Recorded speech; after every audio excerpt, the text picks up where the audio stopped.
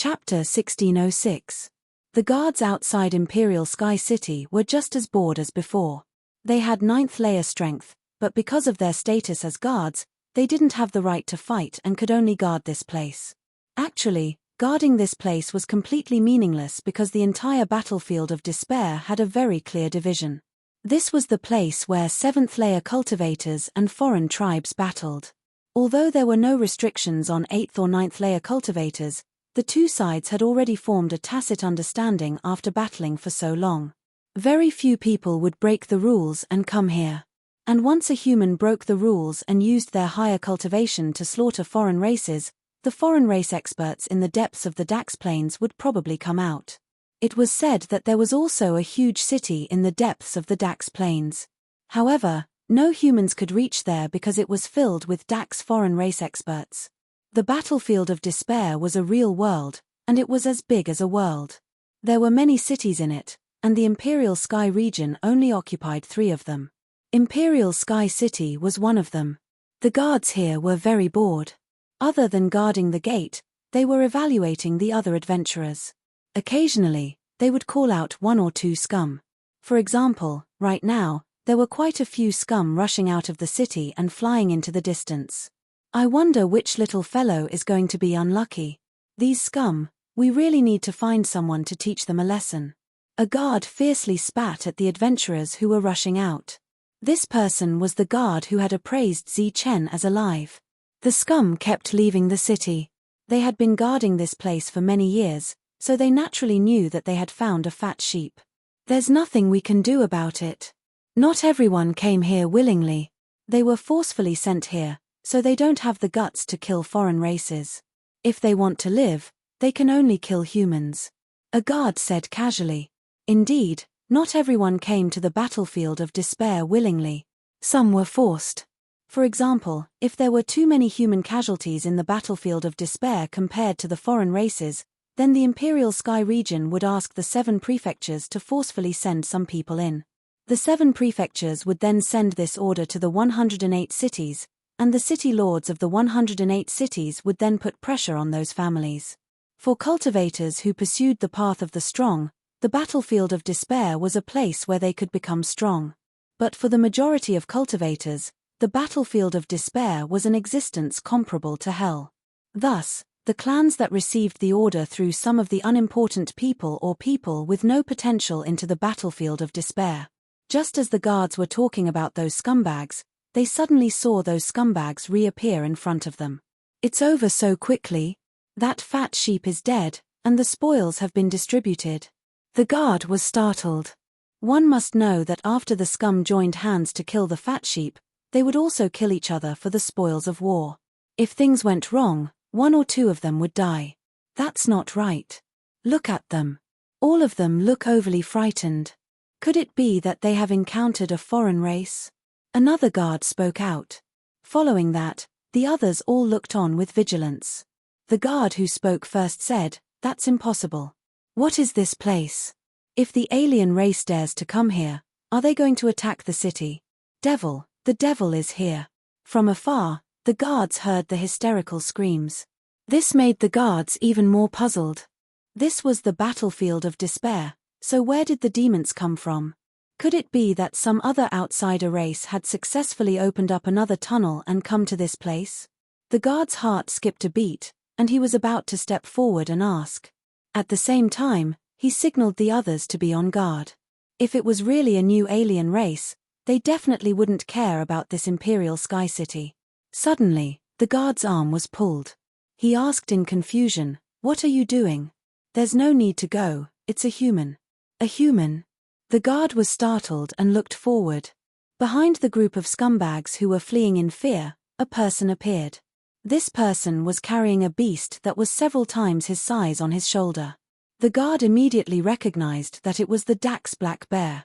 A complete Dax black bear could indeed be considered a fat sheep. The person carrying the Dax black bear was a young man.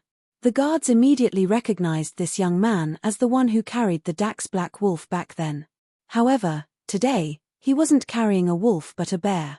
Apart from that, his chest and back were filled with shining weapons. There were at least 10 of them. The young man carried the Dax black bear and walked over with ease. In front of the young man, the group of scumbags was crawling in panic. Even though they had already run 1,000 meters into the safe zone, they still didn't stop and continued to flee. They ran all the way to the city gates and arrived in front of the 9 layers of guards. Only then did they collapse one after another, their faces pale. After they were safe, they turned around and looked at Zichen. Their eyes were no longer filled with greed. Instead, they were filled with fear, a deep sense of fear. The guards were very surprised because they were very clear that the young man was only at the early stage of the 7th layer. However, there were dozens of scumbags and they were all terrified to this extent. One of the guards looked at a 7th layer cultivator and asked, "What did you guys see just now?" "Demon, we saw a demon. It was too terrifying. 1 kill. Every move was beheading." The 7th layer cultivator's eyes were still filled with lingering fear. Zichen walked over with the Dax black bear. There wasn't any sharp aura around him, but these adventurers who hadn't entered the city yet felt extremely oppressed. Zichen raised his head and glanced at the 12 people who were lucky enough to survive. He said indifferently, "I hope you guys can call more people over next time." Among the 12 people, there were 3 in the middle stage of the 7th layer. However, they didn't even dare to breathe loudly at this moment. Zichen turned around and smiled kindly at the guards before walking into the city. It was Schenker's store again. When the old man saw Zichen carrying so many weapons, he was obviously shocked. "You went to rob people too?" The Dax black bear smashed onto the floor with a bang, causing the entire store to tremble. Zichen said while taking off his weapons, "Killing people doesn't give me any contribution points. I'm not that bored." Old Schenker glanced at the weapons and said, "It seems like you'll be safe after entering the city." "Maybe." Zichen placed dozens of weapons on the counter and said to old Schenker, "Come, count them." The old man glanced at the weapons in disdain and said, "I'm not that bored. You went out for half a month this time. Don't tell me you only got these things." "Of course not. How can these things be enough to repay your 500 spirit crystals?" Zichen chuckled. Then, he took out his storage bag and started to pour out the items. Numerous beating hearts floated above the counter. When his gaze fell on the hearts, a satisfied smile appeared on old Schenker's face. "Not a bad harvest. It seems like your battle prowess has increased greatly. It's all thanks to the boots of acceleration. To be able to obtain such a harvest in just half a month, it seems like you've already tried to enter the Dax Plains."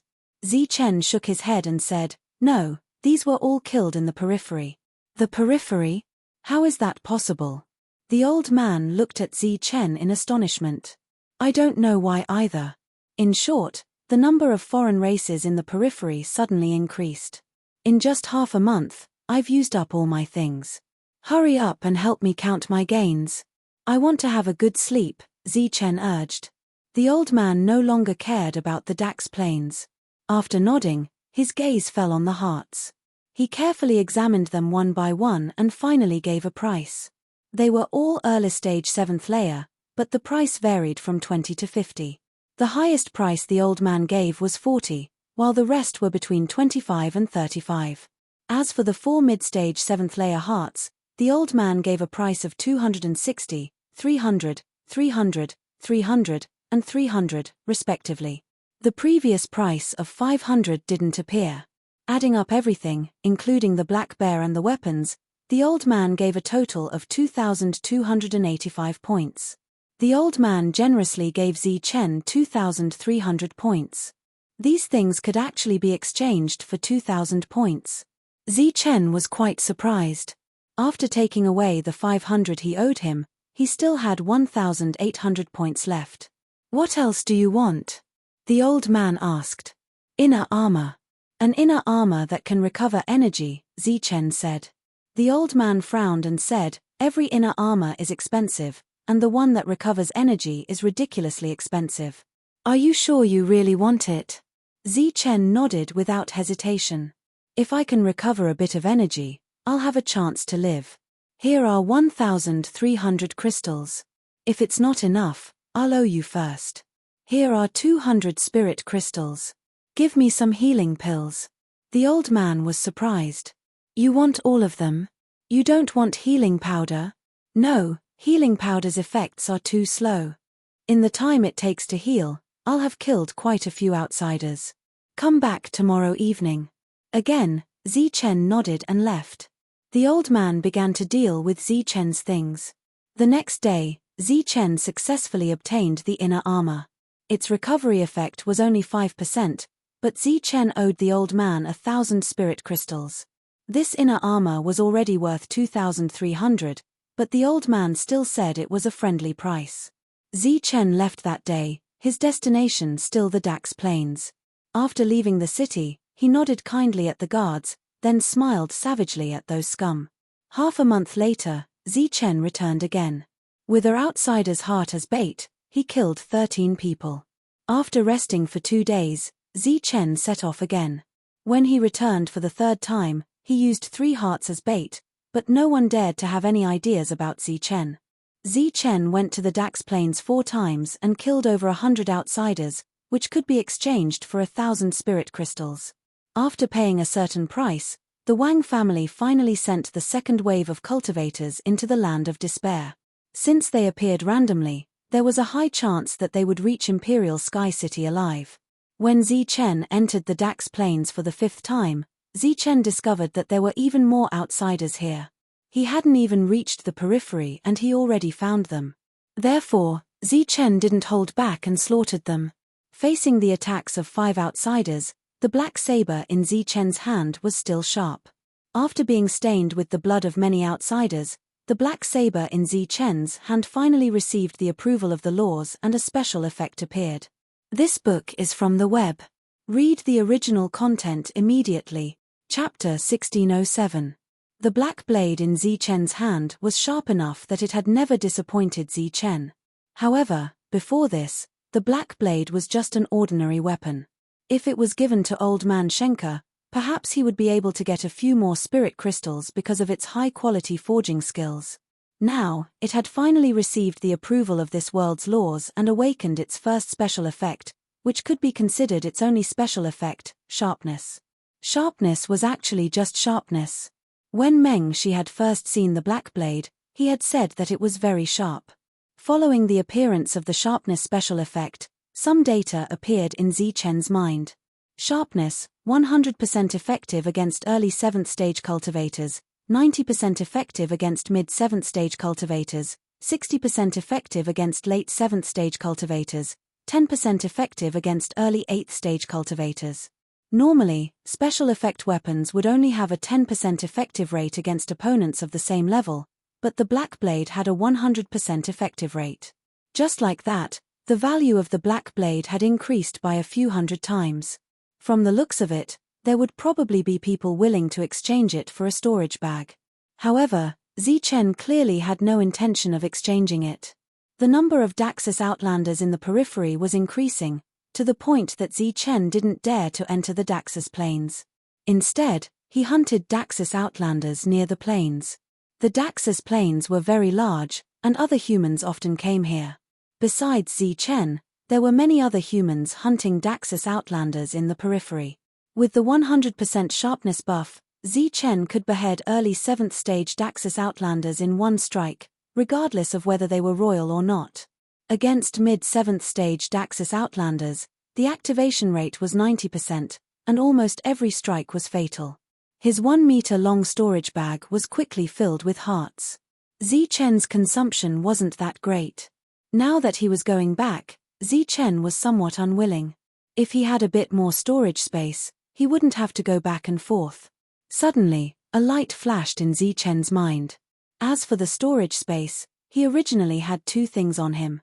One was the purple gold gourd, which had followed Zichen since the beginning of the Jin Yuan era. It had constantly surprised Zichen. Even now, the purple gold gourd was still very useful to Zichen. Zichen also had another item that could be considered a storage space, and that was the everlasting pill cauldron. Its origin was undoubtedly more shocking than the purple gold gourd. It could be traced back to the formation of the world and the beginning of the world. Apart from that, Dan Ding also had senior cauldron spirit. Although cauldron spirit was unable to cultivate, Even Xingdao Li of the Tianwu continent admired its erudition. When he had first met Xingdao Li in the Martial Heaven continent, he had claimed to be a fake Heaven Realm expert. In order to take a step into the Heaven Realm, he had been working hard. Back then, Zichen only had a vague understanding of the Heaven Realm. He had thought that after passing the Earth Realm, he would reach the Heaven Realm. Who would have thought that there were so many Earth realms? Even now, Zichen still didn't understand how powerful Xingdao Li's fake Heaven Realm expert was. However, he was certain that if Xingdao Li was willing, it would be extremely easy for him to slaughter all the experts in the Imperial Sky region. Back then, when he had attacked the Lightning Divine Palace, he had mobilized many fake Heaven Realm experts. Those who had fallen were undoubtedly some of the true experts. As of now, Zichen had never seen such a powerful existence in the Jianwu continent. Other than the purple gold gourd and the everlasting pill cauldron, there was another item that was of great use to Zichen, and that was the heavenly thunderwings. After arriving in this world, Zichen immediately regretted it. If he had displayed the heavenly thunderwings in front of Meng Shi from the start, he might have been able to use them by now. Unfortunately, he had actually forgotten that the heavenly thunderwings could also be considered a weapon. Hence, after thinking about it, Zichen felt that if it was possible, he should first summon the everlasting pill cauldron. Perhaps, in this world, the combination of cauldron spirit and cauldron would be able to give Zichen quite a pleasant surprise. What had prompted Zichen to have this idea was Old Man Shenke's words. If he could pay a certain price, he could even summon a domain realm. Now that Zichen had killed close to 200 aliens, he felt that he should be able to pay a certain price. After making up his mind, Zichen decided to return, especially since his storage pouch was already full. After traveling for about 5 kilometers, Zichen saw a small alien squad. There were 5 of them, 3 of whom were in the early 7th stage, while the other 2 were in the middle 7th stage. A middle stage heart was worth at least 200 spirit crystals. If he could exterminate this squad, he would be able to earn several hundred spirit crystals. Since it was on the way, Zichen naturally had to make a move. With a flash of his body, Zichen flew towards the 5 alien races. However, after flying for a few hundred meters, his expression changed and he turned around to flee. This was because another alien had appeared in his line of sight. It was a Dax leopard man. His body was surging with the aura of the late 7th stage, and there was another middle 7th stage leopard man. It's him. He's the one who killed Weiss. The middle stage leopard man pointed at Zichen as soon as he appeared. Oh no. Zichen's expression changed. He guessed that the enemy must be Vera. The 5 aliens that Zichen wanted to kill had discovered him when Zichen made his move. They were prepared for battle, but when they saw Zichen running away, they chased after him. They were guarding the perimeter, so Zichen could only run deeper. The pursuers behind them quickly caught up. Among them, 2 of them were in the middle stage of the 7th rank and were the fastest. Zichen could already hear the sound of air breaking as they approached. Human, you can't escape. A voice sounded in Zichen's ears. The wind howled as a sharp attack came from behind Zichen. Zichen's boots flashed with a dark light. He tilted his head slightly and dodged the attack. As if he had taken a direct hit, Zichen's body immediately retreated. At this moment, the middle 7th stage expert happened to see the human's back facing him. A hint of joy appeared on his face. Swoosh. But before he could attack again, the human was already in front of him. Before the human could turn around, he saw a bright light flash in front of his eyes. The special effect was as high as 90%. Zichen didn't have to worry that this attack would fail. As the alien's head flew high, Zichen pointed the long blade in his hand again. This time, he cut open the alien's chest and a beating heart appeared. At this moment, Zichen still didn't forget to take the spoils of war. It was obvious that he was a greedy person. Therefore, during this pause, the second alien came and hit Zichen with a palm. Zichen was sent flying, but when he landed again, he used the force to escape. The middle stage expert's attack hit him as if nothing had happened. A look of surprise flashed across the alien's face. Then, he roared angrily and chased after him again. And because of this pause, The late 7th stage expert also caught up. Zichen had no choice but to speed up his escape. His energy was constantly depleting. Zichen could only take out spirit crystals and refine them as he ran. Zichen, who was only in the early 7th stage, was obviously 2 stages lower than his opponent. In addition, his opponent had already been recognized by the laws of this world. Even with extreme speed, the distance between the two of them was shrinking bit by bit. You can't escape. The late 7th stage expert was full of confidence. The distance between the two of them was getting closer and closer. Zichen gritted his teeth and suddenly activated the extreme speed of his boots. He flew forward, and in the blink of an eye, the distance between the two of them was pulled apart again. A look of surprise appeared in the late 7th stage expert's eyes. Then, he laughed coldly and his speed increased again. The two of them accelerated instantly, leaving the others far behind. Die! The late 7th stage expert finally caught up with Zichen and sent Zichen flying with a blow. Zichen staggered to his feet and was about to escape. The other party's figure flashed and was already in front of Zichen. The tall man looked down at Zichen with a sneer on his face. He raised his palm and struck at Zichen's head. A strong wind howled as powerful energy surged. Zichen's robes fluttered and his black hair fluttered. Zichen raised his head and met the palm strike. However, the late 7th stage expert didn't see despair in the human's eyes. Instead, he saw calmness and coldness. Blood flowed out from the corner of his mouth. When Zichen arrived in this world, his blood turned red again. This meant that his perfect body had been forcefully suppressed. At that moment, Zichen's expression was cold as though he didn't notice the palm that was about to land on his head. Instead, he smiled at the late 7th stage expert. His smile was very ferocious. The expression of the late 7th tier outsider changed drastically. Right at this moment, he suddenly sensed a powerful aura of danger, and the vicious attack he was about to unleash also slowed down slightly. Then, he saw a strange weapon appear in the human's hand at some point in time. At that moment, the other party was holding the weapon and stabbing at his heart. One had to know that the heart was the source of all their power. If something happened here, death was the only outcome. However, it was too late to stop the attack. The human was risking his life. The scene that was about to happen was instantly simulated in his mind. The alien immediately had an answer. The effect of risking his life was that the human would definitely die. And if he attacked fast enough, he might not even be injured. Therefore, he increased his strength by 30% and struck at the human's head. But, due to the slight pause earlier and the deliberate increase in power now, the attack speed of the foreign being had already slowed down. Although this sort of reduction in speed wasn't something that most people would pay attention to, there was still another weapon that was advancing forward, and this subtle difference immediately became apparent. The dragon spike pierced the alien's heart first. The massive amount of energy in Zichen's body flowed out like a tidal wave. The late 7th stage expert's pupils suddenly widened. 50% of his full-strength attack instantly disappeared. Following that, his palm struck Zichen's head with 50% of his strength. Peng! Zichen was sent flying. However, he was still holding onto the dragon spike. On the dragon spike, there were fragments of the alien's heart. Zichen, who was sent flying 5 meters away, coughed up large mouthfuls of blood. His injuries were very serious. However, he had a superior soul, so this attack wasn't fatal. He staggered to his feet and walked towards the alien, whose eyes were wide open. At this moment, the alien had already lost all signs of life. Zichen quickly cut open the alien's chest and saw the pierced heart.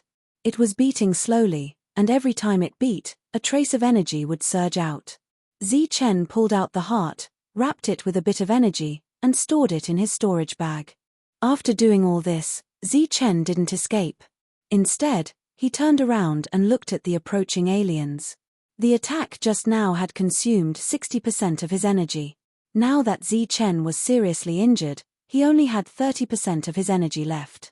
Although he continued to absorb the energy from the spiritual crystals, his severe injuries had greatly affected his ability to absorb the energy. Chapter 1608. As the pursuers approached, Zichen miraculously discovered that he had recovered 40% of his strength. 40% of his strength against 5 foreign races, one of which was a royal. Although he couldn't guarantee 100% victory, there was still a slight chance of victory. Zichen didn't have any obvious injuries on his body, so when the 5 foreign races arrived and saw the scene before them, their faces were filled with shock. Zichen held the dragon pisser in his left hand and the saber in his right as he looked at the 5 foreign races quietly. Vera, who was a royal, gradually calmed down. He pointed at Zichen and said coldly, "He must be severely injured. Let's kill him together." The 5 foreign races looked at each other and didn't say anything else. They attacked Zichen together. A light flashed under Zichen's feet, and his body moved a meter away. His calm eyes suddenly shone with a cold light, like a peerless beast baring its fangs. The 5 of them couldn't help but shudder at the cold murderous aura. Pu. The black saber in Zichen's hand chopped off the head of the mid-stage 7th-tier cultivator, sending his head flying. It was a one-hit kill, and the price for this was that Zichen's injuries worsened. He instantly used up 10% of his energy. He retreated again and couldn't help but cough up blood. 4 of the 5 were left. Their eyes widened, and their faces were filled with shock. When they glanced at the long saber, they were filled with fear. Because that saber was simply too sharp. The 4 foreign races attacked carefully, but Zichen still found an opportunity to kill 3 of them. Of course, Zichen also paid a price for this. His body had 2 wounds that were completely penetrated by sharp weapons. These wounds were fatal in the eyes of others, but Zichen still didn't fall. Vera, who was a royal, looked at Zichen again, and his heart was filled with fear. If it were any other time, he would have turned and fled. But now, the human was obviously severely injured.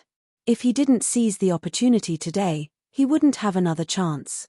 Let's decide life and death in one move. Zichen roared, gathered his last bit of energy, and rushed towards Vera. Vera also shouted and rushed towards Zichen. Pu. Pu. The sound of 2 sharp weapons piercing through flesh rang out at the same time.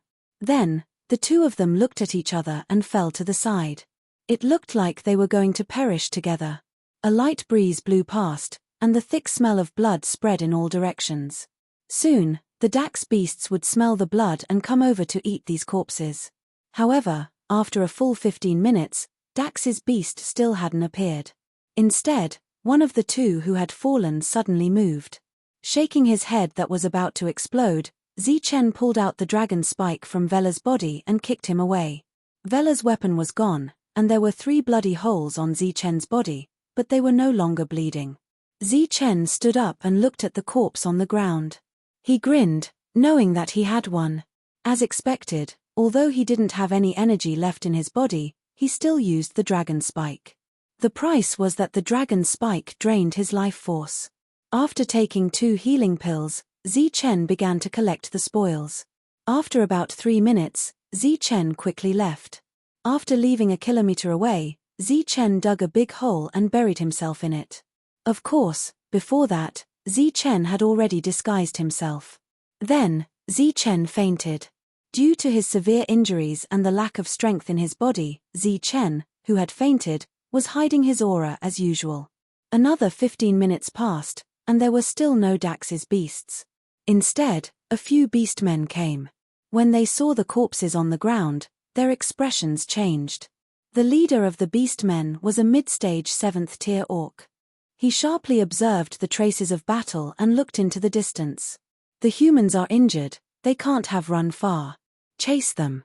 Then, he signaled for the others to scatter and chase. The injured humans couldn't have run far, but the blood on the ground had clearly congealed. The battle must have ended a long time ago. No one cared about the corpses on the ground.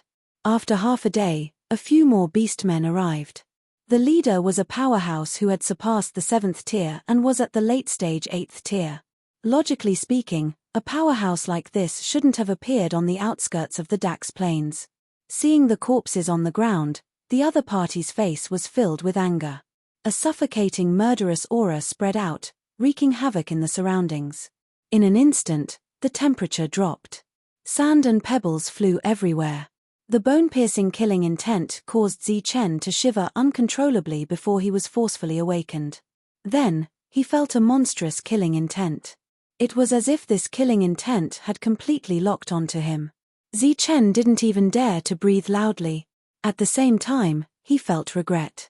The Vera's death must have attracted the true powerhouses of the beast men. If he had known this would happen, he would have run away. Immediately after, Zichen heard a cold voice. "We haven't even attacked the human city, and 3 royals have already died." Yes, 3 royals. That late-stage 7th tier was actually also a royal. Zichen was shocked. Attacking the human city? Could it be that the beast men were going to launch a large-scale attack? Who is it? Come out. The beastman's angry roar suddenly sounded out. Zichen's expression changed greatly. He couldn't have been discovered, could he? Under such circumstances, once he was discovered, Zichen would definitely die. The dense killing intent swept over, entering his bones. Zichen's body couldn't help but tremble slightly. He was heavily injured and had no energy in his body at all. He was like a mortal. It was already a miracle that he hadn't died. This killing intent made him feel suffocated, and he wanted to faint. However, Zichen wasn't someone who accepted his fate. He gritted his teeth and persevered. Even if he was going to die, he wanted to die clearly. The atmosphere was extremely strange, oppressive, and tense.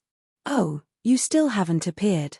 Are you waiting for me to personally drag you out?" Within the cold killing intent, an indifferent voice sounded out. This voice seemed to ring out right next to Zichen's ear. Beside the corpse, a group of beast men looked around warily. However, they didn't seem to have discovered anything. The 8th tier beastman was very confident. He smiled coldly and said, "Since you don't want to appear, I'll have to force you out, you coward." Bang! As soon as he finished speaking, the ground shook and dust flew everywhere. A person jumped out from the ground. This person was at the late-stage 7th tier. After he appeared, he cursed, "Which little bastard killed someone here? Damn it, he actually made Grandpa a scapegoat." After saying that, he ran away like a wisp of smoke. A cold light flashed in the eyes of the 8th tier beastman. He said, "After him." He took the lead and chased after him, leaving one of the beast men to deal with the corpse. The other beast men also quickly chased after him. "Damn little bastard, if Grandpa finds out, he'll definitely tear you apart." The cursing continued in the distance, and the sound of something breaking through the air rang out continuously. Zichen's heart, which had been in his throat, slowly calmed down. That was close. Just now, he had thought that the other party had discovered him. Although he didn't have any energy around him, the beast men had special methods. Perhaps they really had discovered him. Just as he breathed a sigh of relief, Zichen couldn't help but smile bitterly. One had to know that in the outside world, he didn't even fear peak 8th tier beast men. In fact, he could even kill them with a single blow. However, here, he had almost lost his life just by encountering a few beast men of the same level. Just as he breathed a sigh of relief, the oppressive aura appeared again. Zichen's spirit became extremely tense. Clearly, another beastman had appeared, and Zichen guessed that it was the 8th tier beastman from before through this aura. Boom! The energy around the 8th tier beastman surged and spread out in all directions like a tide. The place once again became filled with sand and stones, and all kinds of weeds bent and stuck to the ground. There was no response from this kind of probing. It seemed that there was indeed no one here. The 8th tier beastman snorted coldly and left in a flash. However, the other party had returned so quickly. Zichen was worried about the unlucky guy from before. Speaking of which, the other party had gone into hiding before Zichen. It was probably because he was seriously injured and recovering. He didn't expect to be discovered. However, Zichen was now a little suspicious. Did the 8th tier beastman really discover that there was someone here? If not, why didn't he take the initiative to attack? Not long after the 8th tier beastman left, another beastman appeared here. However, no matter what kind of probing, Zichen wouldn't appear. Because right now, he was so seriously injured that he couldn't even recover his energy. Just like this, Chen healed underground and recovered his energy at the same time. Time passed day by day. Chen could hear the sound of something breaking through the air every day. Presumably, there were beast men passing by here every day. The news he had received earlier was too important. The beast men were actually attacking a human city. This matter needed to be reported immediately. Moreover, this was a path that the beast men had to pass through. If Chen delayed any longer, he was afraid that an army of beast men would appear. At that time, Chen wouldn't be able to leave even if he wanted to. 7 days later, Chen's injuries had healed by 80%, and his energy had recovered by 60%. One night, he quietly crawled out from underground and fled under the cover of night. The foreign races were going to attack the human cities, and the exotic beasts here had all been chased away. At night, the Dax plains had a rare silence. Even though he had been very careful, Chen was still discovered. As such, he continued to fight. By the time Chen saw the human city in the distance, his injuries had already reached a point where they couldn't be healed anymore. Looking at the wounded fiend, everyone's eyes immediately widened. They had personally experienced the other party's savagery. They really couldn't imagine what he had encountered to be injured to such an extent. Because Chen had gone on a rampage the previous few times, everyone was already frightened. As such, when they saw that Chen was riddled with injuries, they still didn't dare to go forward. Even if someone mustered up the courage to go forward, they would quietly retreat when the others didn't move. Chen smoothly walked to within 1,000 meters, but he still didn't fall. This made the humans, who were still feeling somewhat regretful, let out a sigh of relief. It seemed that Chen still had the strength to fight, and with that, he naturally had the strength to kill. Chen walked step by step towards the city gates. The guards who knew of Chen's strength also looked at Chen in shock. Chen didn't raise his head, continuing to walk forward step by step. In actuality, his vision was already blurry. The only thing he was holding on to was his willpower. Chapter 1609. When Chen woke up again, he found himself lying on a soft bed, and his injuries had mostly healed. "Little guy, you're awake." As soon as he moved, Chen heard Old Man Schenker's voice.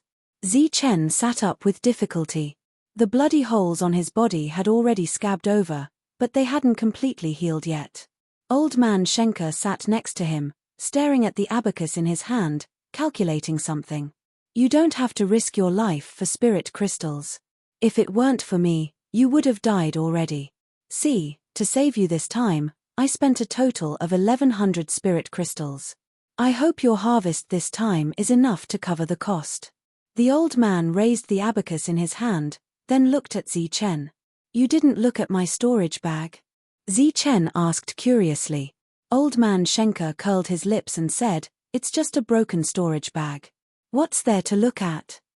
Chen took out the storage bag and threw it to the old man, saying, "Count my harvest. Later, I want to sell you a piece of information. At the same time, I want to summon something."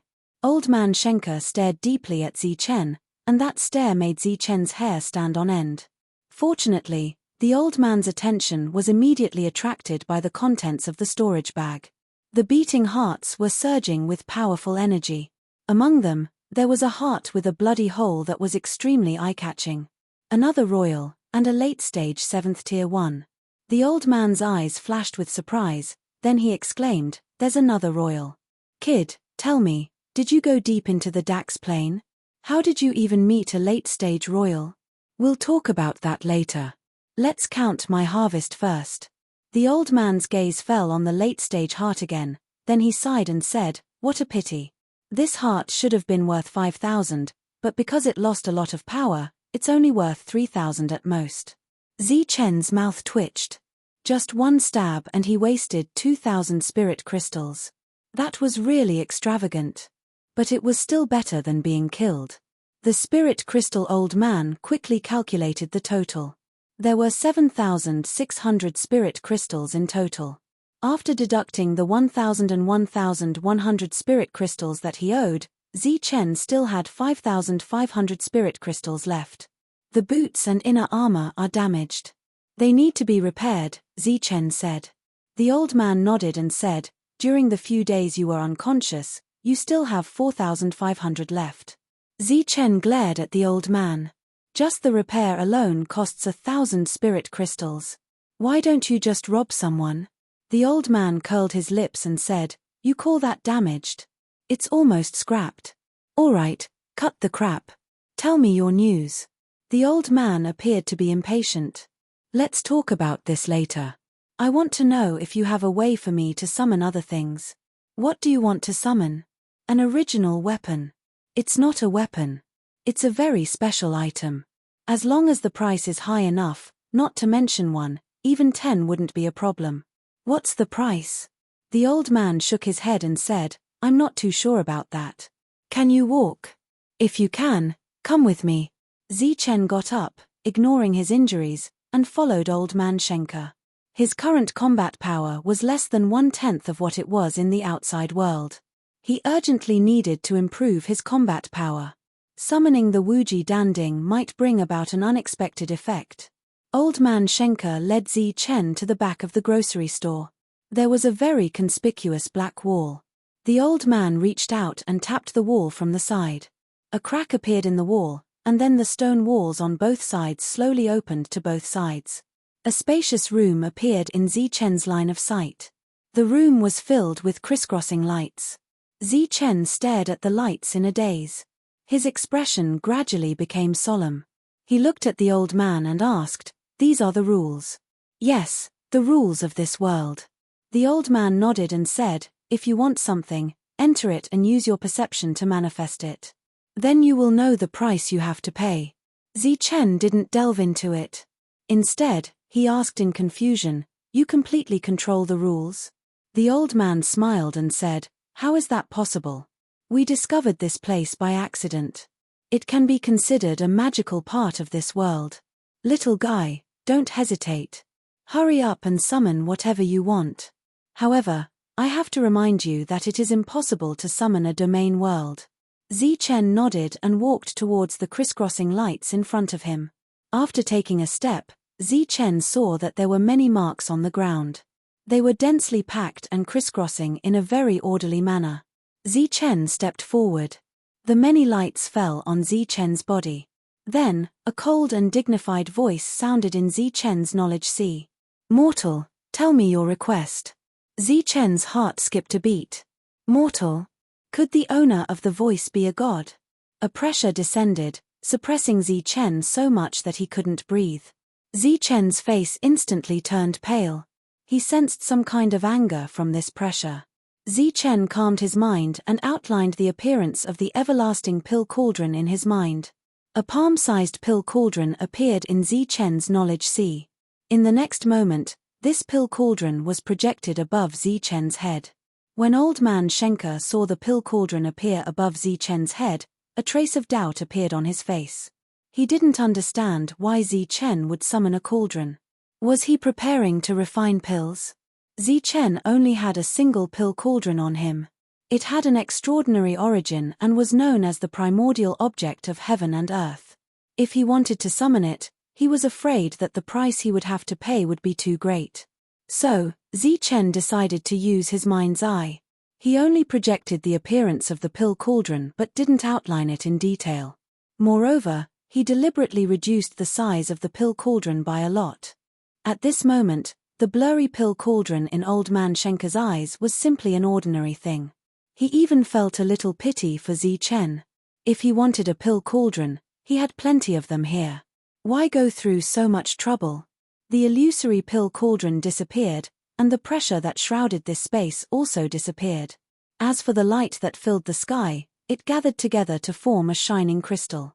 The crystal slowly descended and landed in Zichen's hand. His face couldn't help but turn pale. This price, isn't it a little too great? How is it? What price do you have to pay? Asked old man Schenker when he saw Zichen walk out. 1,000 alien hearts. Zichen put away the spirit crystal and smiled bitterly. What? 1,000? The first time you summoned, and it was for a broken cauldron. You actually want 1,000 alien hearts? Zichen nodded. Right now, He was somewhat unsure whether he had profited from his little scheme or had suffered a great loss after being discovered. Seeing Zi-Chen's expression change, Old Man Shenke asked, "Then do you still want to summon?" "Of course." Zi-Chen didn't hesitate. "That broken cauldron is very useful. If you want, I can give you 8 or 10 of those cauldrons for 1,000 alien hearts." The old man didn't understand. Zi-Chen shook his head and didn't explain. "All right, let's talk about the information now."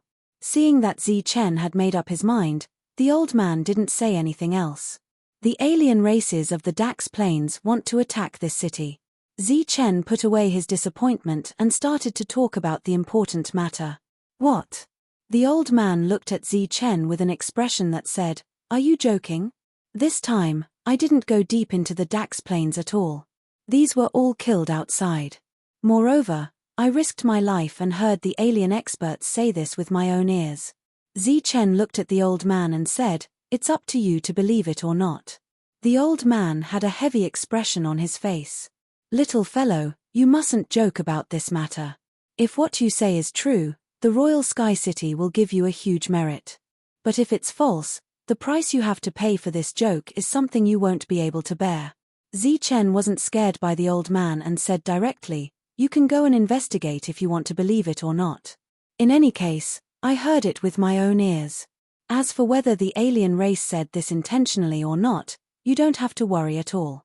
After all, I killed 2 members of their royal family. If they knew that I was there, they wouldn't make such a joke."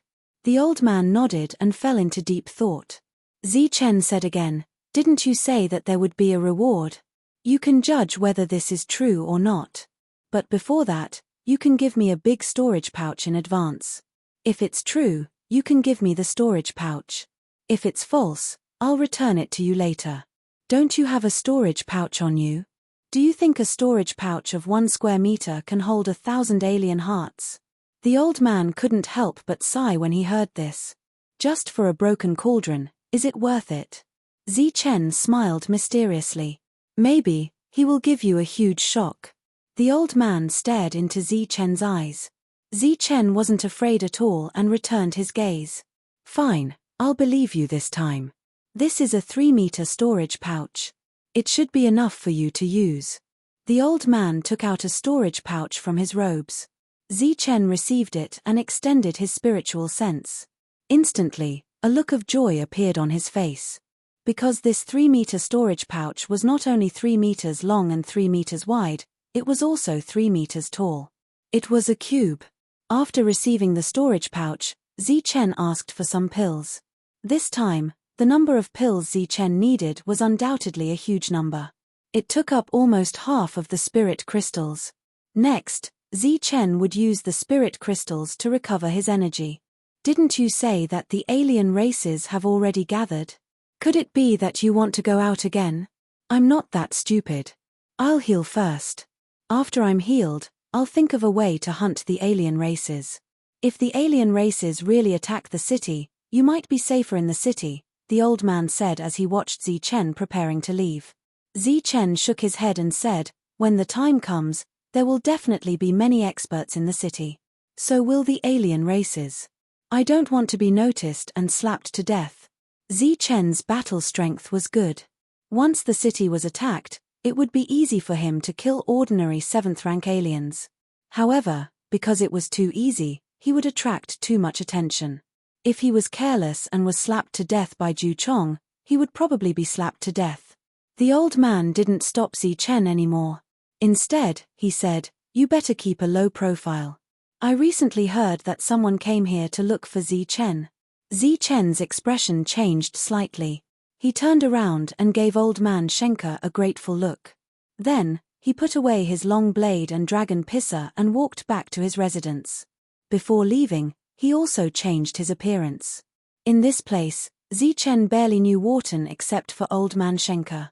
Now that someone was looking for him, it obviously wasn't Wharton. Chapter 1610. Zi-Chen's injuries were very serious and required a period of time to heal. During this period, Zi-Chen didn't leave his room. But in this Royal Sky City where there were only 7th-level adventurers and 9th-level guards, an 8th-level cultivator suddenly appeared. The arrival of the other party was very sudden, causing everyone to be taken aback. But after hearing that the other party was here to look for someone, they didn't think too much of it. The Imperial Sky region occupied 3 cities, and these 3 cities were collectively known as Imperial Sky City. They were divided into 3 layers, representing the 3 realms. Occasionally, people from other cities would come here to look for people, but most of them were from clans that wanted to provide some help to the younger generation. This 8th layer cultivator was here to look for Chen, and through the scum wandering outside, he quickly found out about Chen's whereabouts. Chen didn't change his appearance, and with the 3 weapons, it was actually very easy to find him. The 8th layer cultivator was very surprised that he could find Chen. Originally, he thought that Chen had died in the Desert of Death. But when he thought about the price he had to pay to come here, his heart couldn't help but tremble. This time, the Wang clan had made sufficient preparations. Other than the 7th layer cultivator, they also sent the 8th layer cultivator, a total of 5 8th layer cultivators. And he was the only one that successfully made it here. After finding Chen, the next step was to contact the other Wang clan members. When the second wave of Wang clan cultivators entered the battlefield of despair, there were also 7th layer cultivators who made it here alive. But compared to the number of people who entered, it was a lot less. These people were scattered all over the city, intending to find out about Chen's whereabouts. But Chen seemed to have evaporated from this city. They knew that Chen was recuperating because his injuries were too serious. Once his injuries were healed, he would definitely come out again and go out to hunt again. In the blink of an eye, Chen had already been recuperating for 7 days. During these 7 days, Old Man Schenker had already reported the matter of the foreign invaders attacking the city. However, it didn't receive the attention it deserved. Because this matter was too inconceivable. It seemed that ever since the Imperial Sky City was occupied by the human race, such a situation had never happened. However, due to Old Man Schenker's strong request, the cultivators of Imperial Sky City still sent some people to investigate the Dax Plains. Unfortunately, these people were all at Tier 7, and were unable to venture deep into the Dax Plains. Naturally, they were unable to see the foreign army. As soon as they reached the outskirts, they were discovered by the foreign army, and a battle broke out. Some of them came back alive and reported that there were indeed many foreign races in the periphery, but they didn't find any foreign race army. The higher-ups signaled for the guards to be on guard, but they didn't ask for help from the other 2 cities. After a while, the foreign races in the Dax Plains would appear. It was said that there were too many of them, so they needed to expend some resources. This time, they didn't mind. 10 whole days passed before Chen's injuries were completely healed. When he walked out of the room, he had already changed his appearance. First, he went to the market and made a round. After haggling, he used 3 crystals to buy a weapon. After that, he bought some cheap food and water. Then, he took the weapon and carried a bag on his back and walked out of the city. With a 3-meter-long storage bag, Chen could store all of his weapons inside. It was impossible for the Wang family to find Chen through the previous information. Chen still believed what he heard that day. The foreign races would definitely come knocking on his door. At that time, if Chen was still in the city, even if he wasn't killed by the foreign races, he would definitely be killed by the Wang family. It was already full of danger, and Chen didn't want to be surrounded by enemies. Leaving was Chen's only choice. Walking out of the city, Chen clearly discovered that the number of adventurers outside the city had increased. They were using their sharp eyes to stare at the adventurers who were leaving. Everyone's gaze swept past Chen, who was holding a shabby weapon in the early 7th stage, and they completely lost interest in him. Faintly, Chen heard someone muttering, "Why is that guy's injuries still not healed?" Chen headed straight for the Dax Plains. That place was very dangerous, but it had attracted many powerful adventurers. These adventurers were all experts on the same level as Wharton. Even if they discovered humans, they couldn't be bothered to attack. In their eyes, the foreign races were the most valuable. When he was a day away from the Dax Plains, Chen suddenly changed his path. It seemed like he was going to go around the Dax Plains. Chen's journey took an entire 5 days. He directly went around the most likely place for the foreign races to appear. If the foreign races were determined to invade the human cities, they would definitely travel in a straight line. The Dax race's forces had all gathered, but unlike the human world's armies, they didn't move in an orderly fashion. Instead, they were very lazy, moving in groups of 3 to 5, and some were even alone, moving towards the human world from a certain distance away. Early in the morning, the foreign races received the order to clear out all the humans on the outskirts. Thus, all of them moved out.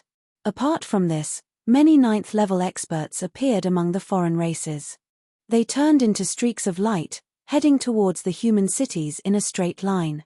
From a visual estimate, there were no less than 50 9th level experts. Moreover, there was still an endless stream of experts behind them. From the depths of the Dax plains, they had spent a long period of time. They had purposely gathered at the outskirts and spent another period of time. However, in less than a day, they had arrived at the human cities. When the powerful auras of the foreign races appeared in the line of sight of the guards, their expressions changed drastically. Then, the alarm sounded. This city, which had been peaceful for who knew how many years, finally welcomed its first baptism of war. Although the defensive formation had been activated immediately, faced with the attacks of the foreign races, the humans began to die en masse. Before the human reinforcements could arrive, the foreign races had already broken through the city and led their army into the city. The foreign races, on the other hand, had only used a single day. Thus, the city had been conquered. When the news spread, it caused an uproar. A city had been conquered in a single day. Firstly, it was because they had been caught off guard. But more importantly, it was because this city had always abided by the rules of the battlefield of despair. There were not many 9th level cultivators guarding this place, and there were no true powerhouses among them. Those guards were all unwilling to go out and hunt the foreign races. Although their cultivation levels seemed high, without the incisive flames of war here, their battle prowess was not high at all. Apart from this, the Dax foreign races had already prepared meticulously for a long time. They had even mobilized many of their main forces, which was why they were able to defeat the Imperial Sky City, the base of the 7th level adventurers. As such, the human 7th level cultivators would have to fend for themselves when they arrived here. They would not be able to provide any support. After successfully conquering this city, the foreign races did not wantonly destroy it. In truth, there were many things that they were unable to destroy. For example, the ancient city walls, the towering 7th level military board, and the golden words on it. They did not even have the ability to destroy a small general store. It was said that this city was under the protection of the rules. Once they destroyed something that represented a special meaning, it would be equivalent to breaking the rules and they would be punished.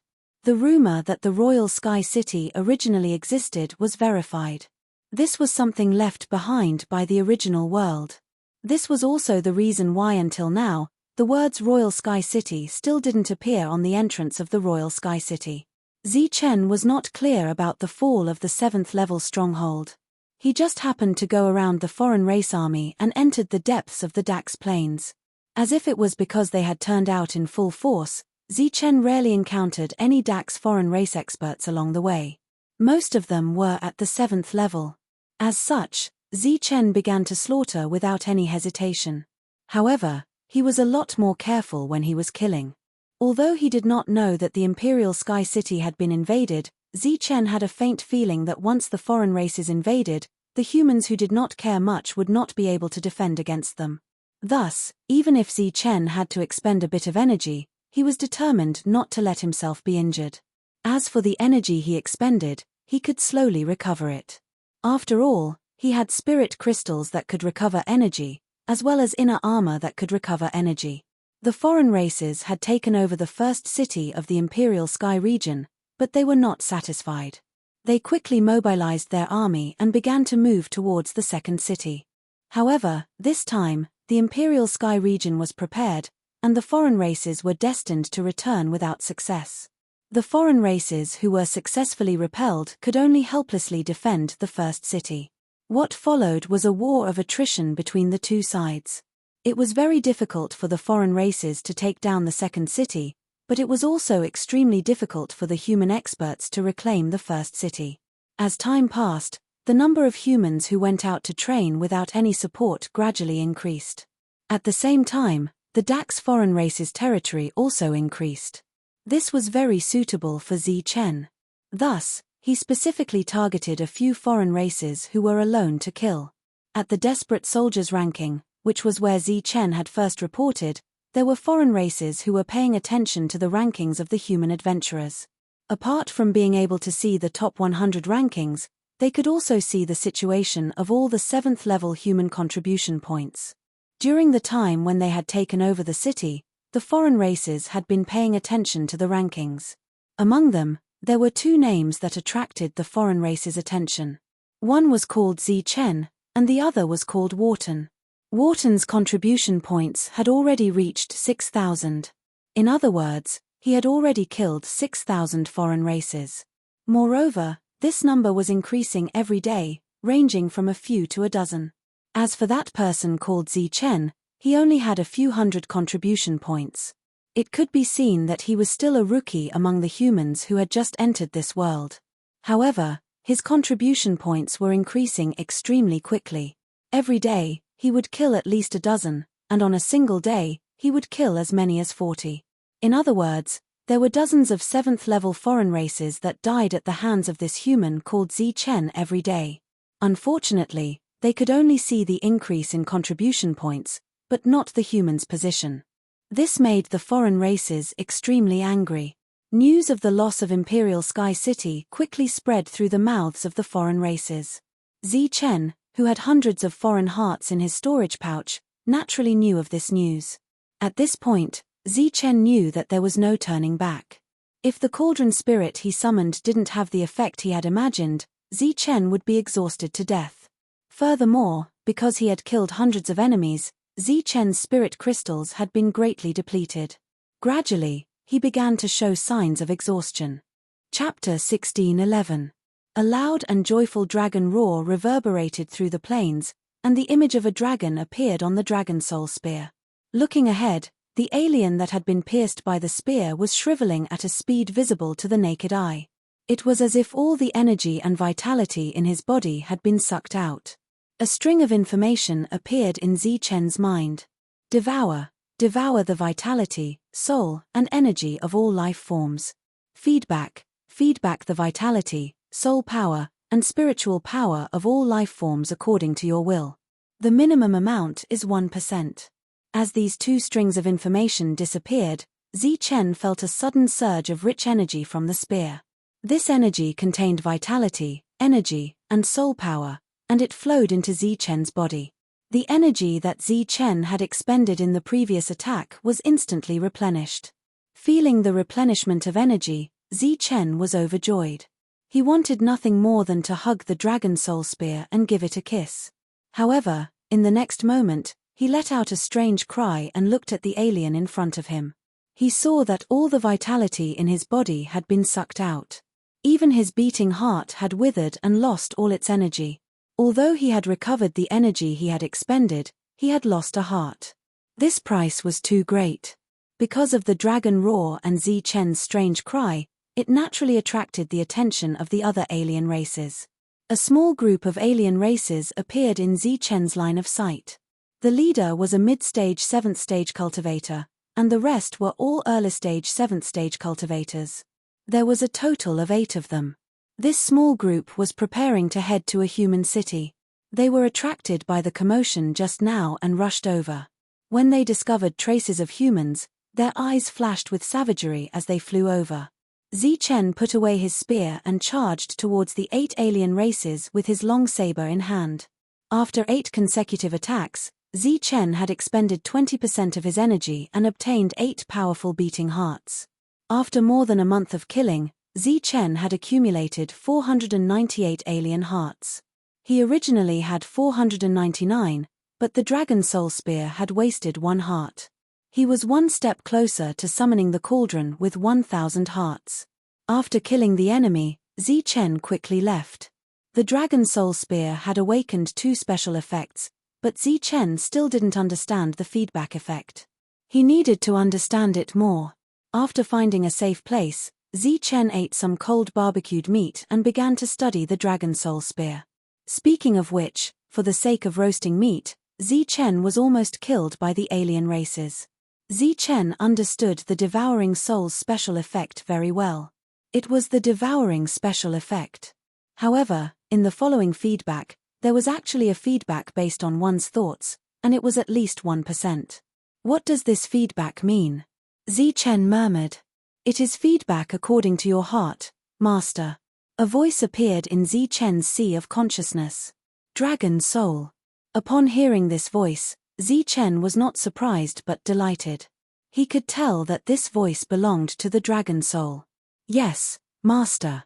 The dragon soul's voice sounded again. You can actually speak. That means you've been recognized by this world, Zichen said in surprise. Yes, I can manifest a dragon shadow here, but it's only the devouring soul technique, the dragon soul explained. As for the feedback, it can be done according to my wishes, but it's at least 1%, and at most 10%. The other 90% will be refined and compressed during the devouring process. Zichen understood this point. Whether it was him or the dragon soul, the purity of energy was almost to a strict degree.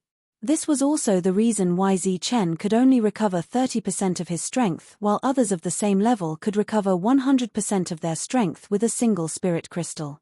What was the feedback just now? 1%. 1% was already a lot of energy, and once the feedback was 10%, it could almost restore 100% of Zichen's strength. However, thinking about it, all the energy of a 7th-tier alien race was only enough to restore Zichen's energy once. It was really extravagant. But it had to be said that the awakening of the Dragon Soul Spear's special effect was very timely.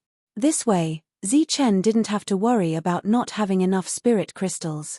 Zichen's tightly furrowed brows relaxed. He already had a plan in mind, but he suddenly thought of something and asked, can the devouring soul be controlled? For example, can I keep a complete heart? It's completely controllable, Master. The dragon soul's answer made Zichen overjoyed. This way, Zichen didn't have to worry about anything. Just like in the outside world, although he didn't have the domain realm now, he had the dragon soul spear in hand, which gave him endless power. And this way, relying on the dragon soul spear and the star illusion dragon spike special effect, even if Zichen encountered an 8th-tier alien race, he would have the power to fight. The battle between the humans and the aliens was still ongoing. Because as long as the humans couldn't reclaim the lost cities, the invading 7th-tier humans wouldn't have any supplies. Moreover, there were still many humans in the 7th-tier region. Without supplies, they would only die faster. Regarding this huge loss, the higher-ups in charge of Imperial Sky City would have to pay a certain price for their negligence. Time passed, and soon, another month had passed. The number of alien hearts Zichen had collected had almost reached 900. And this increase of 400 per month had completely attracted the attention of the aliens. However, no one was able to catch Zichen. Success was right in front of him, but Zichen was becoming more and more cautious. In the Dax plains, teams of aliens appeared one after another. They were less than 1 li away from each other. This way, if there was any danger, both sides could look out for each other. Zichen hid underground and spread out his spiritual senses to observe these two teams. In order to prevent the human adventurers from attacking them, the aliens had arranged for a late-stage 7th-tier existence to be in each team. Some teams even had 8th-tier experts. Zichen had been waiting in ambush for a long time and had discovered more than 20 teams of aliens. However, he had only found an opportunity to attack once. This situation had already persisted for 3 whole days. In other words, Zichen had returned empty-handed in the past 3 days. The alien who was still checking the increase of his contribution points smiled knowingly. This guy called Zichen was finally suppressed. It had been 5 days, but his contribution points had not increased. However, before he could fully smile, he saw that Zichen's contribution points were actually increasing again. Damn it, what's going on? An angry roar rang out. After 5 days without any gains, Zichen could not wait any longer. He might as well go all out. He shot out from the ground and transformed into a ray of light, flying forward. A small team of 8 foreign beings appeared in front of them. The most powerful being in the team was a late-stage 7th-tier ascension stage being. Aside from that, there was another small team of 8 that was led by a late-stage 7th-tier foreign being. The moment Zi Chen appeared, he was discovered by the 2 teams of aliens. In an instant, killing intent gathered on the plains. Zi Chen, who was charging forward, was getting closer and closer to the first team. However, the second team was still on the way. He instantly accelerated and rushed towards one of the early-stage 7th-tier aliens. Pu. After killing hundreds of aliens, Zi Chen's control of his strength was perfect. With a slash of his blade, the alien died. At the same time, Zi Chen moved with extreme speed and dodged several attacks. Pu. During this period of time, Zi Chen relied on his uncanny speed to kill another 2 outsider experts. After killing the 3 outsiders, he was surrounded by 13 outsiders. Among them, there were even 2 7th-level late-stage experts. Kill. With an explosive shout, the 13 of them charged towards Zi Chen. Zi Chen's current speed was not enough to dodge all the attacks. Hence, he dodged a few fatal attacks and allowed the others to land on Zi Chen's body. Immediately, several wounds appeared on Zi Chen's body. Some were so deep that his bones could be seen. Swoosh. At the same time, Zi Chen counterattacked. A strong light flashed and Zi Chen tapped on the body of one of the aliens. At the same time, he transmitted a thought to himself, 3%. 3% was the energy that came from not devouring the heart. Not only could it replenish one's energy, the life force within could also heal Zi Chen's wounds. The alien's body instantly shriveled. As Zi Chen withdrew his spear, a pure energy entered Zi Chen's body. The small wounds on Zi Chen's body healed at a speed visible to the naked eye. Even the deep wounds stopped bleeding and formed scabs. Of course, during this process, the battle continued. Zi Chen, who had just recovered from his injuries, would have several more wounds on his body. However, as long as Zi Chen struck out with his spear, it did not matter if he could kill the enemy. As long as he hit the enemy, he would be able to devour their energy. Facing such a strange attack from Zi Chen, the aliens were all shocked. However, with so many of them, it was impossible for them to escape. Thus, one alien after another fell in front of Zi Chen. Many of their bodies were completely shriveled up, leaving only their hearts intact. Zi Chen's black robe had no less than 30 cuts, all caused by this battle. However, under the 30 cuts, there were only 7 or 8 large wounds. There were only a few white scars on the other parts of his body. Soon, 14 of the team of 16 were killed. Only 2 of the strongest were left. Their faces were filled with shock. Not only did this human have a strange weapon, his recovery ability was also astonishing. Pu. The long spear in Zi Chen's hand trembled. Because of the fear of the long spear, the strange being retreated. Zi Chen quickly followed up. This time, he directly pulled out the dragon spike and pierced it into the strange being's heart. Ignoring defense, killing in one strike. The last alien saw that the situation was bad and turned to run. The sharp black saber turned into a ray of black light and stabbed into the back of the alien's heart. Immediately after, a surge of energy gushed out from the black saber and destroyed the alien's soul. At this point, the team of 16 was completely wiped out. Soon, the next wave of aliens would arrive. Zi Chen hurriedly cleaned up the battlefield. After taking away the 16 hearts, the new aliens had already discovered him. However, Zi Chen did not stay. He sped up and ran, completely disregarding the cost of his escape. This was because after months of fighting, Zi Chen had finally killed 1,000 aliens. This was also why Zi Chen, who had always been cautious, was now risking his life. Chapter 1612. Among the Dax race, there was a rumor that a human rookie who had just entered the battlefield of despair possessed great battle prowess. The 2 teams of pursuers saw Zi Chen from afar and began to pursue him with all their might. To be able to kill 2 teams by himself, it was clear that Zi Chen was the human they were talking about. As for that human, the moment they discovered him, they would kill him with all their might. The 2 teams continued to pursue him, flanking him from both sides. Apart from that, one of the Dax race members suddenly turned back to call for reinforcements. During the chase, more and more pursuers appeared behind Zichen.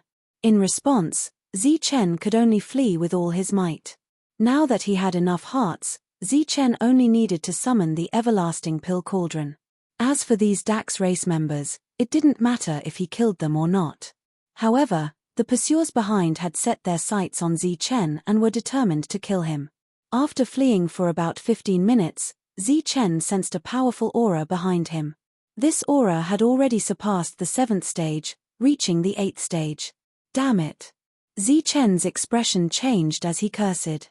He directly activated his boot's 10% speed boost and shot forward like a streak of light. At this moment, Zichen didn't care about consumption at all. Very quickly, the early and mid-stage 7th stage cultivators were left far behind. As for the late-stage 7th stage cultivators, they still hadn't given up. At the very front was an early-stage 8th stage cultivator. Zichen, who was fleeing with all his might, expended a lot of energy. During this time, he scanned his surroundings, trying to see if there were any lifeforms around. After flying for several kilometers, Zichen finally discovered a beast. It was a Dax black wolf. Because the Dax race wanted to attack Imperial Sky City, all the beasts in the Dax plains had been chased out. Zichen quickly shot towards the Dax black wolf. Sensing danger, the black wolf howled and turned to flee. All feedback. Zichen transmitted a thought, and the spear in his hand turned into a bolt of lightning that pierced through the black wolf's body. Zichen's body did not stop. His long spear carried the black wolf forward at an extremely fast speed. On the spear, the black wolf that was pierced through struggled madly, emitting miserable cries. But it was unable to break free from being swallowed up by the dragon's soul. Soon, it shriveled up. A dense energy entered Zichen's body through the spear, and Zichen's energy was instantly restored. Zichen didn't slow down at all as he flew. Soon, the late 7th tier outsider was left far behind. However, the early 8th tier outsider was getting closer and closer to Zichen. It was as if they were determined to kill Zichen. They would not give up at all. Just like that, the chase continued for 4 hours. During this time, Zichen had recovered his energy several times, and the outsiders were also recovering their energy. Apart from the two of them, all the other pursuers gave up. Very quickly, another 4 hours passed. Both of them had expended a lot of energy. However, upon seeing that the humans were once again brimming with energy, the 8th stage being flew into a rage. Every time the humans ran out of energy, such a situation would occur. If this continued, his strength would be depleted. When that happened, he would no longer be able to catch up to the humans. In fact, after discovering how strange the humans were, he knew that it would be very difficult to catch up to them. Now, he couldn't give chase, but he also couldn't give chase. Just as he was hesitating, he suddenly discovered that the humans in front of him had stopped, and their bodies were once again brimming with energy. Looking at the cold eyes of the humans, the 8th stage being suddenly had a bad feeling. However, it was clearly impossible for him to escape at this moment. He turned into a streak of light and chased after the humans. In front of him, Zichen rushed over with his spear. Since this guy was courting death, Zichen didn't mind harvesting the heart of the 8th stage being. Clang! The spear was blocked by a large saber. A powerful force surged, and Zichen was forced to retreat a few steps. The 8th stage being pushed off the ground and shot towards Zichen, slashing down with the large saber in his hand. Zichen exerted strength in his back, bending his body, and the saber almost brushed past Zichen's cheek. After dodging this attack, Zichen pulled out his saber, and a flash of saber light shot forward. Then, clanging sounds rang out continuously, and energy surged wildly in the forest. As soon as the battle began, the 8th stage being had the upper hand, and Zichen gradually realized the difference between the two. However, Zichen's calm response also caused the 8th stage being to suffer a lot. The 8th stage being was very powerful, but he had used up too much energy in the chase. After the 8th stage being was forced back by Zichen, he suddenly threw away the long saber in his hand and glared at Zichen angrily, as if saying, "You've angered me. Prepare to die." Zichen suddenly felt a life-and-death crisis in his heart.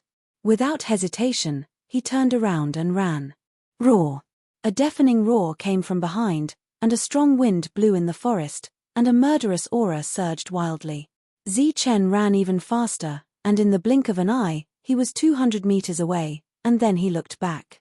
Behind the 8th stage being, a tall beast shadow suddenly appeared. This beast shadow looked like a high-level life form launching a powerful attack. The huge beast shadow stared at Zichen with cold eyes, and 2 rays of light shot out from its eyes. Zichen let out a scream and sped up to escape. Wherever he went, dark red blood flowed out. 2 bloody holes appeared on his body in an instant. The beast shadow behind him gradually disappeared.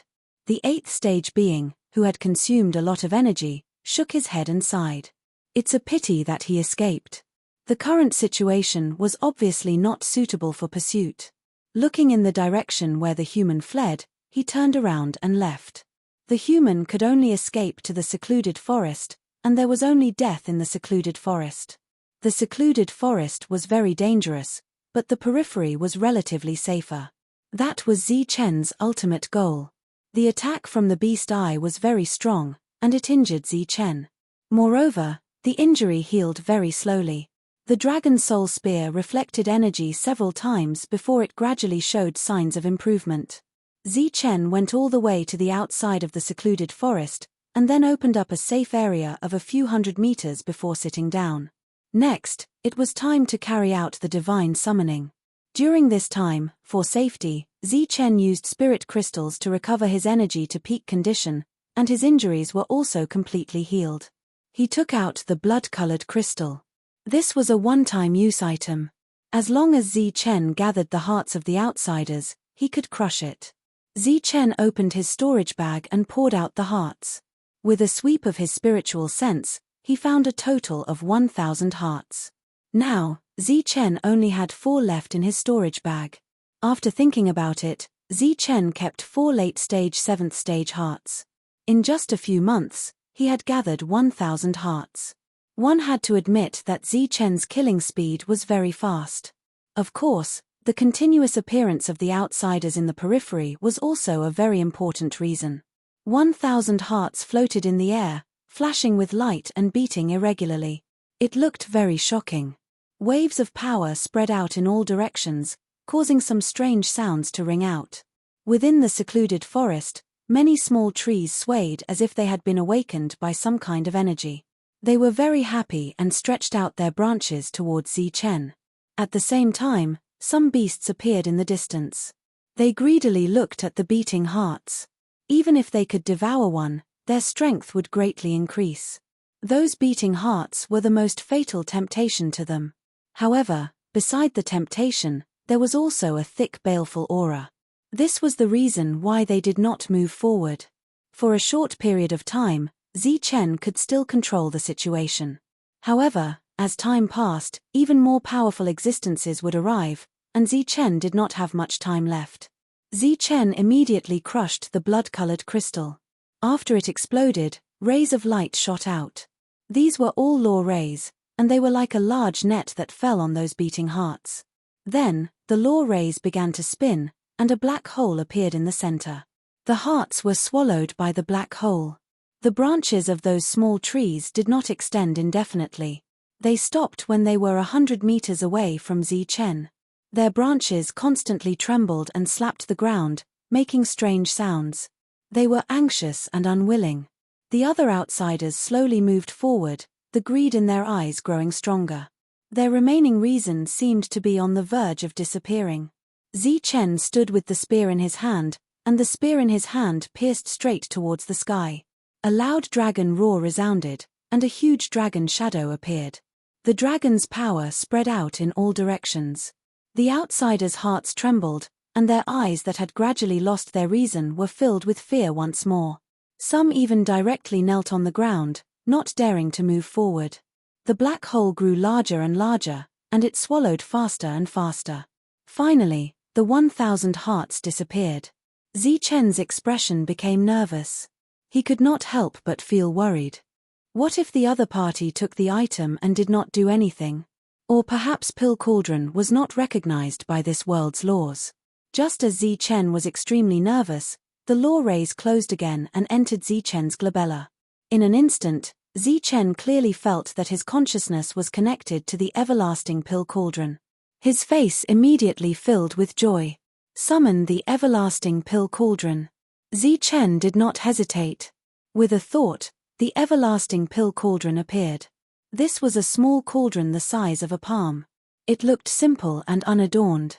There were many carvings of beasts around it, but they looked very blurry. However, such an ordinary-looking cauldron consumed 1,000 non-humankind hearts. When the everlasting pill cauldron appeared, Zi-Chen clearly felt the world tremble. Then, a wave of law energy fell from the sky. Zi-Chen could also feel endless anger from this energy. Bang! The energy fell, and Zi-Chen was instantly sent flying. The everlasting pill cauldron appeared according to Zi-Chen's thoughts. It was very ordinary and very dim. Even the carvings of beasts were not clear. But as soon as it appeared, the laws detected it. Then, they expressed their anger to Zi-Chen. The moment Zi-Chen was sent flying, the everlasting pill cauldron suddenly shook. Then, it burst out with a dazzling brilliance. With the everlasting pill cauldron as the center, the world's energy instantly became violent. Many forces surged, and even the space began to distort. A powerful suction force came from the pill cauldron, and the surrounding world's spirit energy was crazily swallowed by the pill cauldron. Then, the dim beast carvings around the pill cauldron gradually became clear. Roars of beasts came from the walls of the pill cauldron one after another. The beast carvings became very clear and lifelike, as if they were all about to come to life. Zi-Chen, who was sent flying, looked at this scene in a daze. He could not suppress the joy on his face. After causing such a big commotion, the pill cauldron should not be ordinary. Chapter 16:13. The everlasting pill cauldron was still absorbing energy. Space twisted crazily, and the entire world changed color. The pill cauldron that came to this world was no longer simple and unadorned. It was no longer as low-key as before. Instead, it was extremely ostentatious, overbearing, and surging with boundless power. The pill cauldron trembled, causing the entire space to tremble as well. Boundless power spread out in all directions.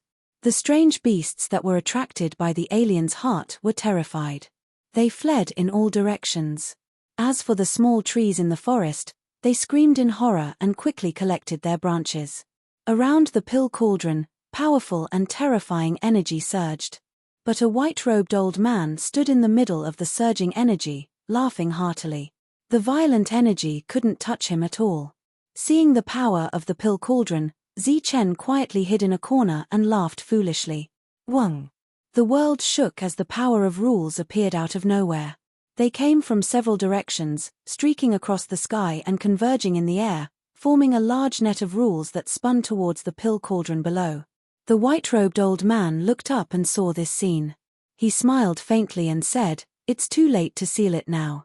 As soon as he finished speaking, the pill cauldron shook. The beast carvings on the walls seemed to come alive. All kinds of dragon roars and phoenix cries resounded. Ferocious auras were emitted. It was as if ancient beasts had appeared out of nowhere, roaring towards the large net of rules in the sky. As the world's rules, as the strongest existence in this world, even if they didn't have a flexible mind, they were still enraged. The power of space between heaven and earth began to distort crazily. More power of rules appeared, fusing with each other, forming an even larger net that fell towards the pill cauldron. The terrifying pressure of rules was like the heavens pressing down. Roar! The ferocious ancient beasts roared. The illusory figures gradually solidified, as if real ancient beasts had awakened. They all soared into the sky and rushed towards the net of rules. Boom! A loud tremor resounded through the world. The falling net of rules paused for a moment. Boom! Boom! More tremors sounded. The entire sky was trembling. Many ancient beasts dissipated in the air, destroyed by the rules. But the entire net of rules became unstable and finally exploded with a loud bang. Due to the shattering of the laws between heaven and earth, a strange power spread out. This power spread out in all directions and was sensed by a few experts. Unfortunately, By the time they began to pay attention to all of this, everything had disappeared without a trace. The violent energy between heaven and earth disappeared, and the cauldron floated in the air. It once again became simple, majestic, and natural. The carvings of the beasts on the walls were so clear, so mighty, and so ferocious. The white-robed old man was still as spotless as before. He turned around and smiled at Zichen. "Senior," Zichen called out in surprise. Cauldron Spirit nodded and said, "Zichen, you have come to a good place." Zichen was stunned when he heard this. "Good place?" Cauldron Spirit smilingly replied, "A really good place." Zichen smiled bitterly and said, "Maybe this place is really good, but it has different rules from our world."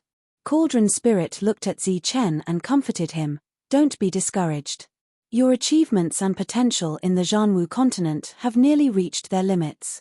But here, with the suppression of the rules, you will be able to unleash even greater potential." "Greater potential?" Zichen was puzzled. "When I was in your world, I tried to analyze the rules of power in this world and gained some insights. Speaking of which, I'm quite surprised that you were able to summon me here. Try to feel the rules here and try to integrate them into your body. Your power will grow once again." Zichen was pleasantly surprised when he heard that. He finally understood why Cauldron Spirit was able to understand his intentions and appeared in such a low-key manner just by rapidly transmitting his spiritual thought. But even so, Zichen had to bear the wrath of the rules. If Cauldron Spirit had not appeared in such a low-key manner, Zichen's punishment would have been even more severe. Perhaps the rules of heaven and earth would have sealed Cauldron Spirit. Zichen finally understood that his narrow-mindedness had indeed allowed him to deceive the rules. "Senior, you mean to say that you have grasped the rules of this world?" Zichen asked urgently. His face was filled with anticipation. "I have only scratched the surface. I need some time to familiarize myself with it," said Cauldron Spirit. "Then, can you refine something?" asked Zichen nervously. "What do you have on you? You can try it." Zichen had almost nothing on him that he could use. Suddenly, he recalled the alien heart in his storage pouch and hastily took one out. When Cauldron Spirit saw the alien heart, a ray of light flashed through its eyes and it said, "This heart contains a kind of rule energy. I believe that Dan Ding should be able to refine this rule energy. But I don't know how long it will take." As expected, Zichen was very excited. The reason the alien heart was so valuable was entirely because of the rule energy it contained. In the battlefield of despair, only those special existences who had been recognized by the rules could refine this kind of rule energy. However, this kind of refined rule energy was very precious. Most 7th stage cultivators could not afford to use it. Even existences like Wharton would be very cautious when using it. "Senior, we have caused too much of a ruckus just now. Why don't we leave first?" suggested Zichen. "All right. I will take this opportunity to study the rules of this world," said Cauldron Spirit. Zichen then took out the other 3 alien hearts and handed them to Cauldron Spirit.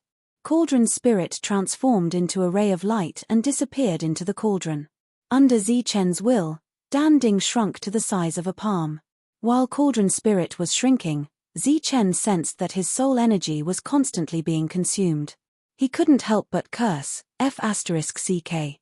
Obviously, the rules of this world were unable to seal Cauldron Spirit. Instead, they had shifted the burden onto him. Now, whenever Zichen activated Dan Ding, he would consume a large amount of his soul energy. Vaguely, Zichen seemed to see a repulsive smiling face in the sky. After cursing angrily, Zichen looked at the secluded forest ahead of him. His face immediately lit up with joy. His luck was pretty good.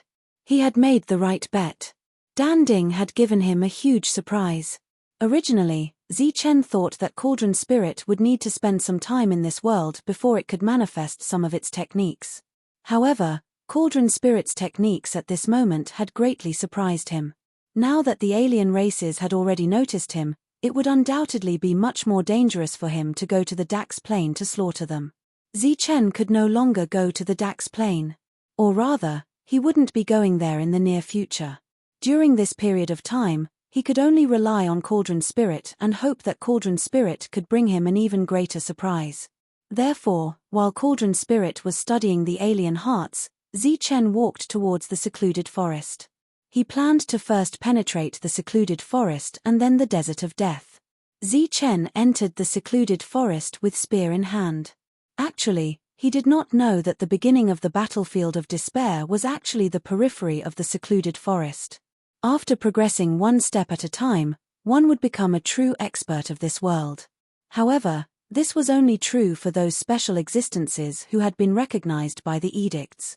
Although Zichen was not a special existence, having Cauldron Spirit by his side not only made up for his shortcomings, but also allowed him to concentrate even more. The secluded forest was very sensitive to the presence of humans. Therefore, when Zichen arrived, he was immediately detected by the nearby saplings. Soon after, the saplings launched their attacks. Tree branches filled the sky as they shot towards Zichen. They whistled through the air like spears. Zichen unsheathed his long sword and drew a perfect circle in the air. The sharpness effect was activated and those tree branches were instantly severed. Immediately after, Zichen shot his spear towards one of the saplings in front of him. PFFF. The spear pierced through the saplings and the soul-devouring effect was activated. The saplings shriveled at a speed visible to the naked eye and a pure energy was fed back to Zichen. The energy Zichen had expended was instantly replenished. Immediately after, the blade in Zichen's hand flashed again and the saplings nearby were severed at the waist. After destroying 5 saplings, Zichen obtained 5 portions of tree sap. Tree sap was considered the lowest currency in the battlefield of despair. 100 portions could only be exchanged for 1 spiritual crystal. However, it was said that those pharmacists only needed 80 portions of tree sap to successfully refine 1 spiritual crystal. In this way, the pharmacist only needed to refine 5 portions of tree sap to make a profit of 1 spiritual crystal. One could see how high the efficiency was. Just as Zichen officially stepped onto the path of becoming an expert, news of the battlefield of despair's destruction of a city spread throughout the Imperial Sky domain. At the same time, there was also a statement regarding the summoning of experts. Of course, although it was called a summoning, it was actually a forceful demand. Moreover, most of them were 8th and 9th layers. After all, they had already lost the 7th layer city. Without any support, they would only be heading towards a dead end. The most urgent matter at hand was to retake the cities that belonged to the humans as soon as possible. It seemed to be rather difficult for the Cauldron Spirit to refine the heart of a late 7th layer alien right off the bat. Even after half a day, the Cauldron Spirit showed no signs of activity. During this half a day, Zichen had successfully collected 100 portions of tree sap. He handed the tree sap to the Cauldron Spirit and attempted to refine it. The refining process was very simple. Moments later, Zichen obtained a spiritual crystal and half a wasted spiritual crystal. The first refinement could be considered a failure in the eyes of the Cauldron Spirit. However, if it were any other special existence, it would still be a satisfactory result. Zichen stayed at the outer perimeter and began to collect tree sap. Due to the Dragon Soul Spear, Zichen no longer had to worry about the consumption of tree sap. The second time, the Cauldron Spirit successfully refined 2 spiritual crystals out of 100 portions of tree sap, which was 30 portions less than the usual amount. Zichen was both surprised and excited by this result. If he were to return to a human city, Zichen would have an endless supply of spiritual crystals at his disposal. In the blink of an eye, Zichen had stayed in the secluded forest for 3 months. The quality of the tree sap grew higher and higher as he ventured deeper. In the end, he was able to refine 1 spiritual crystal out of every 30 portions of tree sap. Of course, it was very difficult for Zichen to distinguish the quality of the tree sap. Only the Cauldron Spirit could recognize the quality of the tree sap at a glance. On a certain day after 3 months, Zichen cut down a tree that was as tall as 2 men and took out a portion of tree sap called tree marrow. In the eyes of outsiders, it was equivalent to 100 portions of tree sap or 1 spiritual crystal. But in the eyes of the Cauldron Spirit, it was equivalent to 3 spiritual crystals. Chapter 1614. The 4 edict fragments refined by Cauldron Spirit were relatively small. They were only about the size of pearls. However, they were very pure and contained only one type of edict. Compared to the edict fragments previously sold in Imperial Sky City that were larger in size but contained a chaotic array of edicts, they were undoubtedly much more concentrated. After 3 months, Zichen had already ventured 10 miles into the secluded forest. All the trees in his path were chopped down. However, it would not be long before new trees would take shape. Therefore, it was impossible for outsiders to follow Zichen's footsteps. After clearing out a spacious area, Zichen signaled for the dragon soul to stand guard. Cauldron continued to refine the tree pith while Zichen refined the 4 edict fragments. Among the 4, 2 represented strength, 1 represented agility, and 1 represented speed. Zichen first refined the energy fragments and familiarized himself with the edict of this place. 3 days later, the 2 fragments representing the edict of strength were completely refined. Zichen spent another day familiarizing himself with the edict. When he drew his blade again, Zichen could already produce 2 blade lights with a single swing of his blade. In just 3 short days, Zichen's strength had nearly doubled. Of course, this strength was still far from being comparable to the outside world. Subsequently, Zichen's agility and speed were only slightly improved. The effect was negligible. A new batch of spiritual crystals was successfully refined. This time, there were a total of 35 spiritual crystals. Zichen had only provided 10 portions of the essence. In addition to the 35 spiritual crystals, Zichen also obtained a tiny fragment of the Edict of Life. It was about the size of a fingernail, but it was a rarely seen Edict of Life. After refining the Edict of Life, Han Shuo's comprehension of the Edict of Life had increased. It would also be of great help in the recovery of his vitality. This was an unexpected surprise. Therefore, Zichen began to search for more tree pith so that he could obtain even more fragments of the Edict of Life. Zichen put in a lot of effort into his attacks. Perhaps because he had been attacking so many times, Zichen's comprehension of the Edict of Strength had also increased. He felt that it wouldn't be long before he could produce 3 blade lights with a single swing of his blade. During this time, trees fell one after another and tree marrow was collected by Zichen. Through the refinement of the pill furnace, Zichen obtained more and more fragments of the laws of life. The more tree marrow Dan Ding refined at once, the higher the chances of successfully condensing the law of life. In the blink of an eye, another 3 months passed. The battle between the humans and the aliens was still going on, attracting more and more powerful beings, but it had nothing to do with Zichen.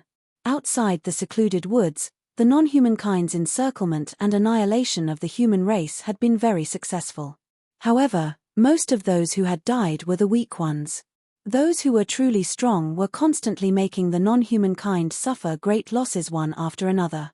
In Zichen's line of sight, a tree that was dozens of meters tall appeared. Its entire body, including every leaf, was glowing. This was a form of natural defense. Swoosh! Without any hesitation, Zichen raised his saber and slashed out in the blink of an eye. A large number of flying branches were cut off. The saber light landed on the tree trunk, leaving 3 deep marks. After slashing out, Zichen instantly retreated. He knew that the effect of sharpness had been activated, but the other party's defense was very high. The tree screamed in pain and turned to attack Zichen fiercely. Its branches extended like snakes. They could quickly detect Zichen's direction and launch fatal attacks on Zichen. The long saber in Zichen's hand danced faster and faster. Every strike had a sharp effect, and the branches were cut off one after another. However, it was as if there was no end to these branches, and they were almost silent. Phut! He didn't know how long he had been killing like this. When Zichen found that there were no more branches around, he directly went forward and cut the tree in half. By then, he had already used up 90% of his strength. He successfully dug out a tree crystal from the heart of the tree, but the light of the tree crystal had become very dim. Sure enough, this is the case. Zichen sighed. He knew that he had already reached his limit. If he went any further, there would be a huge inverse ratio between the gains and losses. The quality of this tree crystal was much higher than that of a spirit crystal. He could also condense life law fragments from it. Unfortunately, Zichen's combat strength was limited. Every time, he would wait until the tree crystal was almost exhausted before he could kill it. As a result, he could only obtain high-quality spirit crystals. It was very rare for him to obtain life law fragments. Moreover, every time he killed one, Zichen would need to spend a lot of time and energy. It was really not worth the loss. Therefore, Zichen decided to return. Of course, on the way back, Zichen would kill some tree pith and obtain some life fragments. In the blink of an eye, half a year had passed since he summoned the cauldron. Zichen's strength had increased a little, and his understanding of the life law had deepened. Other than that, his biggest gain was the tens of thousands of spirit crystals on him. When he went out, Zichen suddenly heard a loud shout. Following the sound, he saw a human killing trees and searching for tree sap. The other party's strength was already at the mid-7th layer. His attacks were clean and efficient. Moreover, he used the most energy-conserving method to kill the trees. Even if he was injured in the process, he would strive to minimize the consumption. Every time he obtained a portion of tree sap, the other party would gently hold it and carefully keep it. Zichen watched the other party for a full quarter of an hour. During this quarter of an hour, Zichen saw the other party attack 3 times and obtain 3 portions of tree sap. He had less than 10% of his energy left, but Zichen did not see him absorb a single drop of tree sap. Soon, Zichen understood the reason behind this. The human city had fallen, and they could not obtain any spirit crystal supplies. They could only find their own way. Although there was tree sap in other places, the amount was much less than in the secluded forest. Therefore, the secluded forest was the best place. Sure enough, Zichen found traces of several humans. They were all here for the tree sap. Zichen shook his head and walked out. His next destination would be the desert of death. As for whether these people lived or died, Zichen suddenly had a thought. He felt that since he had the ability, he should do something at this time. These people could survive until now. They were undoubtedly true powerhouses. Their purpose in coming to the battlefield of despair was to gain experience and strengthen themselves. They were different from those scumbags. After pondering for a while, a thought appeared in Zichen's mind. Thus, Zichen took out 3 weapons again and walked out. If he wanted to help others, he had to have the strength to do so. Otherwise, he would just be throwing his life away. Zichen released a powerful murderous aura and walked out in a straight line. During this time, not only did he alarm the trees, but he also alarmed some powerhouses who were carefully collecting tree sap. Swoosh! Dozens of trees attacked Zichen. All kinds of branches whistled toward him. Zichen unsheathed his long saber.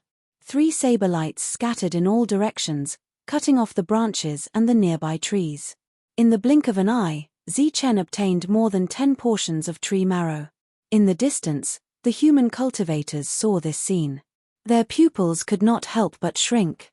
This move seemed fierce, but it consumed a lot of energy. In their opinion, Zichen was at a disadvantage. The human city had been lost for too long. It had been so long that the alien hearts they had on them were purely decorations. On the contrary, every drop of tree marrow had become a treasure. Compared to Zichen's recklessness, they were more careful because their weapons would be damaged and their energy would be consumed. Zichen did not have any scruples as he walked forward. He took out a spirit crystal and began to absorb it. When everyone saw the spirit crystal in Zichen's hand, their eyes widened. Of course, there was no lack of people's gazes falling on Zichen's storage bag. Perhaps there were more spirit crystals in the storage bag. Such wanton display of wealth caused a dense killing intent to reverberate in the forest. The other humans who were still hunting trees stared at Zichen and began to follow Zichen from afar, walking out of the forest. Zichen did not seem to notice the killing intent around him. He walked straight out, destroying everything in his way. By the time he reached the outside world, Zichen had already consumed a total of 5 spirit crystals. 5 spirit crystals might not be much to people on ordinary days, but at this time, 5 spirit crystals were enough to make them fight with their lives on the line. In their eyes, A human who had consumed 5 spirit crystals and obtained less than 400 drops of tree sap was undoubtedly a huge loss. However, from another perspective, this human must have countless spirit crystals on him. Finally, Zichen walked out of the secluded forest and walked towards a spacious area. At the same time, a few more humans walked out of the forest. There were no less than 10 of them. Most of them were at the middle stage of the 7th layer, and the rest were at the late stage of the 7th layer. There was no one at the early stage. After coming out, Zichen took out a piece of animal skin and wrote 2 words on it. He then pierced it with a spear and hung it there. In the distance, everyone saw the 2 words on the animal skin. Deal. When everyone saw those 2 words, they were immediately puzzled and slowly approached them. Although the human in front of them was at the early stage of the 7th layer, the energy in his body was at the 10th layer. However, the energy in their bodies was at most at the 2nd layer. Zichen carried the dragon thorn on his back and a long saber at his waist. He stood there quietly and did not make any defensive moves. The group of cultivators finally came closer. When they saw the things placed on the ground in front of the human, their pupils could not help but shrink again. Spirit crystals. There were actually spirit crystals. There were more than 100 of them. For a moment, the bright spirit crystals became the only thing in everyone's eyes. Their breathing gradually became rapid, and the rationality in their eyes was about to dissipate. Thick greed emerged from the bottom of their eyes. Whoosh! At this moment, the crisp sound of a saber being unsheathed was heard, and 3 shining saber lights appeared. A chill rose in everyone's hearts. Their expressions changed drastically, and they rushed straight back. The saber lights almost slashed across everyone's foreheads. The long-awaited feeling of death made their hearts tremble.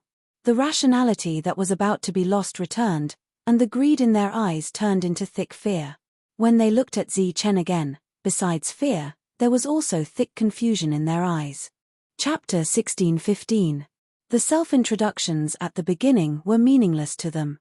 In the battlefield of despair, there were only 2 kinds of people. The former were the living and the latter were the dead.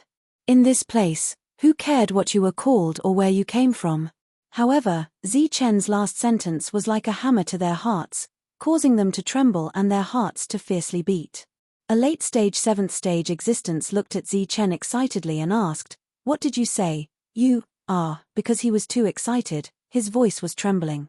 He was afraid that the words he had just heard were an illusion. Alchemists, to the current him or them, were really too important. Zichen looked at him and gently smiled. "You didn't hear wrong. Or rather, you didn't hear wrong. I am an alchemist who can refine spirit crystals." Ah! Everyone couldn't help but lose their composure and cry out. There were even some people who were prepared to cheer. The spirit crystals at the feet of this human called Zichen were extremely tempting to them. However, as an alchemist, Zichen was more useful to them. This was the main difference between them, who pursued the path of the strong, and those scumbags. Scumbags only wanted to rob and not think about tomorrow.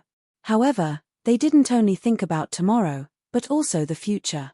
Alright, that's all for the self-introductions. How many good things do you have on you? Take them out and give them to me. However, I'll say this first. I can only refine spirit crystals. As for the other healing medicines, I don't have the materials to refine them. After saying this, Zichen sat down defenselessly. Of course, if anyone really thought that Zichen was defenseless and wanted to take advantage of the situation, they would undoubtedly suffer a great loss. Everyone let out a sigh of relief. It was fine as long as he could refine spirit crystals. What else could they hope for? As for their injuries, they would naturally recover in time. Looking at the spirit crystals in front of them, everyone hesitated. Because there was a limit to the number of spirit crystals, they had a total of 12 people. Who would be the first to exchange was a problem. And now, every spirit crystal was equivalent to an extra life. Everyone looked at each other warily and didn't immediately step forward. Zichen smiled casually and said, "Don't worry, I still have some spirit crystals on me." Finally, a cultivator in the middle stage of the 7th layer stepped forward and said nervously, "How do I exchange the tree sap for spirit crystals?" One must know that back then in the Royal Sky City, it was 100 for a piece of jade. But now, they didn't dare to make such a guarantee because the other party was the only alchemist here. The others were also a little nervous. The exchange price of the tree sap would indicate the increase in the exchange price of other things. Zi Chen stretched out his finger and gestured the number 7. 700. Everyone's expression changed. Even they couldn't accept the exchange rate of 1 to 7. Zi Chen shook his head. 70. What? Everyone stared at Zi Chen in disbelief. Such a price, even if it was in the Royal Sky City back then, there was no profit at all. Maybe, if it was placed in the hands of ordinary alchemists, they might even suffer a loss. Such a low price, could it be that this person had other plans? For a moment, everyone was on guard again. Zi Chen didn't care about the thoughts of the others. He continued, "You guys should know that the Royal Sky City has fallen, right?" Everyone nodded, but the atmosphere was somewhat stifling. Zi Chen continued, "So, right now, we are a lone army. If we don't support each other, our final outcome would be death." Everyone was speechless. In such a situation, everyone couldn't even take care of themselves, let alone support each other. Zi Chen picked up a piece of spirit crystal and weighed it in his hand. Everyone's gazes followed the movement of the spirit crystal. Zi Chen continued, "This is my cost price. The reason why I'm giving it to you guys is because I hope that you guys can agree to a condition of mine." Everyone was relieved. There were even some who looked at Zi Chen in disdain, thinking that he really had a motive. But in the next moment, those who had such thoughts felt extremely guilty. "My condition is that if you guys meet other people, I hope that you guys can help them. Or, you guys can use the same price to exchange for some life-saving spirit crystals for them." Everyone lowered their heads, feeling touched in their hearts. Clearly, this alchemist wasn't doing this for himself but for others. In the selfish battlefield of despair, such a person was naturally rare. "All right, let's start the exchange. Let's exchange for tree sap first. If you guys have the heart of a foreign race, you can also exchange for it." Zi Chen interrupted everyone's thoughts. "We can also exchange for the heart of a foreign race?" Everyone was surprised. "Of course." Zi Chen smiled. "I guarantee that the price will satisfy all of you." Immediately after, the first cultivator stepped forward and decisively took out 700 portions of tree sap, handing it to Zi Chen. "Here are 10 spirit crystals. Take it." Zi Chen took out 10 spirit crystals and handed it to the other party. The other party received the 10 spirit crystals with trembling hands. There was also a small interlude. The other party had over 30 portions of tree sap and wanted to give it to Zi Chen. However, he was rejected by Zi Chen, saying that if you can get over 30 portions of tree sap, you can exchange for one more tree sap. This person was extremely touched. These people were all experts.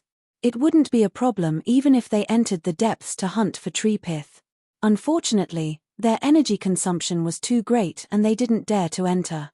Therefore, the next items to be exchanged were all tree sap. Be it tree sap or tree pith, they were all the same. Currently, Cauldron Spirit could condense 1 spirit crystal out of 30 portions of tree sap. Therefore, he asked them for 70. It wasn't that Zi Chen wasn't willing to lower the price. However, if he were to lower the price, it would undoubtedly arouse their suspicions. To avoid unnecessary trouble, Zi Chen asked for 70. Each of the cultivators exchanged for a dozen or so spirit crystals. They all had excited looks on their faces. It was at this moment that the cultivator who was the first to exchange for the spirit crystals hurriedly returned. He was holding a bundle in his hand. The bundle was filled with bulging items. When the bundle was opened, one could see alien hearts sealed with energy. There were at least 30 of them. Among the 30 hearts, there were a few at the middle stage. The rest were at the early stage. After bringing the alien hearts to Zi Chen, the cultivator nervously asked, "Can these be exchanged?" Zi Chen nodded and replied, "Of course you can. However, I am not too familiar with refining alien hearts. Therefore, I won't give you too high a price. At most, I will give you 80 to 90% of the price in Imperial Sky City." The cultivator hastily nodded. 80 to 90%. He thought that Han Shuo would only give him 50%. Zichen simply didn't know anything about these hearts. Therefore, he directly gave them the lowest price. 20 for each of the early 7th stage heart, 200 for the middle 7th stage heart, and 2,000 for the late 7th stage heart. Soon after, the other cultivators also came over with alien hearts. In the blink of an eye, Zichen's 10,000 plus spirit crystals were all exchanged. Apart from that, Zichen also owed a debt of 5,000. He owed it to a late-stage 7th-tier Ascension stage cultivator. The other party had 3 hearts of late-stage 7th-tier Ascension stage cultivators. Zichen expressed that he could not accept it. The other party threatened to owe him first, and only offered 5,000. Zichen was speechless. But when he thought about it, it made sense. The other party definitely couldn't bear to part with them. That was why he wanted to give them to Zichen. All right then. I have to find a safe place to refine these things. I will come back here half a month later. At that time, there might be some unexpected surprises. Zichen mysteriously smiled. An unexpected surprise. Could it be a law crystal? Everyone felt their hearts trembling. Zichen took out the interspatial pouch in his hand and smiled. With so many alien hearts, I think I should be able to condense some. Naturally, the price wouldn't be lower than the price in Imperial Sky City. If you guys want to exchange for them, it's best that you kill more alien races. Now is a dangerous time. I suggest you guys form a group. Form a group. Everyone was stunned. Zichen smiled. He glanced at the late 7th stage expert who owed him a debt and continued, after forming a group, your strength will increase and your rewards will naturally be greater. In addition, you won't die so easily. After speaking, Zichen walked towards the depths of the forest. Undoubtedly, he was charging in recklessly, not caring about the consumption of his energy. Even though everyone had hundreds and thousands of spiritual crystals on them, they couldn't help but click their tongues at this sight. They inwardly exclaimed that this was what it meant to be rich and overbearing. After clearing a safe area and making sure that no one was around, Zichen transmitted his voice to Cauldron. Senior, how is it? The more the better. Cauldron Spirit's laughter sounded. The more he refined, the deeper his understanding of the edicts of this world would be. As for the time required to refine, it was nothing to Cauldron Spirit. One must know that back in the Martial Heaven continent, Cauldron Spirit could refine hundreds of thousands of pellets in one go. As for the tree sap that Zichen exchanged for, he could refine them all in one go.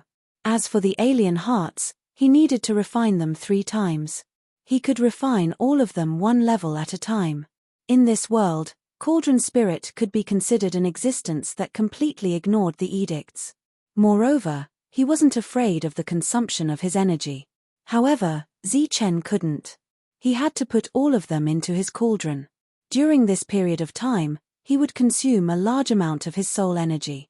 This was also why the edicts were unable to do anything to Cauldron Spirit. Instead, they gave Zichen a heavier punishment. The first thing that Cauldron Spirit refined were the early 7th stage alien hearts. As for the law chips, Zichen continued to refine and comprehend the edicts contained within them. Next was the middle stage, the late stage, and finally the tree sap. Cauldron Spirit was able to refine a portion of the edicts from each alien heart. After exchanging for over 100 early 7th stage alien hearts, Zichen was able to refine over 100 portions of the edicts. During the refining process, Zichen's understanding of the edicts had undoubtedly sped up significantly. His strength was also constantly increasing. At the same time as his strength was increasing, Zichen's realm was also increasing. His domain realm in particular was growing at a much faster rate.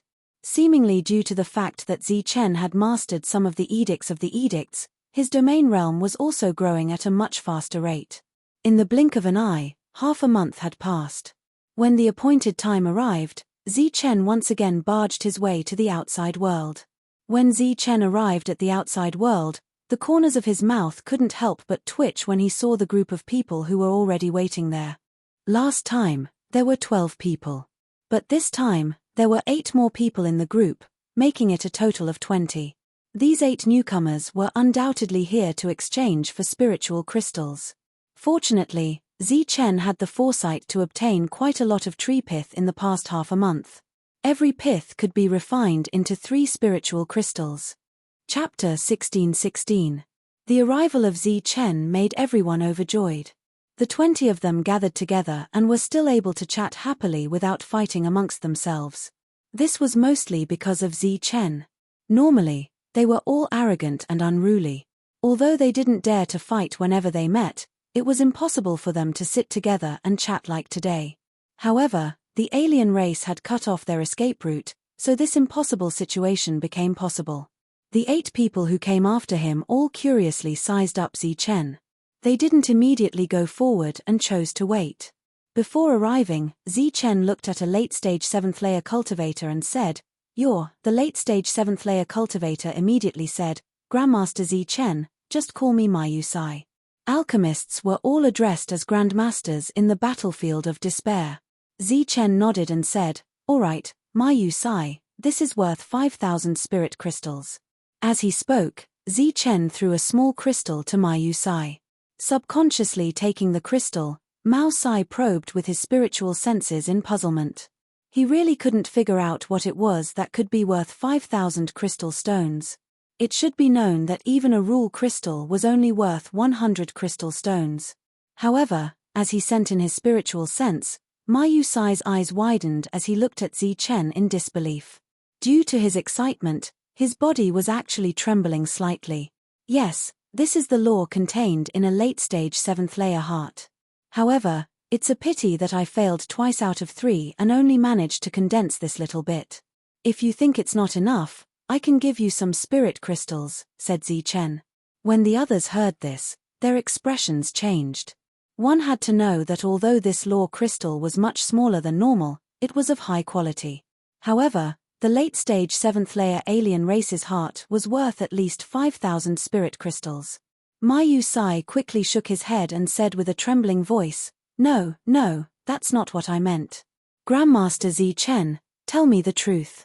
This thing is really worth 5,000 spirit crystals. If I'm not wrong, this thing can be sold for at least 20,000 spirit crystals in the original Imperial Sky City. Oh, 20,000.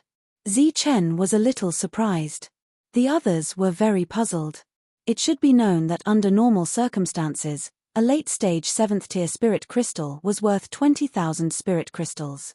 However, Master Chen's spirit crystal was obviously much less. Mu Sai said with certainty, 20,000 is my conservative estimate. Maybe someone can offer 40,000, or even 50,000, because the rules here are not messy. There is only one. Gasps could be heard from all around as they looked at the small fragment again. Their eyes began to shine, and when they looked at Mu Sai, they were filled with envy. If what Mayu Sai said was true, then this thing was really worth 40,000 spirit crystals. Chen waved his hand. Now that the Royal Sky City is no longer around, there's no need to talk about standards. In the future, just follow my standards. On average, I can only succeed once out of 3 times and the profits aren't that great. In the future, I'll give you guys 6,000 for the same thing. Normally, he would only succeed once out of 3 attempts, and each attempt would consume 2,000 crystals. It could be said that Chen did not benefit from this at all. Based on this point alone, the 8 people who had come after him were convinced by Chen. Mu Sai excitedly accepted the lordship and the transaction began. This time, Chen took out the first item. It was a fingernail-sized lordship. He placed it in his palm and said, "This is an early-stage 7th tier lordship. The rules inside are also single and the price is 60. How much?" Everyone in the surroundings opened their eyes wide as they stared at Chen in disbelief. One must know that there were at least 100 in the Royal Sky City. Moreover, the laws here were all messy. 60. My success rate isn't high. Chen emphasized. Everyone knew that Master Chen had misunderstood their meaning. Even a mid-stage 7th tier expert didn't point it out. He chuckled, and as though he was afraid that Chen would go back on his words, he directly took out 3 early-stage hearts and said, "Master Chen, this is exactly 60. Chen tossed out the lordship and kept the 3 hearts. Following that, he took out over 10 lordships of the same size and said, "There are still these. Who still needs them?" The people who had made the transaction previously all knew of Chen's rules. Every heart was purchased at the lowest price in the Royal Sky City. However, this didn't mean much because the lordships Chen was selling were also sold at the lowest price. Soon, these lordships were exchanged by everyone. Following that, Chen took out a mid-stage lordship. This was slightly more expensive at 600 spirit crystals or 3 mid-stage hearts. To the crowd, this price wasn't expensive at all. Soon, all the items on Chen's body were exchanged. As for the late-stage lordships, Chen took out a few according to the number of hearts he had purchased previously. They were also exchanged by the late-stage experts. After exchanging all the lordships, the 8 newcomers also took the opportunity to exchange some tree sap and alien hearts for some spirit crystals. After the transaction, everyone looked at Chen anxiously. Clearly, they were hoping to know when the next transaction would be. Chen muttered to himself for a moment before saying, "Use these spirit crystals sparingly. I'm preparing to make a trip to the Desert of Death. It might take a month or 2. What? The Desert of Death? Everyone's expression changed. That late-stage 7th-stage expert, Mayu Sai, immediately said, "Master Chen, that place is filled with danger. Even a 9th-stage expert wouldn't dare to enter. Do you need anything? Why don't we accompany you?" The others nodded. Right now, Chen was like their ancestor in their eyes. If something happened to Chen, no one would be able to survive. They naturally wouldn't let Chen take the risk. Immediately, over 10 of them expressed that they would follow Chen to the Desert of Death. Seeing the worry in everyone's heart, Chen said, "Don't worry, I won't enter the depths. I'll just stay in the periphery. When I first arrived, I fell into that desert and have some understanding of it. How about this? We'll meet here 1 month later." Everyone looked at Chen in surprise. They didn't expect that this master's luck would be so bad. He had come to the Desert of Death the first time and had come back alive. This undoubtedly proved that he was extraordinary. Now that he dared to go, it was obvious that he was full of confidence. No one tried to persuade Chen, but they all signaled him to be careful. "Right, if you have time, I hope you can help me find some healing herbs. I'll try to refine some healing elixirs next time." Hearing about healing elixirs, everyone's eyes lit up. A few early-stage 7th-stage experts immediately nodded and said that they had time. In the end, Chen looked at everyone and said, "You all have to be careful when you go out. During this time, it's best if you don't kill the foreign races. You should improve your strength. The next time I come back, we'll go and kill the foreign races." After saying that, Chen went around the secluded forest and walked toward the Desert of Death. Everyone watched Chen leave until Chen's figure completely disappeared. Then, the whole team split up. Under the circumstances that they weren't attacking the foreign races, they wouldn't team up. Thinking back to how he had almost died in the Desert of Death, Chen was full of confidence for this trip to the desert. For this trip to the desert, Chen had high hopes for Danding. Soon, the second summoning order for the Battlefield of Despair was sent out.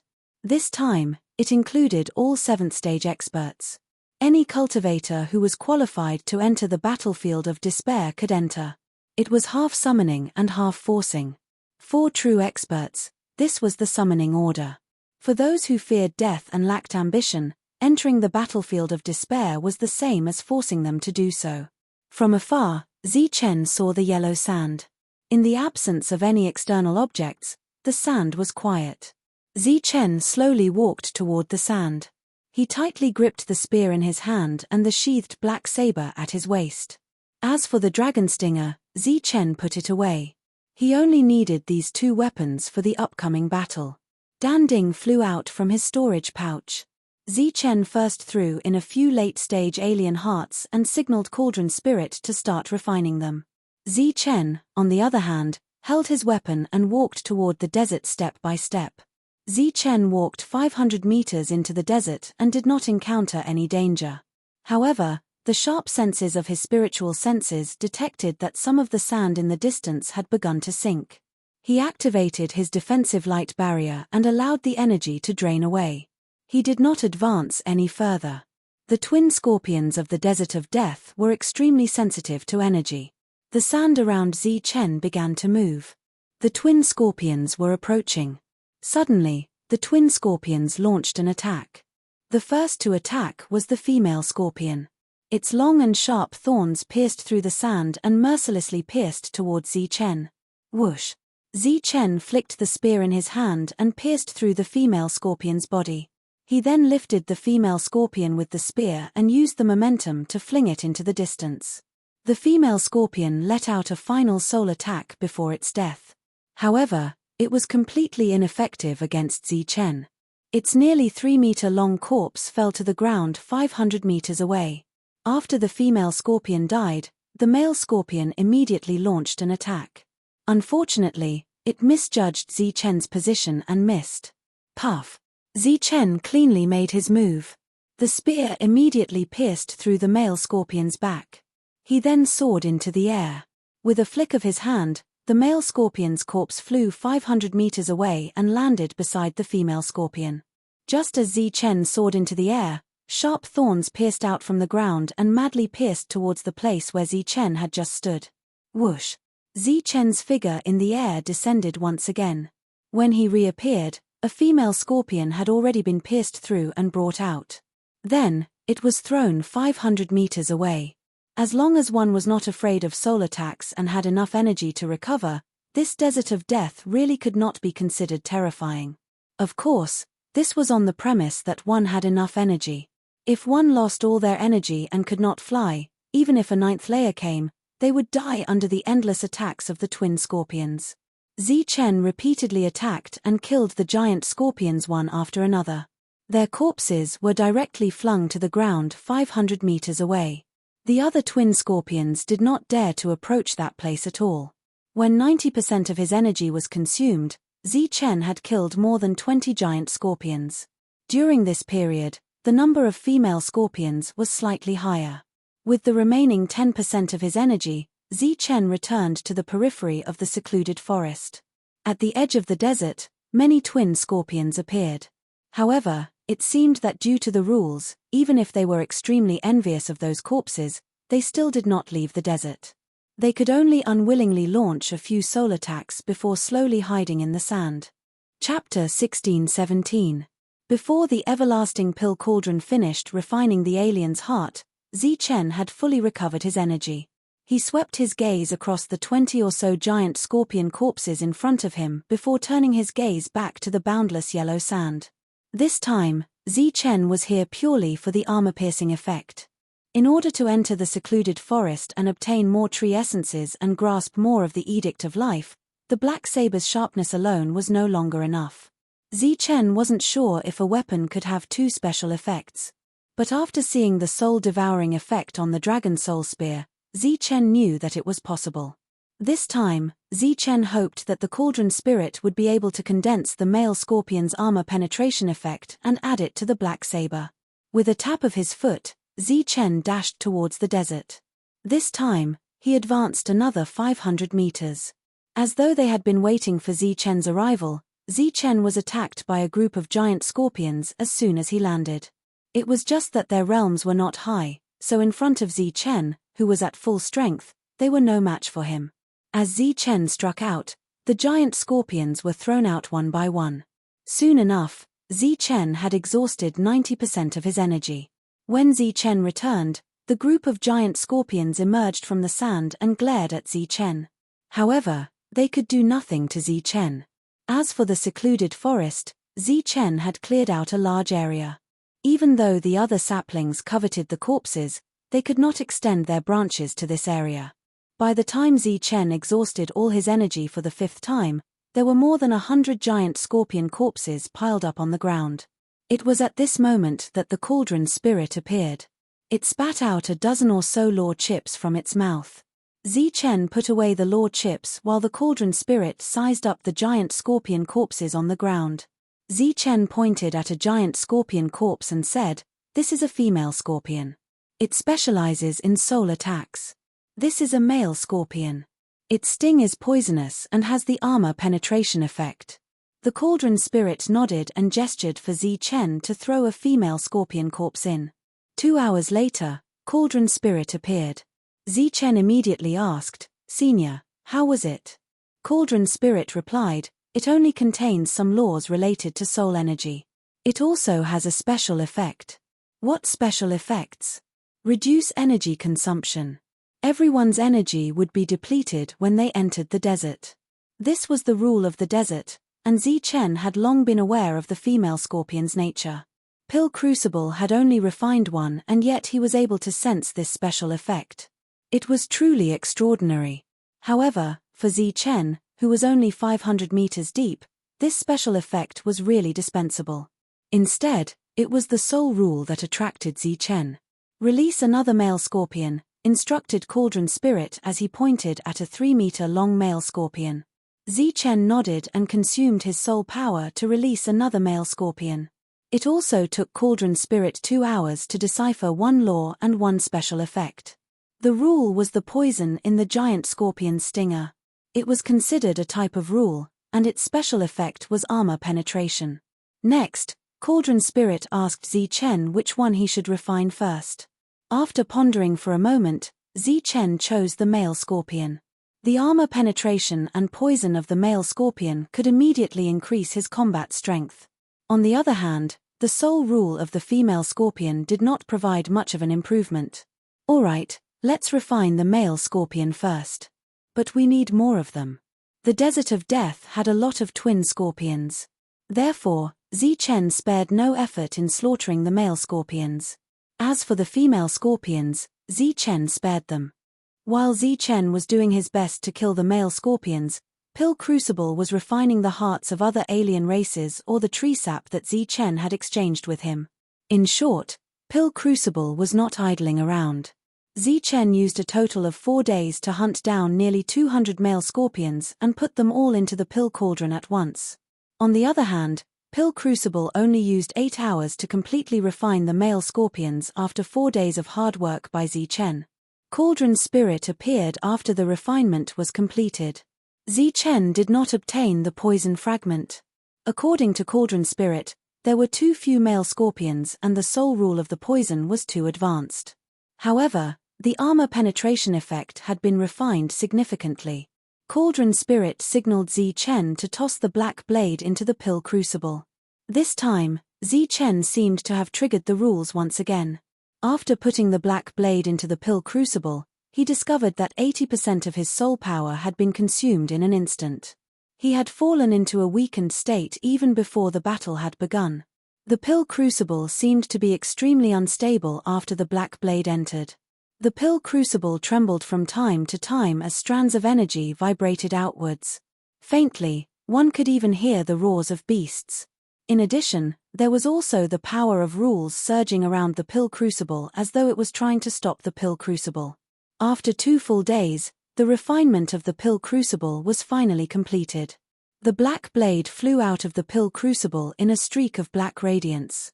An awe-inspiring killing intent swept across the area. Zi Chen caught the long saber that was flying toward him. After the black saber's transformation disappeared, he used his spiritual senses to investigate. Armor penetration, 1% chance of triggering the armor penetration effect. There is a minuscule chance of triggering the poison effect. Zi Chen was pleasantly surprised. Apart from that, the pill crucible's sharpness effect did not diminish. His only regret was that the armor penetration rate was too low. It was no wonder that the refinement process took 2 days and was hindered by the rules. "This weapon of yours is pretty good. An ordinary weapon might not be able to withstand 2 special effects. If you want to increase the armor penetration rate, you will have to kill more male scorpions." Upon hearing Cauldron Spirit's words, Zi Chen immediately nodded and said, "Alright. In the next 20 days or so, I will definitely increase the armor penetration rate to 100%. Actually, it was not difficult to increase the armor penetration rate to 100% because every male scorpion's attack was already 100%. Of course, this was relative to Zi Chen's current realm. If he were at the 9th stage, the armor penetration rate would be significantly lower. For the next 20 days or so, Zichen charged into the desert of death and massacred the male scorpions as though he had gone mad. Fortunately, the twin scorpions here were endless. They did not know fear at all. Even though Zichen was slaughtering non-stop, they still charged forward fearlessly. During this period, the soul-devouring effect of the Dragon Soul Spear was also activated at 100%. It continuously fed energy to Zichen. Of course, most of the energy was refined and absorbed by the Dragon Soul. As Zichen had grown too quickly in the outside world, the level of the Dragon Soul Spear could not keep up with him. Now, it could only rely on soul devouring to increase its level. As long as a female scorpion was killed, the Dragon Soul Spear would completely devour it. If it was a male scorpion, the Dragon Soul would leave the most useful part of its tail. During the continuous process of killing and devouring, the Dragon Soul Spear let out a cheerful dragon roar. The Dragon Soul Spear had grown by 1 level during this period. But even so, there was still a huge gap between the Dragon Soul Spear and Zichen's current level. According to the Dragon Soul Spear should be at the 4th stage of the King class. In just over 20 days, Zichen had killed more than 2,000 twin scorpions and more than 1,500 male scorpions. After the cauldron spirit had completely refined and gathered all the items together and consumed 80% of his soul energy, Zichen once again placed the black blade into the cauldron. This time, it took 3 full days before the cauldron finished condensing and the black blade reappeared. The black blade that reappeared trembled on its own. Waves of chilling killing intent surged in all directions. The sharpness and armor-piercing effects of the killing intent were fully displayed.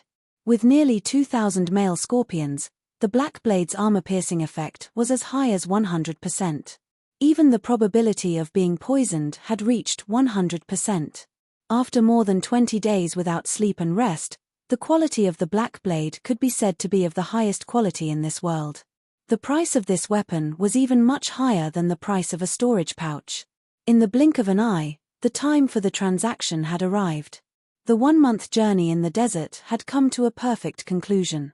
During this period, Zichen's strength, speed, agility, and instantaneous eruption of power had all increased significantly.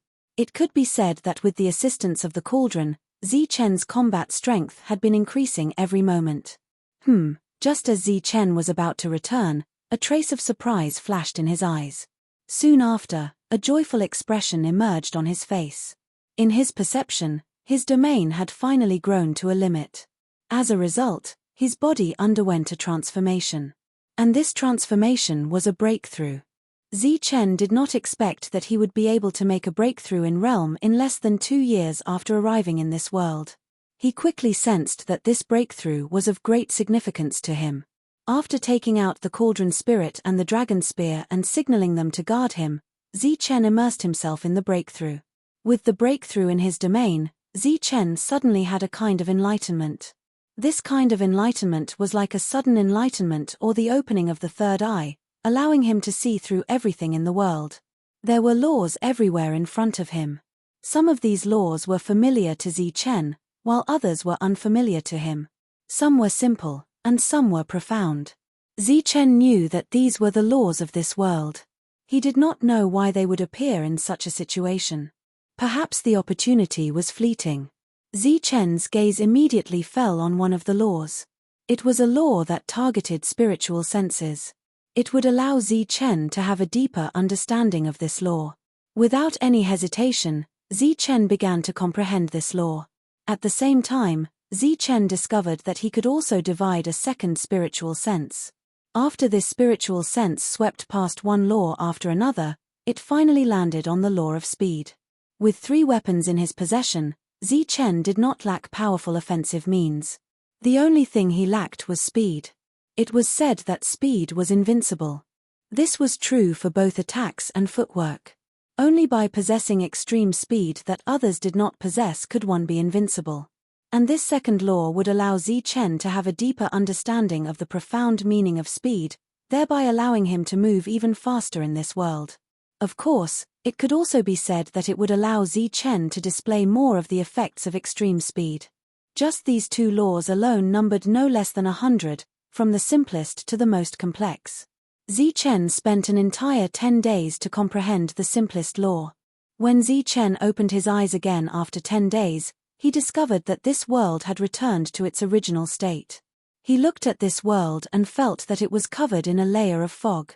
After calculating the time, Zichen suddenly discovered that he had missed the appointed time. Therefore, he hurriedly rushed to the outer perimeter. After his strength had increased and he had comprehended 2 more laws, Zichen's perception and speed had greatly increased. When he rushed to the outer perimeter as fast as he could, Zichen heard voices. Mayu Sai, it's already been 10 days. Is the person you were talking about dead? Let's wait a little longer. Master Zichen might have something to do. Chapter 16:18. The one talking to Mayu Sai was a man in the late 7th layer. He wore a black battle armor and held a black long sword in his hand. His whole body was exuding a strong murderous aura. In the battlefield of despair, the price of battle armor was very high. Being able to afford such an expensive battle armor was a proof of one's strength. Mayu Sai, who was at the same level as him, was very cautious when she stood beside this man. However, when she heard the other party speaking to Grandmaster Zichen so rudely, a trace of anger appeared on Mayu Sai's face. She said in a low voice, "Aogut, watch your tone. Grandmaster Zichen saved all of our lives." Aogut turned his head and glanced at Mayu Sai with disdain. He smiled sinisterly and said, "What? You look like you're ready to fight me." Mayu Sai's expression changed, but she didn't back down. She glared at Aogut. The others who had made deals with Zichen also glared at Aogut. It seemed like they would attack at any time. A bunch of cowardly rats. Just as well. When your grandmaster arrives, I'll take him down and make him work for me. As soon as Aogut finished speaking, an indifferent voice came from behind him. What a big tone. Aogut turned around and saw Zichen. A trace of killing intent flashed in his cold eyes. Grandmaster Zichen. Grandmaster Zichen is here. When the others saw Zichen, joy appeared on their faces. They turned around and walked toward Zichen. Boom. A powerful energy surged, and a dense killing intent swept out. Aogut glanced at Zichen and said coldly, "You're Zichen, the grandmaster they're talking about." Aogut, what are you doing? Don't be rude to Grandmaster Zichen. Aogut, do you really think you're invincible here? Shouts rang out as more than a dozen cultivators stood in front of Zichen, blocking his path. One should know that the price Grandmaster Zichen offered was even cheaper than the price of the Imperial Sky City. To them, this was a great favor. If they let Aogut capture Grandmaster Zichen, they would be the ones to suffer. No one would watch as their own interests were damaged. Zichen scanned the field and found that besides these people, there were a few others who were also glaring at Aogut with righteous indignation. However, there were still a few others who were indifferently standing on the periphery. Among them, there was even a late-stage 7th Divine Realm expert wearing a battle armor. Facing more than 10 people, Aogut's face was still disdainful. A cruel smile hung on the corner of his mouth as if he was about to attack. Of course, Zichen couldn't just watch these people die for him. Just as he was about to make a move, an indifferent voice came from afar. "Enough. We don't even have a base anymore. Can't we be a little more united at a time like this?" As the indifferent voice arose, a man came from a distance. Although he wasn't wearing armor, the murderous aura around him wasn't weaker than Aogut's. Lord Wharton. It's Lord Wharton. It was Wharton, whom Zichen knew. The latter walked through the crowd, indifferently glancing at Aogut. Then, he came to Zichen, looking at Zichen as he said, "I didn't expect that the master they were talking about was really you." Zichen joked, "I didn't expect that Lord Wharton would come here either." "Good boy, you dare to joke with me. Oh, you've broken through." Wharton looked at Zichen in surprise. It had only been a little more than a year since they last met. At that time, Zichen had just entered the Dax plane. He didn't even know the rules. Now, only a little more than a year had passed. Zichen had already broken through. "I was just lucky." Seeing the two chatting happily, the others heaved a sigh of relief. Wharton had a high status in the battlefield of despair. He was no longer an expert who was between the living and the dead.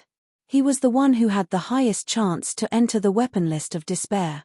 With Wharton here, he obviously had to take charge of the situation. Moreover, the two seemed to be familiar with each other. Obviously, Master Zi-Chen's crisis had been resolved. "Wharton, you want to stop me?" August glared at Wharton. Although August had some fame, he couldn't compare to Wharton. His words had obviously enraged Wharton. Wharton turned around, glancing at August and coldly saying, "Who do you think you are? How dare you talk to me like that? You." August's eyes flashed with killing intent. "If you want to die, I can fulfill your wish," Wharton coldly said. "Good, Wharton. Let me see what kind of power you have, the one who has the highest chance to enter the weapon list of despair." August was obviously enraged by Wharton's attitude. He raised the black sword in his hand, pointing it at Wharton. Wharton frowned, looking at August. "You're courting death." At this moment, what humans needed was unity, not infighting. Wharton actually didn't want to kill anyone. Clang! The black sword vibrated, releasing a wisp of power, causing the space to tremble. Apparently, August had also comprehended the rules, which was the source of his confidence in not fearing Wharton. The others scattered, obviously not wanting to get involved. However, it was more likely that they didn't want to get hurt. August was indeed annoying. They didn't mind Wharton teaching him a lesson. August took several steps back, pointing his black sword at Wharton, provoking him, "Come. Let me see your power." Wharton was finally enraged. He shouted, courting death, dashing towards August. He didn't use any weapon, but just threw out a punch. The air shrieked. Wharton's punch had a deep understanding of the rules of power. Not many people could resist it.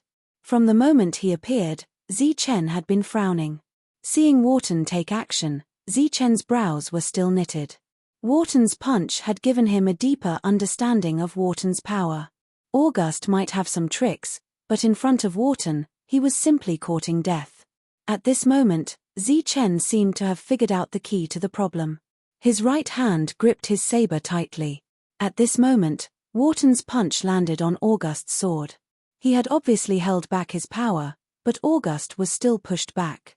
Everyone's attention was on the battlefield. Their faces were filled with shock. No one paid any attention to Zi-Chen. Of course, no one noticed that the other person in armor, who hadn't said a word since the beginning, was quietly approaching Zi-Chen. When he was 2 meters away from Zi-Chen, he launched a sneak attack towards Zi-Chen. This was also a long sword, aimed at Zi-Chen's back. This attack was aimed to take Zi-Chen's life. However, facing this sneak attack, Zi-Chen seemed to have eyes on the back of his head.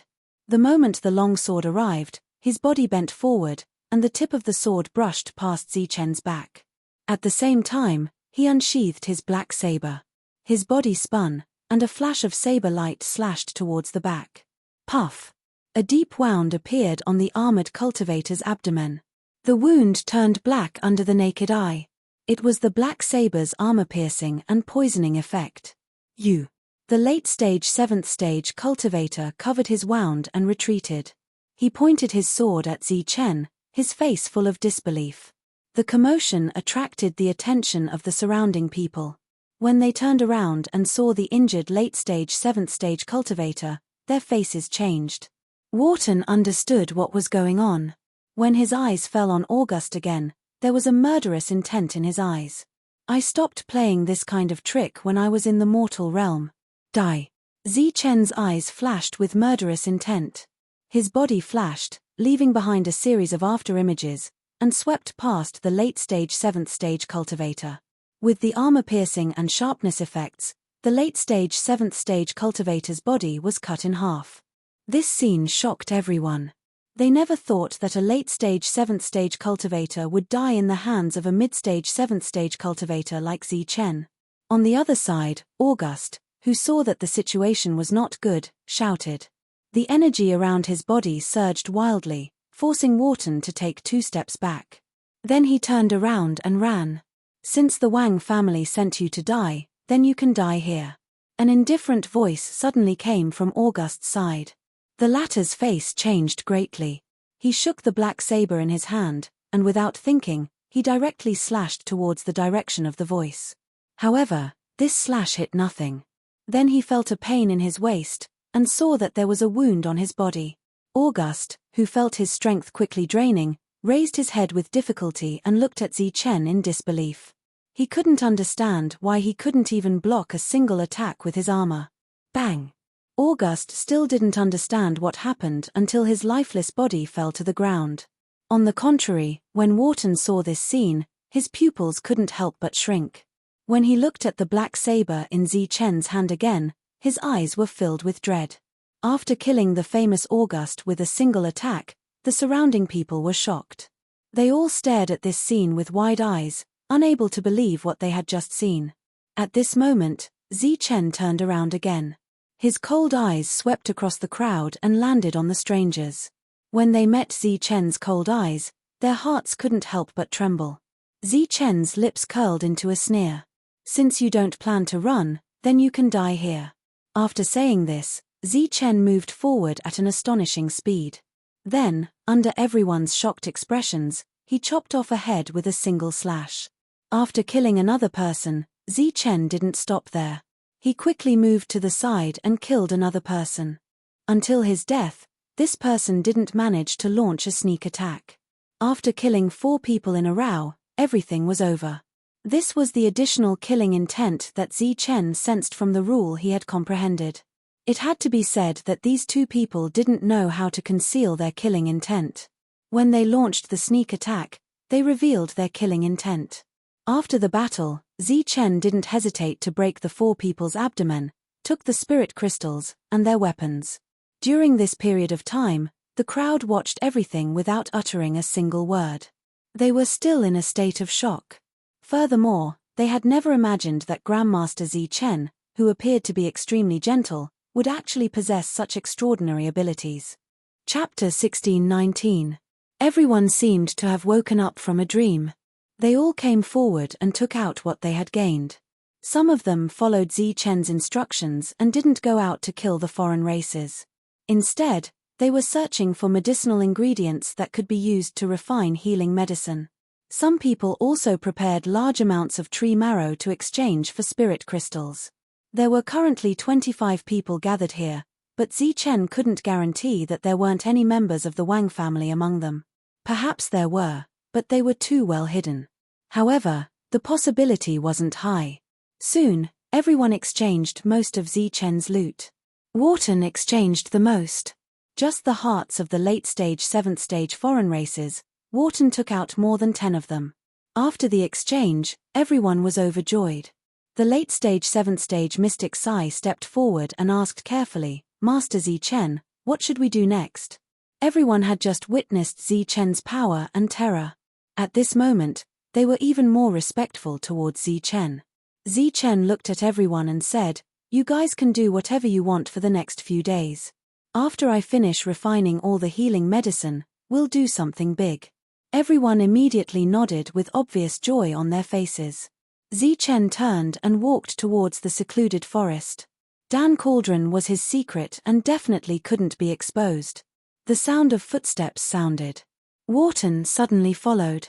Zi Chen stopped and looked at Wharton in confusion. "That saber of yours has 2 special effects." Wharton went straight to the point. Zi Chen shook his head. Wharton frowned and said, "Don't lie to me. That attack just now had armor penetration and poison." Zi Chen shook his head again and said, "I'm not lying to you. It doesn't have 2 special effects. It has 3. 3. Wharton was so shocked that he couldn't say anything. "After this battle, I'll try to help you add 2 special effects. The prerequisite is that your weapon can withstand 2 special effects. Otherwise, your weapon will be useless."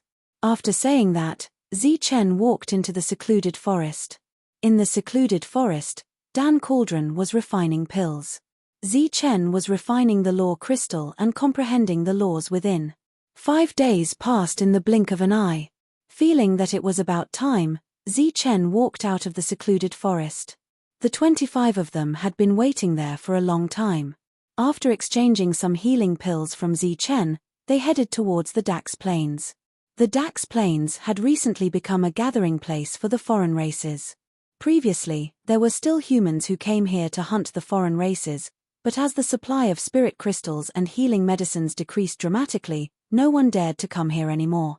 Zichen's group intentionally circled around the former Imperial Sky City and headed straight for the Dax Plains. As soon as they entered the Dax Plains, they discovered a group of 10 foreign races. The strongest member of the group was only at the late 7th stage. Kill him quickly. After seeing the outsiders, Zichen did not stop. He took the initiative to attack the group of outsiders. The others' original intention was to observe the surroundings, but they had no choice but to follow.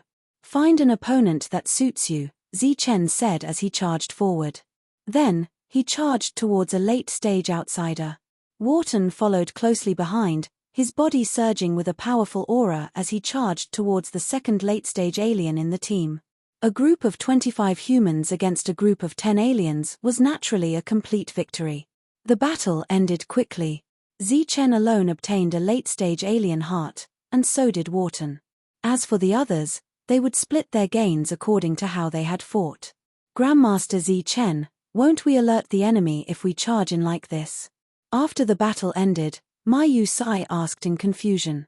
There were only 2 publicly recognized experts in the team. One was Zichen, and the other was Wharton. The leader was naturally one of the 2. However, Wharton rarely spoke, and it was mostly Zichen who spoke. Thus, in everyone's hearts, Zichen was the leader. Zichen looked around and found that the others had the same doubts. He smiled and said, "We came here this time to do something big. We only have one chance. What we need is speed, not caution. Think about it, if you knew that the humans had gathered several dozen people, would you be on guard?" Everyone shook their heads at first, but then immediately nodded. Indeed, this kind of thing could only be done once. A second time would be suicide. That's why we're going deeper, Zichen said. Deeper? Everyone was shocked. Mayusai asked, how deep? A city of aliens. Zichen's smile contained a trace of cold killing intent. During this time, Wharton still chose to remain silent, allowing Zichen to lead the team deeper. Very quickly, they discovered a second wave of aliens. There were 13 of them, and this battle was once again quickly concluded. Next, they went in a straight line. As they went deeper, the number of aliens they encountered gradually decreased. It wasn't just 1 or 2, but 3 or 5. Each battle was quickly concluded. Just like that, Zichen led the team in a straight line for 7 days. During these 7 days, they didn't encounter any danger. In these 7 days, the team had gone nearly 1,000 kilometers, and their gains were not small. On the 8th day, a small village appeared in their line of sight. From a distance, they could see aliens going in and out of the village. Everyone was confused when they saw the village. This is an alien tribe that has been expelled from the Dax beasts. They're not allowed to enter the city and can only wander around the outskirts. This is one of the gathering places, Wharton said. Normally, humans would come to the Dax Plains by themselves. It was impossible for a single person to come here, so they knew very little about the Dax beasts. How many people are there in this village? Zichen asked. Wharton shook his head. I'm not sure, but there shouldn't be more than 100. Since that's the case, let's kill. After saying this, Zichen was the first to charge into the small village. There were many different kinds of beasts living in the village, and they were all at the early or middle stage. When Zichen's team arrived, they were like tigers in a flock of sheep, wantonly slaughtering. However, during this time, a distress signal soared into the sky from a building. Now, Zichen's team of 26 was completely exposed. 15 minutes later, the battle ended. The 56 aliens in the village were all killed. Not a single one was left alive, and not a single one escaped.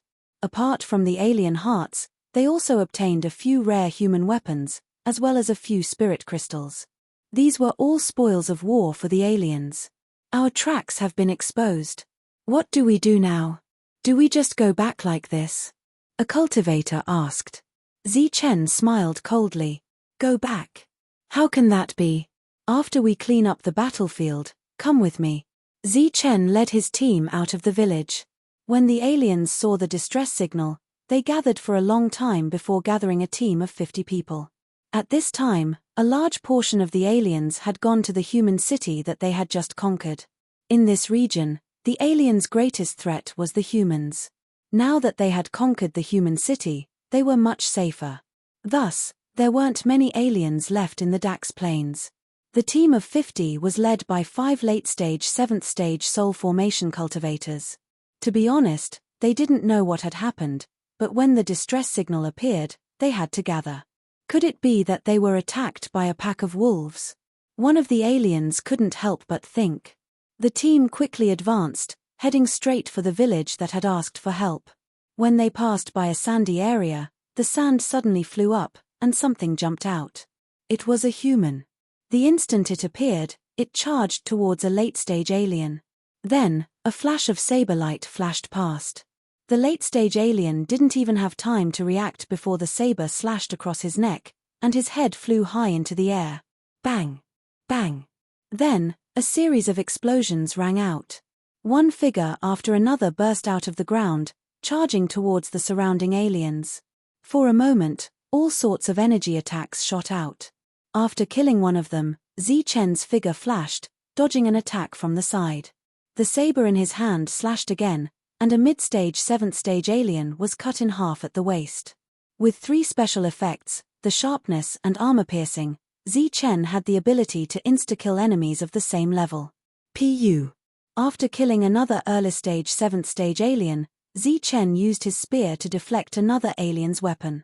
The spear directly pierced through the alien's heart, and the alien's body shriveled up at a speed visible to the naked eye. After recovering his energy, Zi-Chen charged forward again, charging towards a late-stage alien leader. Speaking of which, although this breakthrough allowed him to comprehend 2 of the simplest laws, Zi-Chen's battle prowess had increased tremendously. He unsheathed his black saber, and the saber turned into 3 rays of saber light, shooting towards 3 different aliens. The defenses of the 3 aliens were instantly broken, and their bodies were sent flying backwards by the force of the saber light. However, this attack wasn't enough to kill them. But just as the 3 of them stood up, 2 of them staggered and fell to the ground. Black blood flowed out of their wounds, and it was obvious that they were poisoned. After being poisoned, the 2 didn't die, but they lost their battle prowess and were killed by the humans who came after them. The 50-man team was caught off guard by the 20 humans, and by the time they counterattacked, more than half of them were dead. Following that, Zi-Chen and some other powerful existences showed their might once again, and this 50-man team was completely annihilated. This battle still resulted in 0 deaths, but a few people were injured, and their injuries weren't serious. In the process of cleaning up the battlefield, everyone looked at Zi-Chen with eyes full of reverence. This wasn't only because of Zi-Chen's battle prowess, but also because of Zi-Chen's ambush methods. Out of the 50 aliens, almost 10 of them died in the hands of Zi-Chen. After cleaning up the battlefield, Zi-Chen led his people deeper into the city. Just like that, Zi-Chen led his people deeper into the city, and in this period, they destroyed 6 villages. Everything was just as Zi-Chen had guessed. After conquering the human cities, most of the aliens were transferred to the Imperial Sky City, and the alien cities became extremely empty. When Zi-Chen destroyed the 9th village, he finally found an 8th-stage alien. This was another realm, and they had extraordinary methods, and were very difficult to deal with. Chapter 1620. The appearance of the 8th-rank alien put a lot of pressure on everyone, and some of them couldn't help but look shocked. The difference of 1 rank was the comprehension of the world's laws. This was a huge gap. Just as everyone was at a loss, Wharton, who was usually quiet, stepped forward and walked straight towards the 8th-rank alien. "You guys go deal with the others." Everyone was very surprised. They didn't expect Wharton to stand up at this time. Suddenly, Wharton felt his vision blur, and then he saw Zi-Chen's back. Zi-Chen appeared in front of Wharton and said without looking back, "This guy has some enmity with me. Let me deal with him." Everyone was stunned when they heard this. Even Wharton looked at Zi-Chen in surprise. Let's end this quickly. Zichen's voice sounded again, and he rushed towards the 8th rank alien. Let's go. Wharton's expression changed slightly, and he led the others forward. It's you, human. The 8th rank alien recognized Zichen at a glance. With a shout, he slashed at Zichen with his blade. Zichen blocked with his spear, and the sound of metal clanging echoed. Clang. The weapons collided, and sparks flew everywhere. Zichen retreated, the spear in his hand trembling. In a clash of strength, Zichen, who was at a lower rank, was clearly weaker. The 8th rank alien tapped his foot, and his body soared into the air. Holding his blade with both hands, he slashed at Zichen. A ray of light lit up on the blade, and a 5-meter-long blade light shot out. As it slashed down, the surrounding space distorted, and a spatial pressure enveloped Zichen. Facing this attack, Zichen's expression couldn't help but change. The opponent's use of power had obviously reached the level of spatial laws. Every attack contained spatial pressure, which was equivalent to using a king-rank battle skill in the Jianwu continent. Swish. Zichen's body glowed, and energy shook like a tide. After slightly dispelling the spatial pressure, he dodged to the side. The blade light hit the ground, and a 10-meter-long crack appeared on the ground. After dodging the attack, Zichen pointed his spear at the 8th stage alien's chest. Because this attack was so fast, the space around it let out an ear-piercing screech. Clang. Hurriedly waving his saber to block, the alien lost his balance and fell back. Zichen's figure flashed, and he once again attacked with his spear. For a moment, the sky was filled with spear shadows. It could be said that Zichen was not at a disadvantage against an 8th rank foreign being.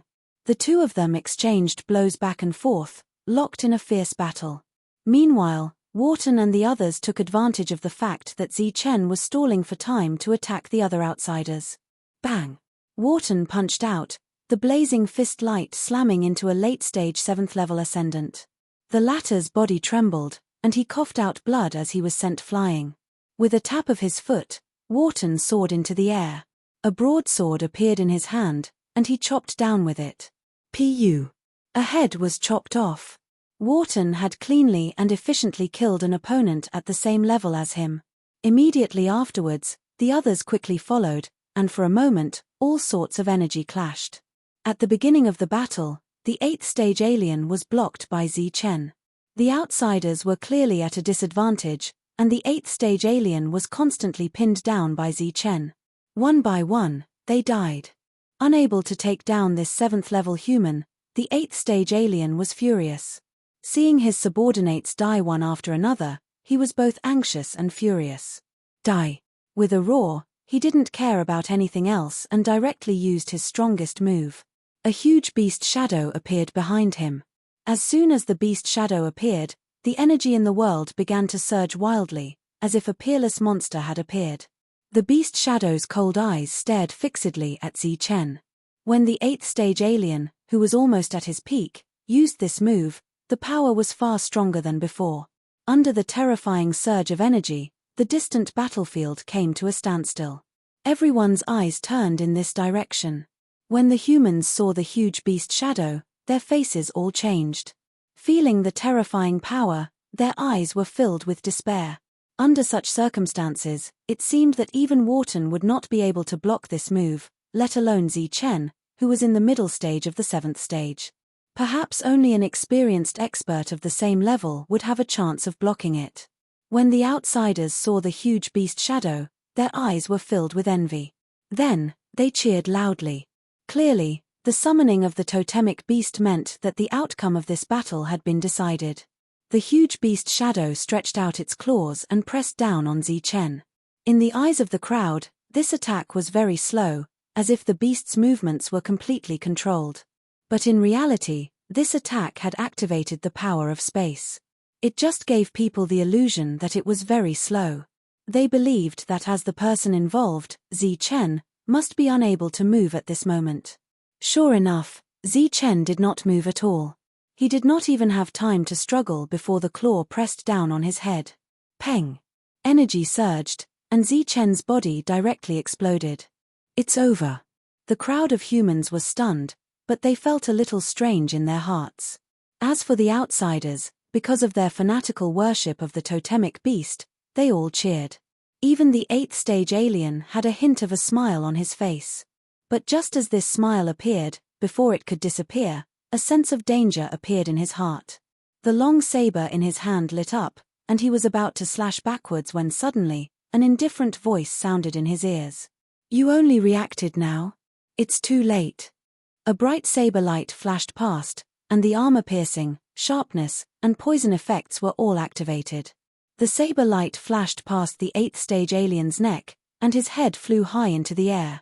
In the records of the desperate soldiers list in the Imperial Sky City, Zi Chen's contribution points suddenly increased by 10 points. This meant that Zi Chen had killed an 8th stage alien. Unfortunately, there were no longer any outsiders paying attention to the desperate soldiers list. In the hearts of the outsiders, it seemed that most of the humans were already dead.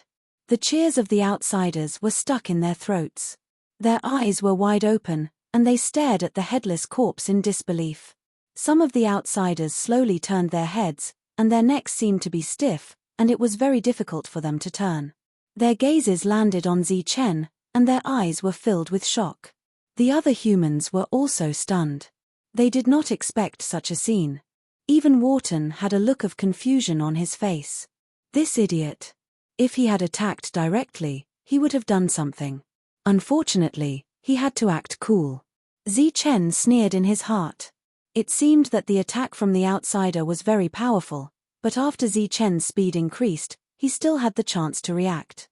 If the outsider had shot out 2 attacks from his eyes, Zi Chen would have been heavily injured even if he dodged. But now, Zi Chen did not even have a light injury. Pu. Another human head flew down, startling the people who were still in a daze. Zi Chen had already rushed into the group of mutants.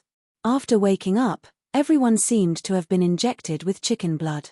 They roared as they charged at the outsiders. Because of the deaths of their experts, the outsiders' confidence had greatly decreased, and some of them were even preparing to flee. This battle ended with total annihilation. Among them, Zi Chen, who had obtained an 8-fold heart and a few other hearts, could be considered to have gained the most.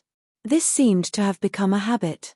After every battle, in their eyes, Grandmaster Zi Chen would gain the most, even more than Wharton. And on the battlefield, Grandmaster Zi Chen was just like Lord Zi Chen. After the battle ended, the next step was to clean up the battlefield. A day later, after killing a few more outsiders, Zi Chen and the others saw a large city in the distance. This was already over 3,000 kilometers deep into the Dax Plains. This was the first city they had encountered.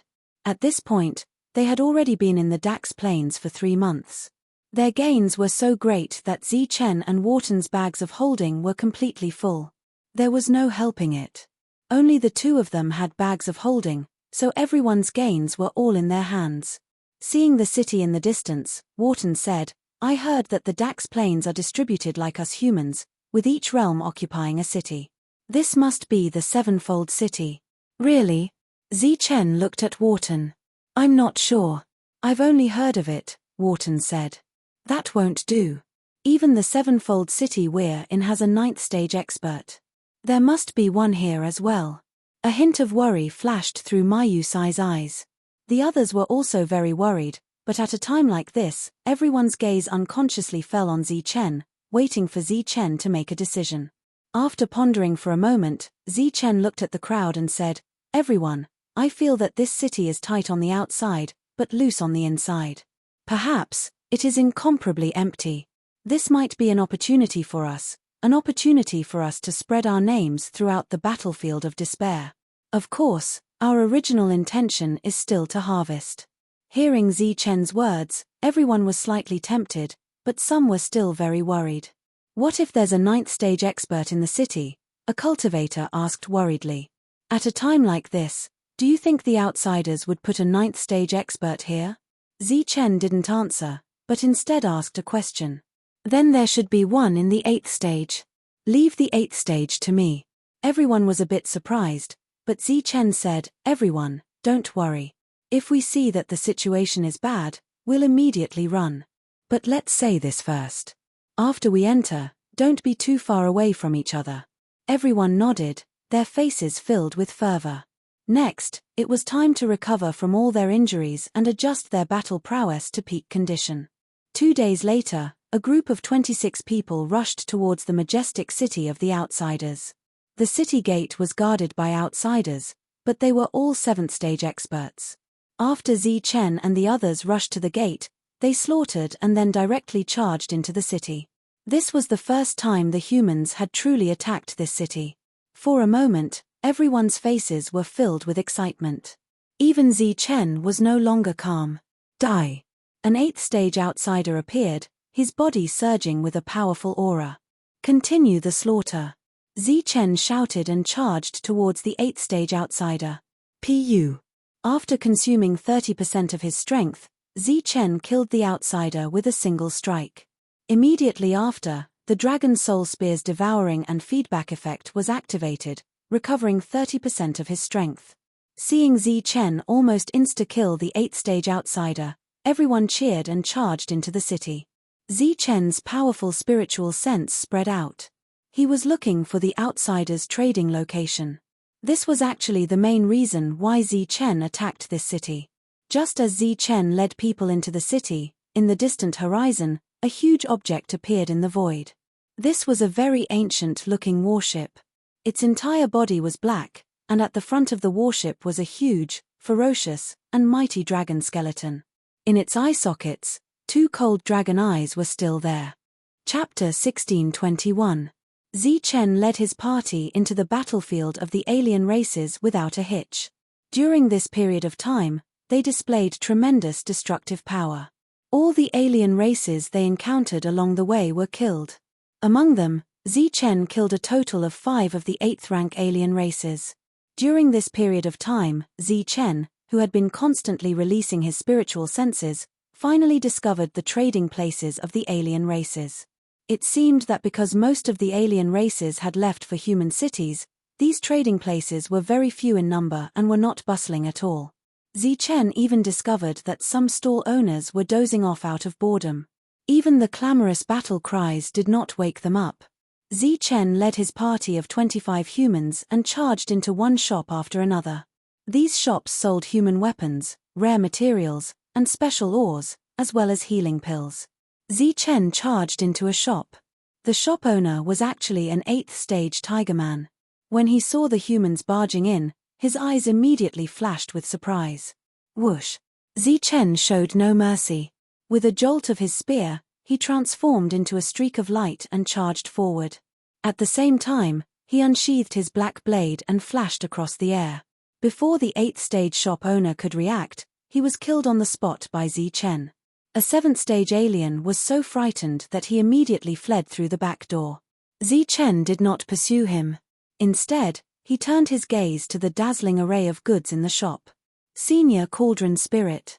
While there was no one around, Chen took out his cauldron and transmitted his spiritual senses. Take all of these away. Cauldron Spirit appeared in his white robe. He swept his gaze across the goods in the shop. The quality of these goods was not bad. There were quite a number of good materials among them. Take all of them. Leave none behind. Chen nodded. At this moment, the spear in his hand was still pointing at the 8th stage alien. The alien's body was shriveling at a rate visible to the naked eye. An unending stream of energy was converging into Chen's body. Of course, his 8th stage heart was still intact. Kill these humans. Humans are invading.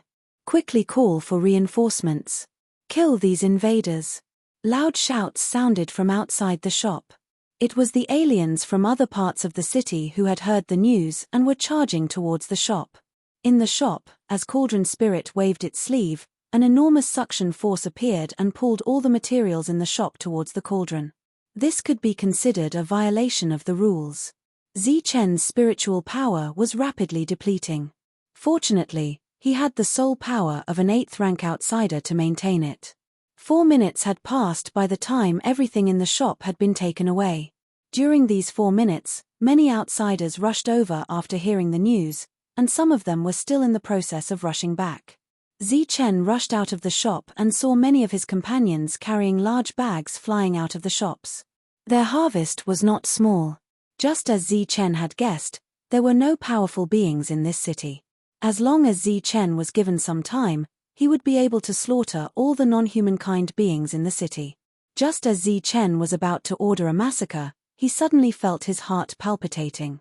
Zi-Chen had never experienced such a feeling before. Even his soul was trembling because of it. A large shadow fell from the sky as though the dome of heaven was collapsing. The immense pressure made Zi-Chen breathless. It was as though a huge rock was pressing down on his heart. He raised his head with great difficulty and looked at the dome of heaven. Then, Zi-Chen saw a large black ship. This was an ancient warship that seemed to have experienced the baptism of countless wars. It was riddled with holes and exuded an ancient aura of decay. The sails of the warship were tattered, as if they could fall apart at any time. But when Zi-Chen saw the complete appearance of the warship, his face was filled with shock. The hull of the ship was not tattered. Instead, it was a complete set of beast bones. It was at least 3,000 meters long, and there were 4 skeletal claws at the bottom of the ship. It seemed to be some kind of powerful creature. Looking at the hull, Zi-Chen could not recognize what kind of creature it was. But when his eyes fell on the skull at the bow of the ship, Zi-Chen's heart shook. A word that represented powerful, sacred, and dignified appeared in his mind. Dragon. It was a dragon's head that was perfectly connected to the skeleton ship. Clearly, this was a dragon ship or a dragon skeleton that had lost its body. The ancient skeleton dragon ship flew over Zi-Chen's head, casting a large shadow. A sad battle song came from the dragon ship and entered Zi-Chen's ears. Zi-Chen's shock could not be any greater. The enormous pressure above his head made him unable to move. His heartbeat sped up, and he felt as if his heart was going to explode. Zi-Chen's reaction was very extreme, but when he looked around, the other humans and aliens did not react at all. That ancient and sad battle song was still playing. The enormous pressure on his body and soul told Zi-Chen that this was all real. It was not an illusion. The skeleton dragon ship flew over his head, and no one else noticed. Only Wharton seemed to feel something. He looked up, but he could not see anything. The appearance of the dragon ship completely shocked Zi-Chen. After the dragon ship left, Zi-Chen found that his soul and power had been consumed by 90%. He had a very bad feeling, as if something big was about to happen. He shouted, "Retreat! Retreat!" The dragon ship was too scary. Even though they were leaving, Zi-Chen did not dare to stay. He turned and ran, and the other humans followed him. The skeleton dragon ship was far away, but the shadow in Zi-Chen's heart did not disappear. It was as if the pressure was still there. It was as if that pair of cold dragon eyes were watching him. Zi-Chen did not dare to stay. He killed his way out of the city. There were 26 of them when they entered the city, and 21 when they left. 5 of them had died in battle. "You guys go first." After leaving the city, Zi-Chen felt that the pressure had lessened. Looking at the injured people, Zi-Chen waved his hand. "Let's go. Let's go." Wharton, who was carrying a large bag, also signaled for everyone to leave. He chose to stay. Those who survived were undoubtedly carrying huge bags on their backs. It was obvious that the things inside were of great value. Looking at the aliens chasing out of the city gate, Zi-Chen said, "You guys go. I will stop them alone. Let's meet in the forest." Without waiting for anyone to say anything, Zi-Chen held his spear and rushed toward the aliens. With the Dragon Soul Spear, Zi-Chen was not afraid of exhausting his energy. Naturally, he was not afraid of these people. Wharton and the others gave Zi-Chen a deep look before they turned around and left. Dazzling light and dazzling blade light dazzled as non-humankind beings fell one after another. With his extreme speed, Zi-Chen would not let any of the aliens go past him to kill the other humans. Blood spilled, and the bodies of the aliens fell. Even the most fearless person would feel fear when facing a massacre.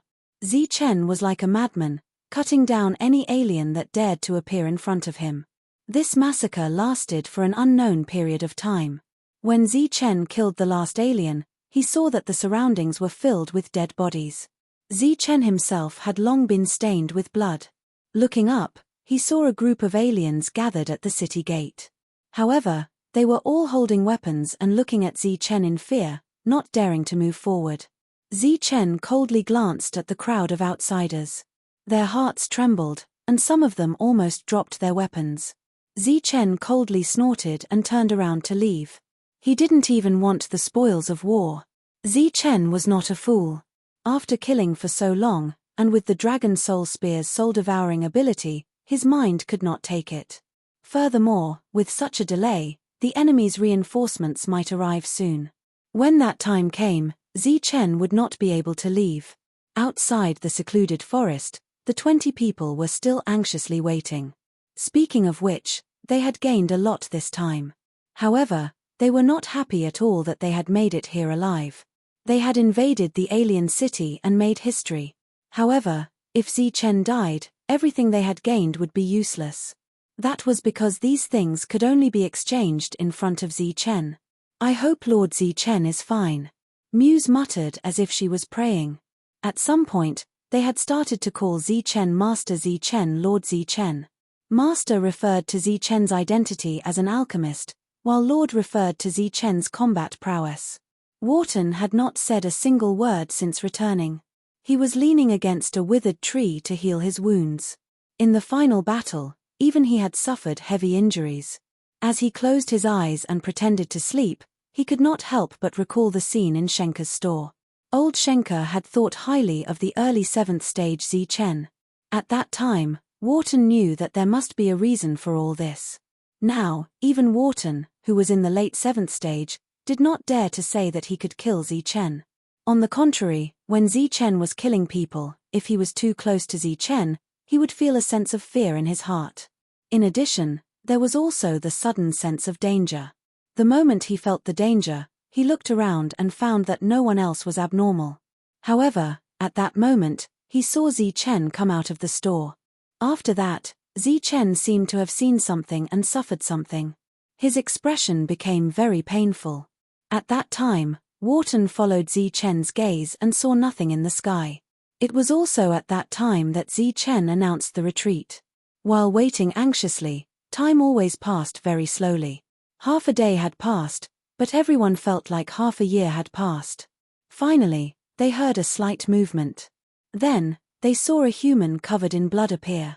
Looking at the blood-stained spear, everyone's faces were immediately filled with excitement. They all stepped forward and loudly called out to Lord Chen. Lord Chen, you're injured. Muse Sai was the first to step forward and ask with concern. They're all minor injuries. It's not important. We can't stay here for long. Let's go deeper. Chen shook his head. Everyone was stunned. Muse Sai asked, this is the secluded forest. How can it not be safe? Are we going to go deeper into the forest? No. We're going to the desert of death. Let's go now. Speed up. Chen emphasized the last sentence. After being together for several months, everyone had long been convinced by Chen. Now that they heard Chen's words, which were almost like an order, they did not ask any more questions. They immediately sped up in the direction of the desert of death. Even Wharton did not waste time. Instead, he helped a heavily injured mid-7th stage human carry a bag. Not long after they left, a team of 20 foreign races made up entirely of 8th stage humans appeared. The leader of the wolf race was breathing heavily. He quickly locked onto the direction Chen and the others were heading and immediately chased after them. Chapter 1622. The ones chasing after them were definitely experts of the other races. At this critical moment of life and death, everyone naturally wouldn't be stingy and continuously took out spirit crystals to recover. Soon, the death desert appeared in everyone's vision. The drifting sand that filled the sky and the boundless yellow sand that stretched as far as the eye could see was something that even 9th-level powerhouses would feel intimidated by. Everyone let out a sigh of relief and couldn't help but slow down. Don't stop. Go deeper into the desert. Chen was the first to soar into the air and fly deeper into the desert. The others didn't hesitate and flew while refining spirit crystals. Raise the defensive light barrier and increase your speed a little. Everyone followed Chen's instructions and flew higher. The yellow sand churned and giant scorpions appeared one after another. However, The humans flew too high and their soul attacks were greatly reduced. After flying for about 20 miles, they felt a dense killing intent coming from behind them. The pursuers were here. Everyone ran even faster and disappeared in a flash. Looking at the humans gradually disappearing into the horizon, the 20 experts of the other races didn't chase after them. The Death Desert was known to be a place where even 9th-level experts had to stop. 8th-level cultivators like them didn't dare to rashly enter. Once they entered, only death would await them. In addition, they didn't bring many things to recover their energy before coming. However, they wouldn't let the humans have an easy time. The leading lion man coldly said, "Guard here for 3 days. I don't believe they can survive in the desert for 3 days." Outside the Imperial Sky City where the 8th-level human cultivators were located, thousands of 8th-level experts gathered. Their bodies surged with a monstrous baleful aura and their eyes were as cold as blades. During this time, they blocked the attacks of the other races time and time again. Compared to the several thousand 8th-level cultivators on the human side, the other races were much more numerous. Just the 7th-level cultivators alone numbered in the tens of thousands. Other than that, there were no less than 10,000 8th-level cultivators. Almost 70% of the experts of the Dax Plains gathered here. They seemed to want to take down the human city in one go. Such a ferocious attitude was very puzzling. They had already carelessly lost a city. No matter what, the humans couldn't lose a second city. Thus, after the battle started, they kept transferring 9th-level cultivators to guard the city. Today, an expert on the desolate land list came. Shu Hu. He was the only powerful existence that had entered the Desperate Zones list in the past 1,000 years. Although he was currently ranked in the top 100 on all 3 lists, it was enough to intimidate everyone present. Shu Hu wasn't tall. He had a bald head and wore a flame-like armor. As soon as he arrived, he immediately went to battle. His opponent was also a powerful being on the list. At this moment, on the battlefield, tens of thousands of people were watching the battle between the experts on the rare list. There was no earth-shattering power in the battle between the two of them. However, the distorted space and the flickering power of the nomological laws were a testament to how terrifying their attacks were. This was the first time Shu Hu had truly fought since he took charge of this place. However, he didn't expect that the Dax clan would send someone on the ranking as well. The two of them had been fighting for so long, but there was no clear victor. In the middle of the battle, for some reason, the two of them suddenly stopped and looked up at the sky. Their expressions became extremely solemn. Hence, the battle ended here. The foreign races returned to the Royal Sky City on the 7th level while the humans retreated to the 8th level. During this period of time, there was still an endless stream of 8th-level cultivators entering the battlefield of despair from the Imperial Sky region. After returning to his residence, Shu Hu asked with a frown. A moment later, his door was pushed open and an old man walked in. "You saw that thing too," Shu Hu said as soon as the old man walked in. "Only an idiot wouldn't be able to see such a big thing," the old man said in annoyance. Shu Hu snorted and said, "There are tens of thousands of foreign races and humans. Less than 5 people have seen that thing." The old man waved his hand and said, "That's enough. I'm not here to discuss this with you today. Didn't you find it strange that the foreign races would suddenly attack? Perhaps that's the reason." Shu Hu's expression changed slightly and said, "How is that possible? The ancient dragon ship is known as the most mysterious thing in the world. The ancient warship, the Desolate War Song, summons powerful beings to explore the depths of the world.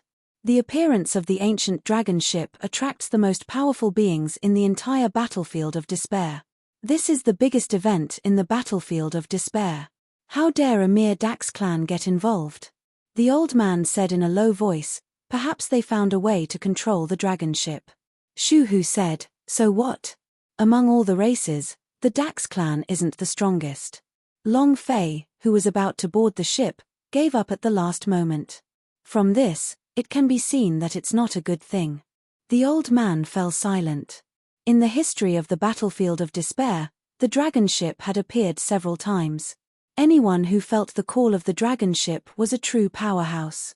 However, so many powerhouses had boarded the ship, but not a single one returned alive.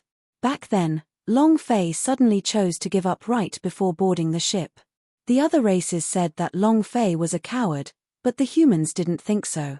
They felt that Long Fei seemed to have understood something the moment he boarded the ship. The same scene happened before.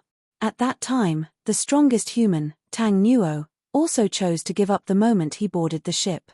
After a moment of silence, the old man said, "This matter is very important, and it's not something we should worry about. Today, I called you here because I have some good news to tell you." Shu Hu asked, "What good news?" "The little Seventh Order fellows that we lost contact with not long ago went to attack a city of the Beast clan." "That's good news, but did they all get wiped out?" "No, they successfully entered the city, stole some resources, and finally succeeded in breaking out." Shu Hu was startled, but he couldn't say a word. A moment later, he said, "To be able to organize a group of people to attack a foreign city, they have some ability. You stayed there for so long, can you guess who it is?" The old man thought seriously and said, "In terms of combat power, there should be two people.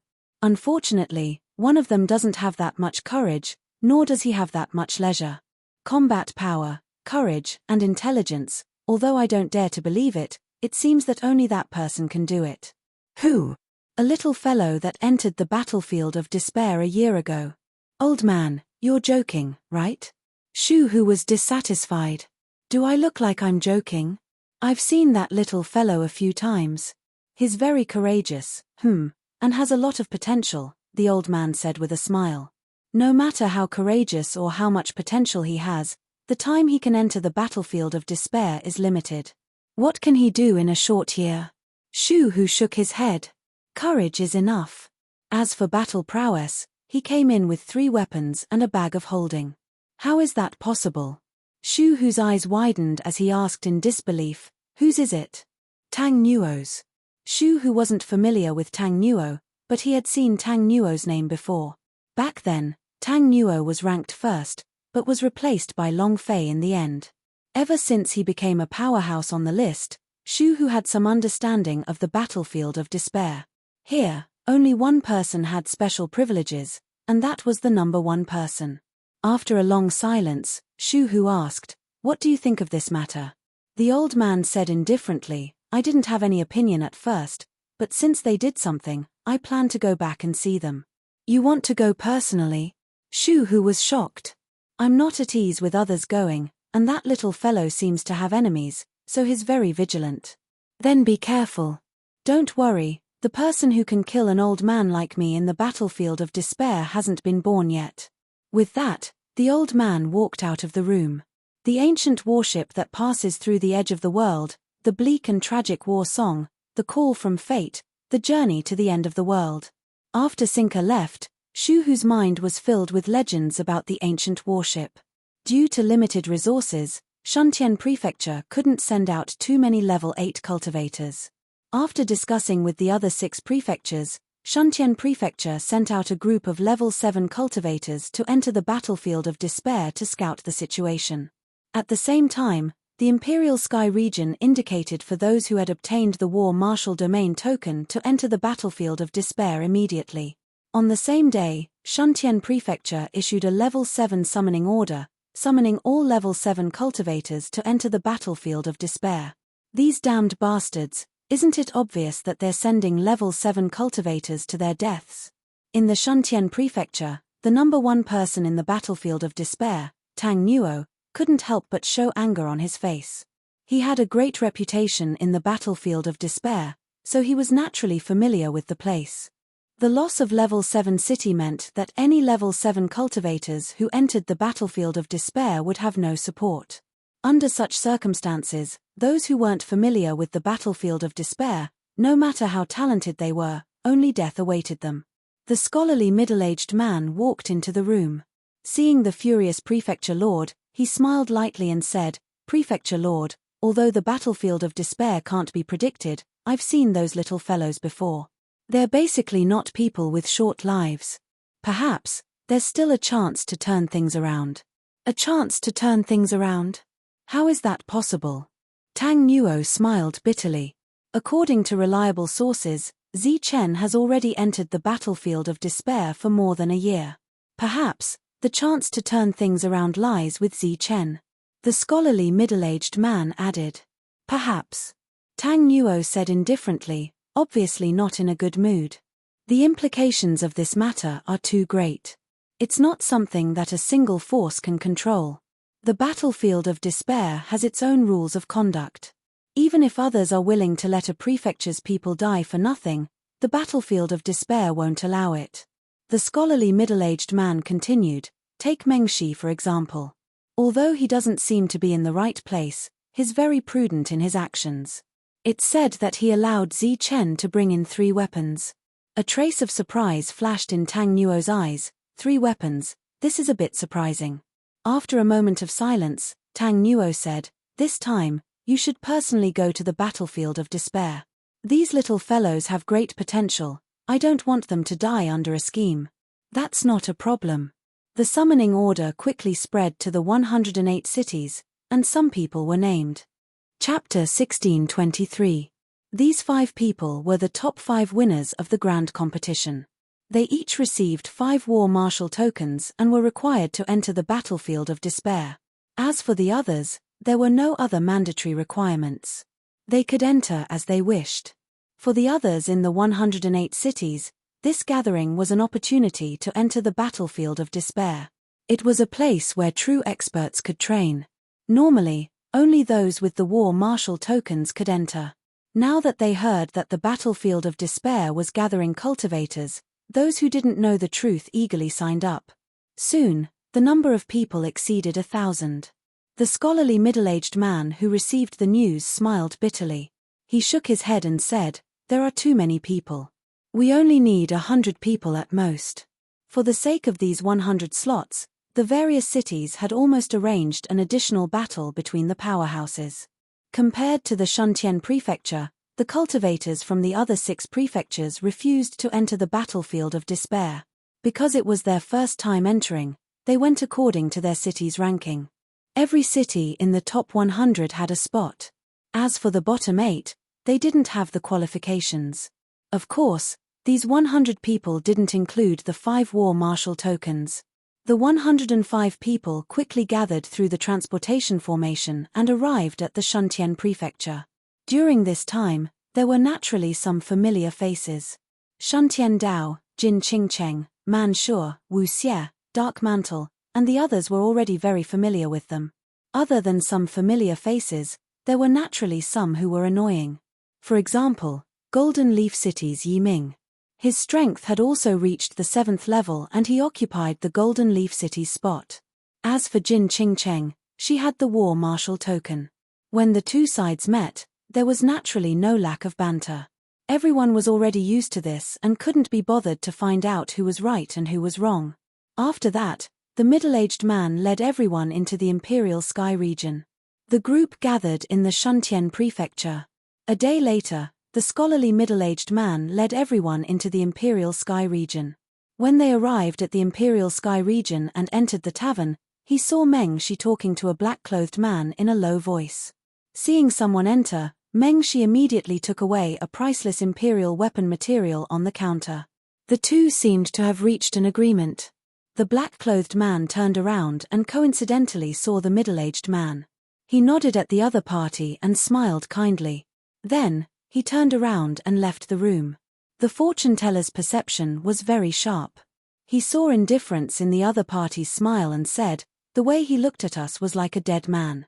Everyone's expression changed because no one doubted the fortune-teller's words. The scholarly middle-aged man's face turned ugly as he stared at Meng Shi in an unfriendly manner. Meng Shi looked at the other party and chuckled. Oh, isn't this Brother Tian? What brings you here? The scholarly middle-aged man lost his usual calmness and said indifferently, this material should be used to buy their lives, right? Meng Shi said unhappily, look at what you're saying. Would I, Meng Shi, do such a deal? It's just that I'm kind enough to give you a piece of material, but I just want to teleport these little guys together. This is a good thing, so how can I not help? The middle-aged man's face turned even uglier. Then tell me, where are you going to send them? Meng Shi said without hesitation, the desert of death. The scholarly middle-aged man stared at Meng Shi, his eyes flashing. Meng Shi stared at the middle-aged man with a smile. Neither of them said a word. In the rear, the faces of Shuntian and the others became very ugly. They had just arrived, and they were already being schemed against. Just by hearing the name of the Desert of Death, they knew that it was not a good place. They originally thought that the scholarly middle-aged man would lead them away, or at least fight for fairness.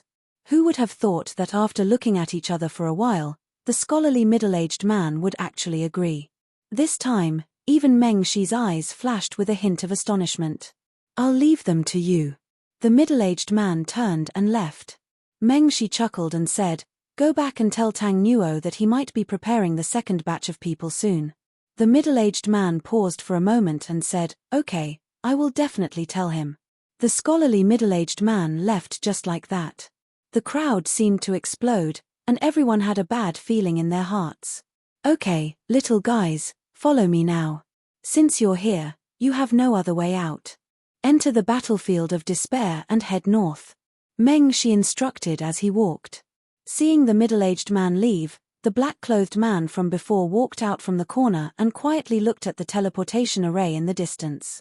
As the teleportation array opened, a large area of yellow sand appeared in his line of sight. It was indeed the Desert of Death. He nodded in satisfaction. After watching the crowd enter reluctantly, he returned to report. In the blink of an eye, all 105 people had entered. Meng Shi smiled. However, after a short while, he said in exasperation, "That damned guy, he actually left without worry. Did he really think that I wouldn't dare to kill him?" After muttering a few words, Meng Shi returned to the tavern, but in his heart, he was thinking about what benefits he should ask for next time. The foreign race army waited outside the Desert of Death for 3 days.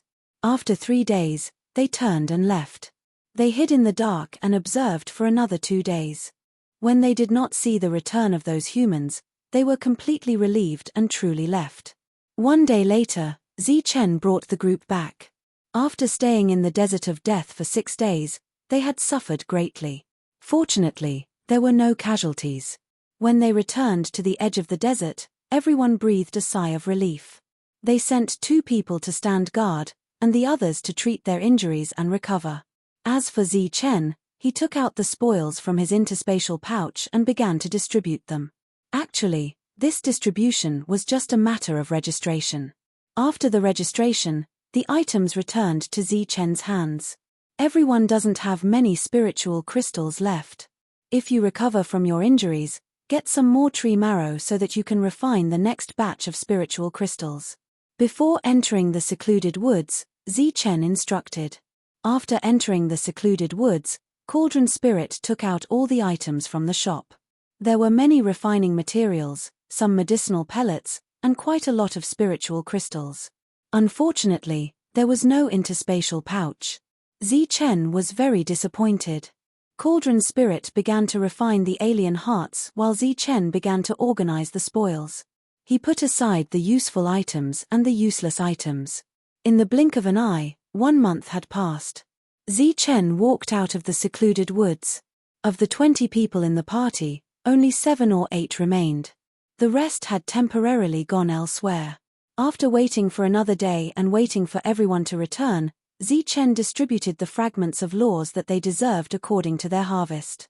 After distributing the spoils according to their contributions, the party exchanged their tree marrow for a new batch of spiritual crystals from Zi Chen. During the exchange, Wharton was somewhat absent-minded. He had been thinking about how to enhance his weapons. Zi Chen had his own plans for this. But before he could give the order, a person suddenly appeared in his perception. It was a person who should not be here. Zi Chen's expression turned vigilant. He clenched his spear and looked ahead. The party's expression also became extremely cautious. When old man Schenker appeared and saw that everyone was looking at him vigilantly, a trace of astonishment flashed across his eyes. Soon after, he smiled and said, "What's wrong? Are you all in a battle stance? Do you not welcome me? Who are you?" Zi Chen looked at old man Schenker and asked indifferently. The old man stared blankly for a moment before he smilingly asked, "Who do you think I am?" I have long guessed that you are very vigilant. But I didn't expect that even this old man couldn't do it. TSK, TSK. It has only been a short time and you have already made a breakthrough. It seems that your potential is really high. Zichen still stared at the old man unkindly. The old man did not care at all. Instead, he smiled and said, "Boy, you are looking at me so vigilantly. Are you going to renege on your debt?" "Renege on what debt?" Zichen remained calm. "When you took away the storage bag, you said that it was a debt," Old Man Schenker said. Only Zichen and Old Man Schenker knew about this matter. The others did not know at all. Zichen confirmed the old man's identity, but he was still puzzled. "Why are you here?" "To give you some resources." "Us?" "Yes, you. You have successfully escaped from the Orc City. Apart from the Desert of Death and the secluded forest, there is nowhere else to go." At this point, Zichen knew that the news of the invasion of the alien city had spread. After the old man explained the purpose of his visit, everyone breathed a sigh of relief. "What good things did you bring?" "It just so happens that we have materials here that we can exchange with you. But remember, the price is lower than normal." Zichen completely let down his guard. The old man stepped forward and asked curiously, "What good things do you have?" Zichen glanced at everyone and said, "Take out all the things that we don't need for the time being and exchange them for something useful." With that, everyone walked around and dug out one big bag after another from the ground. They took out a lot of materials. Seeing those materials, the old man's expression changed slightly. "What do you want?" "Spirit crystals?" "Pills?" the old man asked. These should be the things that everyone lacked the most at the moment, but after the old man said that, he found that everyone was indifferent. Instead, some people even curled their lips, as if saying that those things were rare. Zichen stepped forward and said, "We don't want spirit crystals or pills. We want some high-quality weapons, armor, and boots. They must be high quality, and preferably without special effects." "Oh!" The old man's eyes lit up and he looked at Zichen curiously. Obviously, from the beginning, Zichen spoke as if he was the leader. After thinking carefully, the old man understood the reason and said in surprise, "You succeeded." "Of course," Zichen said proudly. After that, the two of them walked into the forest. Along the way, they whispered to each other. No one knew what they were talking about, but when they returned, the old man and the young man had satisfied smiles on their faces. The old man took away all the materials, leaving behind some weapons with special effects. Although these things were worthless in Zichen's eyes, in the eyes of everyone else, they were precious treasures. After the old man left, Zichen looked at everyone and began to give instructions on what to do next. "Everyone, from now on, don't do anything. Just focus on killing the male scorpions." Everyone was puzzled, and Mayu Sai stepped forward to ask the reason. Zichen didn't hide anything and said directly, "The tail of the male scorpion has two special effects, armor penetration and poison. I happen to be able to refine it. Next, you capture the male scorpions, and I will buy them back at the price of 10 crystals each." This book came from the web. Read the original content first. Chapter 1624. If you wanted to get something, you had to pay a price. This was the rule of the battlefield of despair, and no one objected to it. Moreover, Zichen had bought it at a normal price. Thinking back to the shock Zichen's saber had given them, they were very excited. Weapons with the armor-piercing special effect were the most expensive of all the special effects. They didn't hesitate and headed straight for the Desert of Death. The fastest was Wharton, who had been eyeing the armor-piercing special effect for a long time. Looking at the group charging into the Desert of Death in the blink of an eye, Zichen turned and walked towards the secluded forest. Next, he needed to refine the lore crystals and increase his strength. Old Man Schenker would come again in a month, so Zichen only had a month to refine the lore crystals. A month passed quickly, and Zichen finished refining them. His strength had increased again. Next, he walked out of the secluded forest. From afar, Zichen saw piles of male scorpion corpses. They were like small hills, piled up into 20 piles of varying sizes. This was the harvest of the 20 people in a month. From a visual estimate, There were close to 10,000 male scorpion corpses. Zichen was very satisfied with this number. The more scorpion corpses, the better. Zichen watched from the side, quietly waiting for Old Man Schenker to come. The old man came a day later than scheduled, but when he arrived and saw the piles of male scorpion corpses, he was greatly shocked. Zichen smiled. As long as we find a way, the desert of death isn't scary at all. Nodding, Old Man Schenker didn't ask for details. Instead, he said, I've brought all the things you wanted. You brought the storage bag too? Zichen looked at the old man. After the two of them had haggled over the price of the pouch of holding last time, Zichen had become the payment for informing the outsiders in advance of the siege. As for this pouch of holding, it was clearly on credit. Consider it cheap. It's 10 meters wide. It's one of my few private stashes. Old Man Schenker handed the storage bag to Zichen. Zichen opened it and saw the many weapons. A trace of surprise appeared on his face. Why are there so many weapons?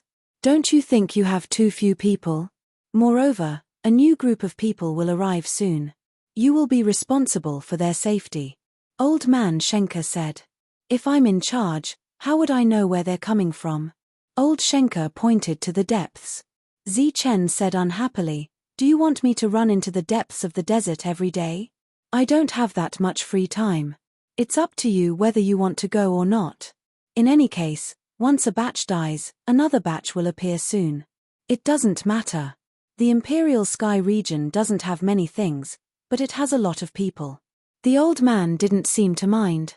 After rummaging through the storage pouch, Zichen stretched out his hand and said, Where's the map? Give it to me.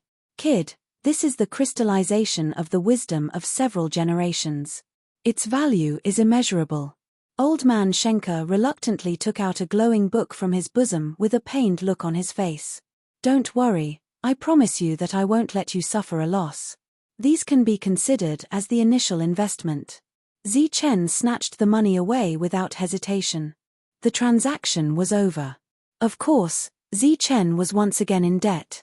After the transaction, the old man had no intention of leaving. Zichen didn't chase him away either. Instead, he pointed to the male scorpion corpses in the distance and said, Just in time. Help me count them. Old Man Schenker didn't refuse. Soon, he helped Zichen count a pile of male scorpion corpses. There were a total of 500 of them. I'm sure it's 500.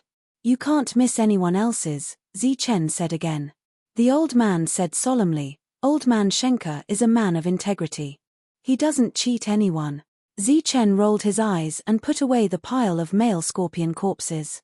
Then, he threw out 8 mid-stage fragments and put down 200 spirit crystals. Kid, what's the meaning of this? The old man was puzzled. The starting price is 5,000 spirit crystals, Zichen said without turning his head. At the same time, he was counting the number of male scorpion corpses. 5,000 spirit crystals. These little things are worth 600 spirit crystals each. Hey, these are lore chips. There's only one lore in them. After the old man took out one and checked it, his eyes immediately widened. He said in disbelief, These things are condensed by you, and it's only 600 spirit crystals each. Glancing at the old man, Zichen knew what the other party was planning. He said directly, Special times require special treatment. 600 spirit crystals is just the cost price. If you want them, you have to pay 1,000. The old man put down the mid-stage lore chip with some disappointment and said, 1,000 isn't expensive. Unfortunately, this thing isn't of much use now. There's no 7th stage lore chip over there. Zichen smiled coldly and threw another lore chip to the old man. He said, This thing is 100,000 spirit crystals each. The old man subconsciously caught it. After sensing it again, his eyes immediately lit up. He asked, 8th stage lore chips. How many of these do you have? Only 3. I've only killed 8 8th stage foreign race members, Zichen said. Good kid, you're really something. This thing's level is too high. You can't use it now. Give them all to me. I'll buy them all, the old man said excitedly. A total of 300,000 spirit crystals. If you want to trade more, You have to bring me some 8th-stage hearts next time. I don't know how to calculate the price. Just give me the lowest price. Okay, an 8th-stage foreign race heart is 20,000 spirit crystals each. Next time, I'll bring you 15. No, I'll bring you 50. You can owe me first. The old man's eyes flashed with the light of spirit crystals. One heart could earn 80,000 spirit crystals. This was clearly a way to make money. However, Zichen didn't immediately agree. Instead, he pondered for a moment before saying, "Okay, but I can't guarantee that I can provide you with too much. After all, the most important thing for us now is to survive." Survive? The old man looked at Zichen strangely. Who would attack other people's cities in order to survive? Zichen quickly counted the second group of male scorpions and gave them the same amount of spirit crystals. After that, Zichen counted the corpses of the other male scorpions and gave them the corresponding compensation. After that, he walked towards the secluded forest. Old man Schenker made a gesture to follow him. Zichen immediately waved his hand and said, "Unauthorized personnel are not allowed to enter." The old man stared blankly for a moment. He knew that this was Zichen's secret and could only wait outside.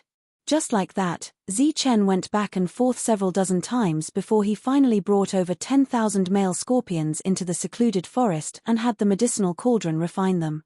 The weapons that old man Schenker brought over this time were all high-quality fine weapons. It could be said that they were only one step away from having special effects attached to them. 2 days later, all 10,000 male scorpions were refined. Following Cauldron Spirit's instructions, Zichen placed 20 fine weapons into the cauldron. Following that, another 5 days of waiting passed. The 20 fine weapons flew out of the cauldron one after another. Immediately after, Cauldron Spirit's voice sounded, "This batch of weapons is too inferior. The activation rate of the special effects is only 30%. Upon hearing that, Zichen's face lit up with joy. It must be noted that this batch of weapons corresponded to the late 7th Heaven Realm. Their activation rate was as high as 30% for weapons of the same level. Therefore, in the hands of an intermediate 7th Heaven Realm expert, the chances of breaking through armor would be as high as 60% to 70%. Zichen took the 20 weapons that had been enhanced with special effects and walked towards the outside. When he arrived, he discovered that old man Schenker had yet to leave. There were 20 more piles of male scorpions on the ground. As for the spirit crystals, they were nowhere to be seen. "Why haven't you left yet?" asked Zichen curiously. "I wanted to see your results. Also, let me remind you that the first batch of people might be arriving soon," said old man Schenker. Zichen sent out a beam of energy into the air. It was a communication signal that could only be used within a range of 10 miles. Soon enough, the 20 men returned one after another. After such a long battle, the killing intent surging around them had become even more intense. One of them had even broken through to the late 7th Heaven Realm. When they arrived, they looked at Zichen with eyes full of expectation. Zichen looked at them and said with a smile, "Everyone, I've lived up to your expectations. The armor-piercing weapons have been condensed." Excitement immediately appeared on everyone's faces. Zichen took out 20 weapons from his storage bag. There were both swords and sabers. He placed them on the ground and said, "These weapons are worth 100,000 spirit crystals each. If they suit you, take them. You can pay me back slowly. If not, forget it." 100,000 spirit crystals was not a high price for them. They stepped forward and took out their weapons curiously. Then, they released their spiritual senses to investigate. Then, they all widened their eyes and looked at Zichen in disbelief. Among them, Mayu Sai said in a trembling voice, "Master Zichen, are you sure this weapon only costs 100,000 spirit crystals?" The others also looked at Zichen nervously. Zichen nodded. Judging from everyone's expressions, he knew that they were very satisfied with these weapons. "Master, have you seen the special effects?" "Are you sure?" Mayu Sai asked again. She needed to confirm again. For the late stage, it should only have a 30% armor-piercing effect. As for the poisoning effect, it should be less than 15%. If it's for the middle stage, it should be 70% or 80%. As soon as Zi Chen finished speaking, he heard a scream. Then, old man Schenker rushed over like a madman. He snatched the weapon from Wharton's hand and released his spiritual senses to investigate. Then, his hand holding the long saber trembled. It's really double the special effects. How did you do it? Zi Chen smiled but did not say anything. Obviously, this was a secret. The old man did not ask. Instead, he shouted, 200,000 spirit crystals. Sell it to me for 200,000 spirit crystals. I want all 20 of them. As soon as the old man finished speaking, everyone looked at him with unkind eyes. The old man suddenly came to his senses and smiled awkwardly. You don't need this thing now. Let's talk about it later. They need this thing the most now. Let's go with the original price. 100,000 spirit crystals for each spirit crystal. Next, you can pay with male scorpions or other things like tree marrow. After Zi Chen finished speaking, he rushed toward the desert of death. Where are you going? Old man Schenker asked. What do you think? Zi Chen replied in annoyance. Old man Schenker shouted from afar, how about I bring you a group of 8th rank soldiers next time? I'm only at the 7th rank. I can't condense an 8th rank special effect yet. After saying this, Zi Chen's figure disappeared into the horizon. Everyone already knew how powerful Zi Chen was. Now that they saw Zi Chen enter the depths of the desert, they were not worried at all. This guy. How did he do it? In just a few days, he made 20 weapons with special effects. And all of them are double the special effects. Could it be that he's condensing them in batches? After muttering to himself for a while, he realized that no one was paying him any attention. Old man Schenker felt bored and decided to go back. There were some things that couldn't be rushed. This book came from the web. Read the original content as soon as possible. Chapter 1625. The team of 105 people arrived at the Desert of Death directly. The same defensive light barrier and the same basic knowledge aroused everyone's curiosity about this area. The light barrier disappeared quickly. Everyone was curious. After a few miles, they encountered the first wave of attacks from the twin scorpions. The team of 100 people lost more than 10 people in an instant. This was under the condition that a few people with sharp senses told them in advance. The rest of the cultivators flew into the air. Then, someone was poisoned and fell to the ground. Looking at the twin scorpions that ate the cultivators in an instant, everyone's expression changed. Energy was draining quickly. The scorching desert was like a flame roasting everyone. The long-awaited life and death crisis surfaced in everyone's hearts. Go north. Obedient Tiandao shouted and headed north. After flying for a few miles, a group of female scorpions crawled out from the sand. The first wave of soul attacks caught them off guard and killed more than 10 people. The team of 100 people only moved for about 10 miles. There were only 60 people left. The energy in our bodies is draining too fast. If this continues, everyone's energy will be depleted before we reach the end, fortune teller said with a sullen face. Damn old man. He must be the one who killed us. Man Sha gritted his teeth, his face full of anger. What should we do now? We don't have weapons, and our energy is draining too fast. When our energy is depleted, we will become food for these big guys. Wu Xie didn't have any idea. Usually, at this time, Zi Chen would be the one to make the decision. Jin Qingcheng looked into the distance. The yellow sand was endless. If this continued, everyone would die. After thinking for a while, she said directly, if this continues, everyone will die unless they are willing to cooperate. Everyone looked at Jin Qingcheng. No one wanted to die. 5 people in a group. 1 person in each group will use his energy to carry the others. The other 4 will restrain all their energy. This way, we may be able to hold on for a long time, Jin Qingcheng said. This was indeed a method, but everyone quickly saw the drawbacks. What if the first person was kicked out by the other 4 after exhausting his energy? After all, 1 less person meant 1 less energy consumption. This way, the last person had the highest chance of escaping. However, everyone wanted to be the last person. No one was willing to be the first. At this moment, everyone would undoubtedly choose someone they were familiar with. However, at this moment of life and death, it seemed that even familiar people were not reliable. All right, split into groups. This was everyone's only chance at survival, and no one would reject it. The difficulty lay in the grouping. Fortunately, Chen had helped some people solve this problem many years ago. On that day, at that critical moment, more than 10 people were willing to protect Chen. In the end, Chen sacrificed himself to save a dozen more people. Coincidentally, more than half of those people were in this team. Ching Cheng, I'll be in the same group as you. Yiming smiled and flew over. Man Sha moved in a flash and stopped Yiming. He said, "No, we'll be in the same group." Yiming glared at him and said, "What do you mean?" "Nothing. I just don't trust you." Naturally, Man Sha and the rest would not be in the same group as Yiming. The longer they stayed, the closer they would be to death. After glaring fiercely at Man Sha, Yiming could only team up with the rest. The team was quickly formed, and everyone cooperated and flew toward the north.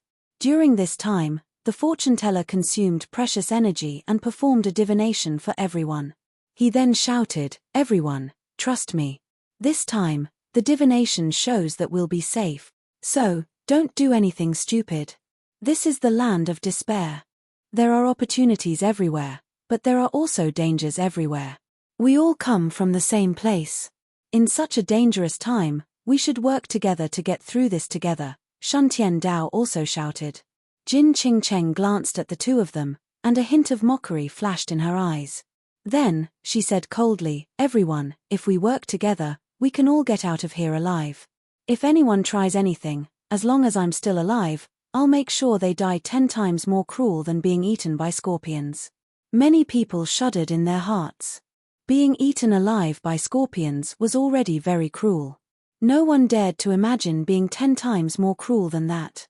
Compared to the encouragement of Shuntian Dao and the fortune teller, Jin Qingqing's threat was greater. Therefore, everyone worked together and moved forward. At the same time, Chen, who sensed the teleportation fluctuation, also flew toward where everyone was at. Scheming would lead to death, but not scheming would give them a chance of survival. For the rest of the journey, everyone was relatively well behaved. Everyone cooperated well. The second cultivator ran out of energy, and the third cultivator followed. The sand below suddenly rolled, and female scorpions appeared one after another. They lined up neatly, like well-trained soldiers. They raised their heads and launched soul attacks. Compared to the scattered attacks from before, the current attacks were more condensed. Several people were careless and fell to the ground. Seeing this, Wu Xie couldn't help but curse, "Damned things, they're as orderly as an army. There must be a scorpion king commanding them." As if to verify Wu Xie's words, a big guy about 10 meters long appeared from the yellow sand. "Yo!" As soon as it appeared, it roared at everyone. A ripple visible to the naked eye swept toward everyone in the sky. In an instant, everyone's bodies began to shake. Figures fell to the ground one by one, and were covered by yellow sand in the blink of an eye. Several people died. Only half of the 100-man team remained. Puff. Man Sha, who had exhausted all his energy, coughed up blood after receiving this attack. His body swayed. If not for Wu Xie holding him at the critical moment, Man Sha would have fallen. "Let's go." The multiple soul attacks had drained everyone's energy, so they had to speed up. However, with the Scorpion King overseeing them, female scorpions appeared one after another. They lined up neatly in a square formation and launched soul attacks. Many people swayed and were on the verge of collapse. Below, the Scorpion King was still chasing after them. Its speed on the sand was not slower than the others. At the same time, it kept launching soul attacks one after another, draining everyone's energy. The fourth person's energy was quickly depleted, and the last person went up. The yellow sand was still endless, and the Scorpion King was still chasing after them. Everyone was in despair. However, in the next moment, something that made them even more desperate happened. The Scorpion King that had been harassing them previously suddenly rose into the air. This thing could fly. At such a close distance, as long as it launched a soul attack, more than half of the people would die. Everyone was in despair, and their eyes were filled with despair. Only the fortune-teller had a face of doubt, because the divination just now clearly showed that it was more frightening than dangerous. The Scorpion King was in the air, and its mouth was already open. A wave of soul power spread out, and in the next moment, it would form a soul attack.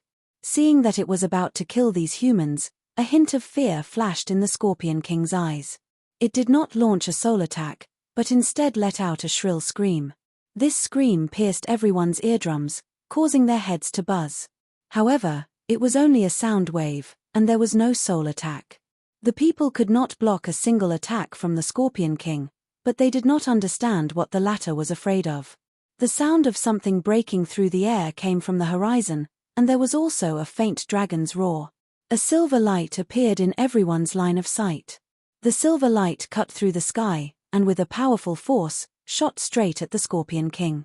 The Scorpion King's body kept twisting in the air, struggling to escape, but the rainbow light arrived in an instant. Blood spurted out, and the spear carried the Scorpion King's body into the distance. In the process of flying, the people saw the Scorpion King's body rapidly shrivel. The sudden change caught everyone off guard. However, when the Scorpion King died, everyone heaved a sigh of relief. Fortunately, they did not die. Another problem appeared in everyone's minds. The yellow sand was endless, and even one person might not be able to leave alive. If they carried the 4 people who had lost their energy, they would undoubtedly die. However, before they could make a decision, a figure appeared in their line of sight. It was a very young human wearing a black robe. As long as it was a human, there was hope. Hope rekindled in everyone's hearts. As the black-robed man approached, many people found that he seemed to be very familiar. Wu Xie and Man She rubbed their eyes, as if they had seen a ghost. Shun Tian and Dark Mantle also opened their eyes wide, looking at the black-robed man in front of them in disbelief. Zi Chen. Jin Qingcheng cried out in alarm.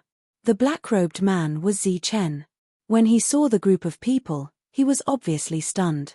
Finally, he heard loud exclamations.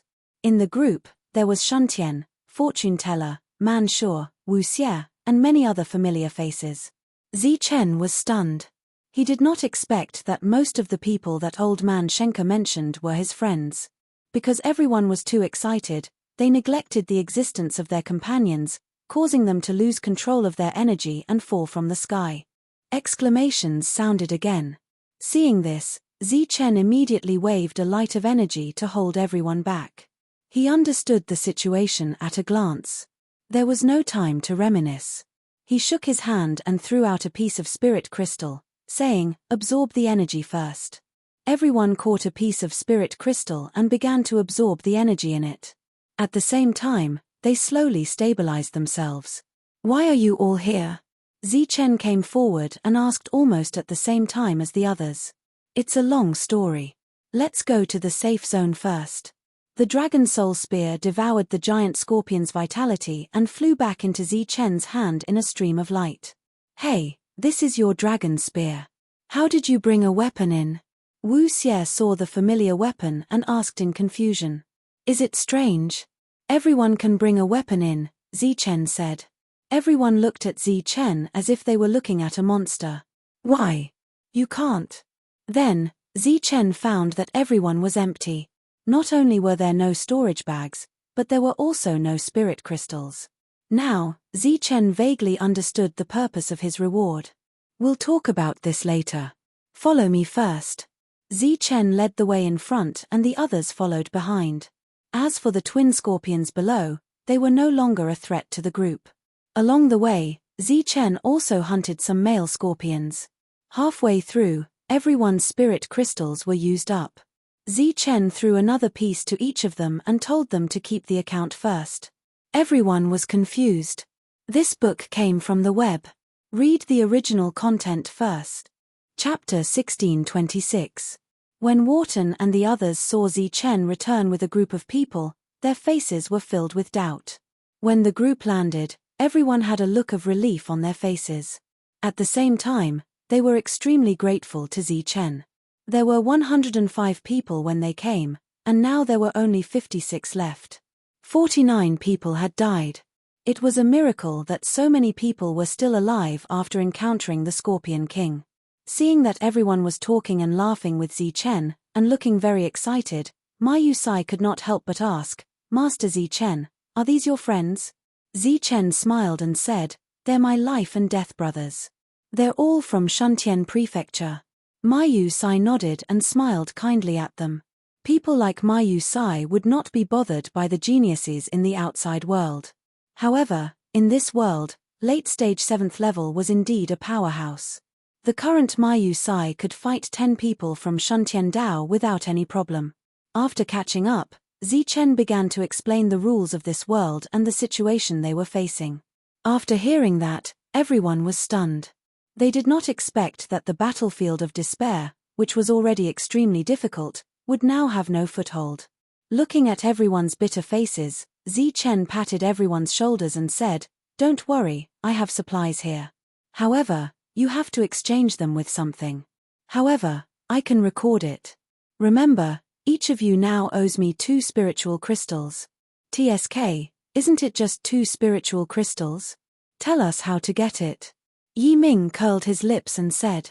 Zichen smiled and then pointed at the small trees in the distance and said, "See those small trees? Kill 70 of them and take 70 of their sap. You can exchange it for 1 spiritual crystal. Isn't it just 70? It's a piece of cake." Yi Ming did not seem to care. However, when he was about to step forward, he suddenly realized a very serious problem. He did not have a weapon. Immediately, he stopped in his tracks and looked embarrassed. "If you have extra weapons on you, you can sell them to them." Zichen looked at the 20 people and took out a few ordinary weapons from his storage bag and distributed them to Wu Xie and the others. "These will be 2 spiritual crystals for you. Now, you owe me 4. Looking at the serious Zichen, Wu Xie curled his lips and said, "I say, is it necessary to calculate so clearly?" Zichen nodded and said seriously, "Of course it's necessary. These are the rules of this world." Seeing Zichen's serious expression, everyone nodded solemnly. Almost everyone had gotten a weapon. Looking at those small trees, they were eager to give it a try. "In this place, your strength will be greatly suppressed, so you must not be careless." After that, Zichen didn't say anything else. They were here to gain experience. Only the path that they found on their own was the most suitable for them. There was no point in saying too much. Here, everything depends on oneself. Soon, everyone went to cut down those small trees one after another. Only Jin Qingcheng was still there. Zichen asked in surprise, "Why don't you go?" Jin Qingcheng looked at Zichen and smiled. "I want to see you." Zichen blushed with embarrassment. "You really haven't changed." Seeing Zichen's expression, Jin Qingcheng smiled again. This time, she was very happy. "You think I've changed? You're so calculative with them. Don't you think you've changed?" Zichen was silent for a moment. After a while, he looked at Jin Qingcheng and said, "You'll understand soon enough." Whether it was Jin Qingcheng, Man Shu, or the others, they all grew up in the Zhanwu continent. They were favored by the heavens and never worried about resources. Perhaps the most dangerous place they had experienced in their lives was what they encountered in the manor world. However, Zichen was different. He had walked step by step from the Tianwu continent to this place. He had experienced too many things. They couldn't imagine what cruelty was. Cutting down trees seemed simple, but it was actually very dangerous. Soon, a scream was heard. A 7th-level genius was swept away by a branch. No one knew whether he was dead or alive. The small tree was only equivalent to the peak of the 5th level in the Zhanwu continent. Obviously, everyone couldn't adapt to this place. Soon, a second person died, and several others were injured. Cutting down trees was a very simple job, but everyone was in trouble. Zichen watched quietly from afar. He didn't interfere. Soon, the strong man succeeded in killing a small tree and obtained a portion of tree sap. However, he consumed 20% of his strength, which was equivalent to half a spiritual crystal. According to the numbers, it was obviously a huge loss. Looking at the tree sap that they obtained with great difficulty, and thinking that 70 portions of tree sap could only be exchanged for 1 spiritual crystal, everyone gradually understood the value of spiritual crystals. They also had a clear understanding of the debt. During this period of time, Zichen went deep into the secluded forest. It was unknown whether it was intentional or not, but Zichen used the most effortless method to kill a few small trees and take some of their sap. Then, he threw the tree sap to Jin Qingcheng. Man Shi said unhappily, "Why don't you give it to me?" Zichen smiled. "Ladies first." After Jin Qingcheng took the tree sap, she didn't appreciate it at all. Instead, she looked at Zichen and said, "Zichen, if you want to pursue me, a few portions of tree sap won't do. At the very least, you have to erase my debt." Zichen pretended not to hear and quickly entered the secluded forest. Behind him, laughter came. Only Yi Ming's face was dark. Time passed. Everyone was talking and laughing. Shuntian gradually became familiar with Mao Sai and the others. Then, through them, he gradually learned about the cruelty of this world. He also understood Zichen's deep meaning. To be able to owe a newcomer a debt, this was probably the greatest gift in the entire battlefield of despair. This was because the lives of newcomers were the least valuable here. After hearing that there were many people outside the Imperial Sky City who were willing to kill for a spiritual crystal, Shuntian and the others were even more incredulous. "Hehe, you might not know this, but when Lord Zichen first came to the Imperial Sky City, I coincidentally saw him.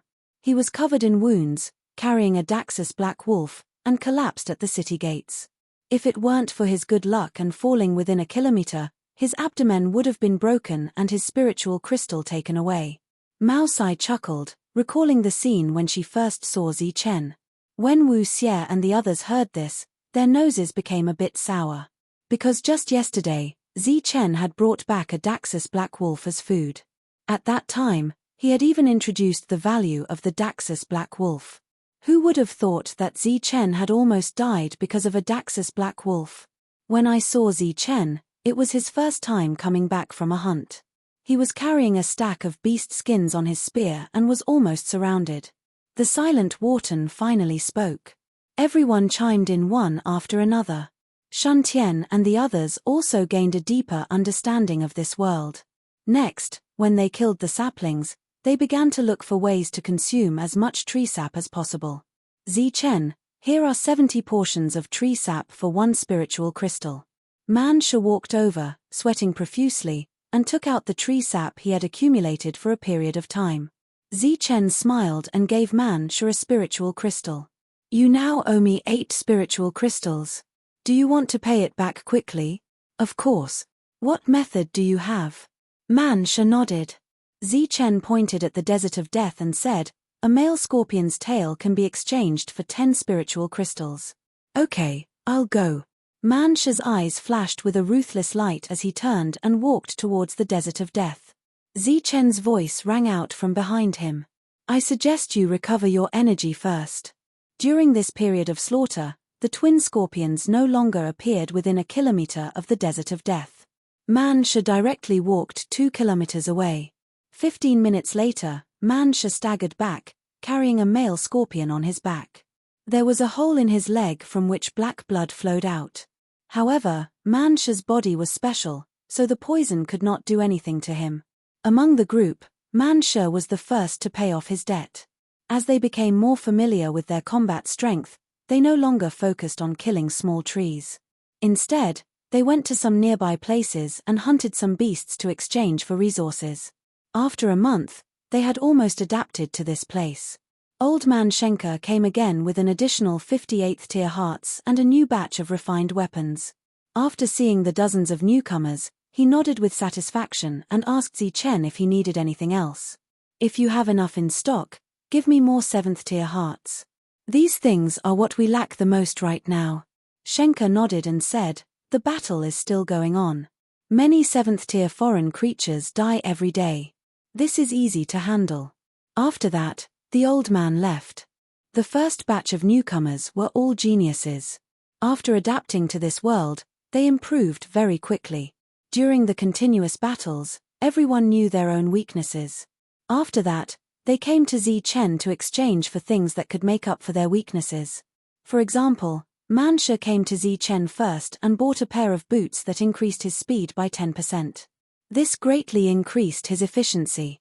Wu Xie even bought an armor-piercing weapon for 100,000 spirit crystals. As for Fortune Teller, after exchanging for a defensive armor, he brought back a 7th-tier late-stage soul-devouring leopard on the 3rd day. This was a beast of this world. It did not belong to the Dax race. It had the ability to devour souls.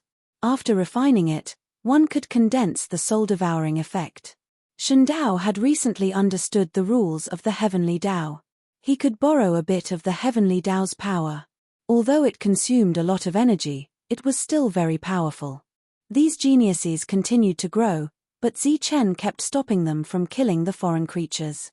Here, not only could they exchange for spirit crystals, other things could be exchanged for spirit crystals too. For example, rats with agility buffs, beetles with defense buffs, and bears with strength buffs. The first 20 people were also shocked when they saw the growth of the newcomers. When Shen Dao brought back an 8th-tier beast one day, everyone was even more shocked. Old Man Shenker came again and again. In the blink of an eye, half a year had passed. Out of the 56 newcomers, only 50 remained. However, almost all of them had an armor-piercing weapon. Apart from a few who were still in debt, most of them had paid off all their debts. Old Man Shenker came for the 7th time. This time, he brought a lot of blood-colored crystal chips to Zi Chen. The exchange rate for spirit crystals was 10,000, 1. In other words, one crystal chip could be exchanged for 10,000 spirit crystals. The function of the crystal chip was to summon an item with one's mind, just like how Zi Chen could summon the Wuji pill cauldron. This book is from the web.